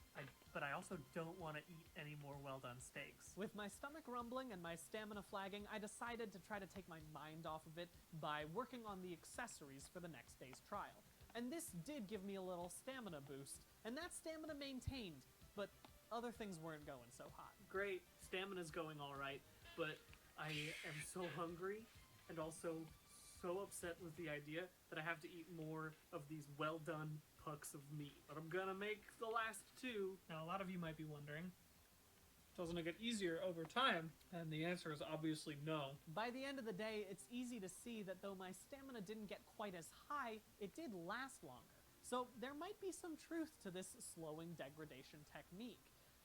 But unlike the Monster Energy trial, this one was both literally and metaphorically harder to swallow. There's a reason energy drinks aren't chewable. Luckily, our final trial didn't make me consume anything. I slept a little bit better last night, at least, so I'd say I'm at like a 4. But the good news is that I know just what to do. Let me go put on my accessories. I already feel energized. Okay, full disclosure, as much as I believe video game logic, I did just tape some tinfoil onto some cardboard. I wasn't expecting much from this trial, but the results speak for themselves. Well, why don't I carry around a shield more often? This makes me feel so powerful. I had a morning boost that rivaled item refills. Sure, working in full garb was a little bit annoying, but that didn't stop me from being an active participant in my virtual meetings. Yeah, I can help out with that, Jenna, if you need any extra help on that one. Yeah, Brian. I guess so. But around 11, the mask and the shield were getting to me, so I started altering which of the accessories I was wearing. There's no set bonus, so as long as I had one item equipped, my stamina regeneration should be a little bit faster than normal. For the past hour, I took off the mask, and I've just been living on the Chloranthy ring. I do feel more tired. I'm gonna rethink about the mask. At 1:30, I had to do a stream, and I did that in the mask. And sure enough, my stamina was boosted after that experience. In fact, for most of the day, the accessories helped and didn't make my stomach hurt. But there were other costs. I don't like wearing this mask. I feel like my stamina has increased, but it seems like there's an obvious trade-off going on here. I'm gonna need to finish that one it's in not comfortable GIMP. to wear. You can see, like, it's squishing my nose. I'm deciding whether or not I want to have higher energy levels, or if I want I think I might be done with art for today. I have no idea what I'm gonna do for the raid one. Imagine the right brothers wore a similar expression the day they went Raid to Emmy. Hawk, because that is the Actually, I face know of a exactly man what I'm gonna do. ready to Oh my god. Remember how I said I Because couldn't I have figure it, out how it's to trade Koi no health Disco for Clean stamina? is the raid Well, judging from alert. these previous Oh, trials, yeah. Maybe I could do one of the like disco, like the finishing poses where they like hold the, like after they do like the slide or after they finish the mini game. Yeah. Perhaps I could trade my health for more stamina by Let's see. doing every technique at Like, once. Welcome. I know exactly what you're talking about, but yeah, yeah. I'm just looking at them and deciding which one I might want to do. Yeah. Also, after this, can we do Garf Kuzuki Wami? I need chat to see it. Yeah, I was thinking maybe we'll do those as like a media share and then we'll wrap up. Yeah. It is just that one. It's like a 1-minute video. Okay, yeah, we'll watch that and we'll wrap up. Are you Infinity Stoning the bits? Nah, I can like post what I plan on doing in I'll post it in the Discord later. Yeah. Which by the way, here's our Discord. I have to post the message myself because my bot's not working. But yeah. Right away. But let's If you have some not of joined the these boosts Discord take a yet, you while can to warm find it up. there. And given the fact Post that your I'm cats. increasing my max Yeah, stamina, post I your should be cats. hitting a 10, maybe Yeah. 11 or 12 by mid-morning. Except things didn't change. It's 10 o'clock and I'm still at a 5. What the There we hell? go. I'm just gonna cook all the steaks. I'm gonna drink all the energy drink. I'm gonna wear this. Kelvin, we're both good at that at this point. 10 segue into advertising Discord. Yeah, if I remember to do it, I'm decent at it. Physically tired. I ate 4 I just remember to do it because I always drank advertised in all the of same rest of my context. energy drink. I was going to increase my maximum stamina. I'm ready to take on the day.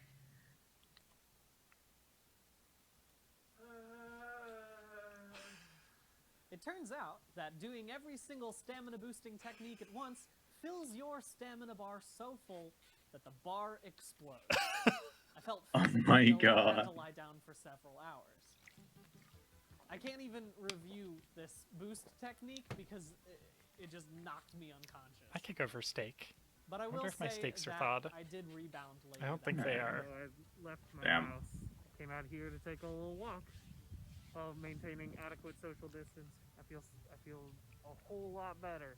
You can't tell, but I'm smiling under this. And this made me rethink some of my trials. Most of my afternoon boosts weren't due to gimmicky ingestibles, they were because I took a small walk, or I did a fun craft. Fresh air or is I good talked for to my you. friends Go online. get fresh air Was I doing sometimes. these techniques for nothing? Yeah. Is video game It helps. logic It really wrong? helps. No. I just didn't understand what video games were teaching. Getting good at Dark Souls or Monster Hunter is about knowing how many swings of your big sword you can do before you need to take a break. It only becomes a major issue if you completely run out and you have to spend a few seconds staggered, or spend a few hours lying in bed. Maybe Lesson from this stream, go touch some grass. That should be a lesson from a lot of streams, honestly. The other lesson from this stream is don't fuck with your data. Don't. And I can manage my Yeah, that's true. That is also a lesson. And also, fucking the Garfield ride. True.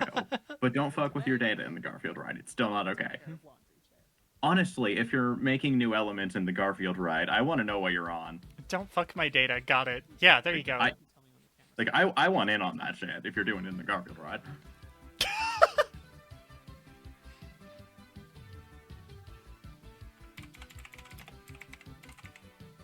Garfkusa Kiwami. Wait, shit. I was so close. Alternatively, it's just in the Discord, but yeah. Yeah, I'm gonna have to just open the link, because it's not coming. That's so weird. Alright. Yeah. PC gaming is a vast No, ocean. shut up, Brian. It's okay. It's okay. You can stop now. Alright, media share. Garfkusa Kiwami.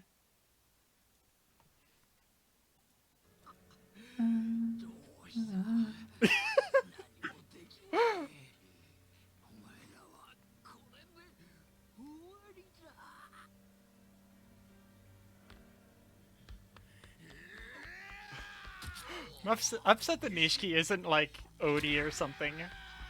Yeah. I feel like I maybe said the exact same thing when we watched it the first time. I actually don't know.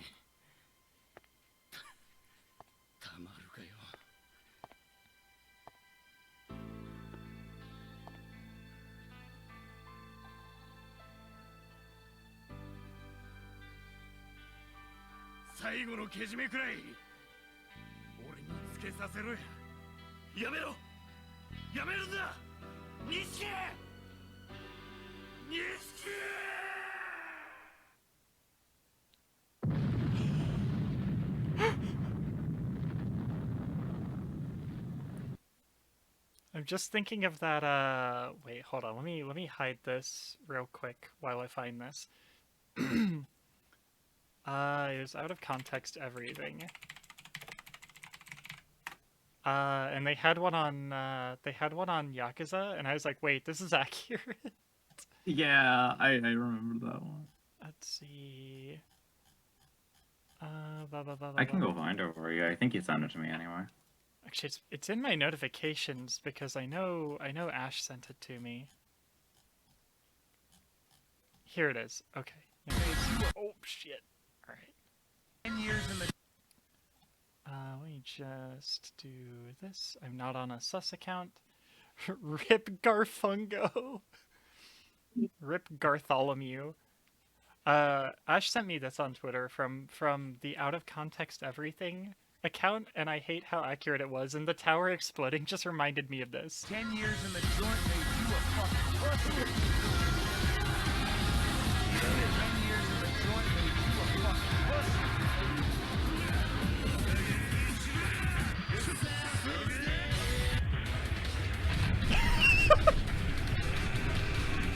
The song at the very beginning was the Lost Judgment final boss thing. The fucking tower with like the explosion .gif on it. Okay, yeah. I'm gonna hide that before I start closing shit. All right, I'm gonna turn that back on, and let's see who's around to raid. Cause I am about ready to call it for tonight, and I can start exporting this stuff and adding it to stream. So Hell yeah, and adding the pass. Well, I did. I already added the piss. It's Oh, just true, that the yeah. bot's dead. Yeah. Damn, can't pass. Who is online? Marshy is still going. Don't know for how much longer. Nightmare is going. Meat is going. Eggy is going. Let's take a look. I might raid over to Marshy, because Marshy raided us last time. Let's see.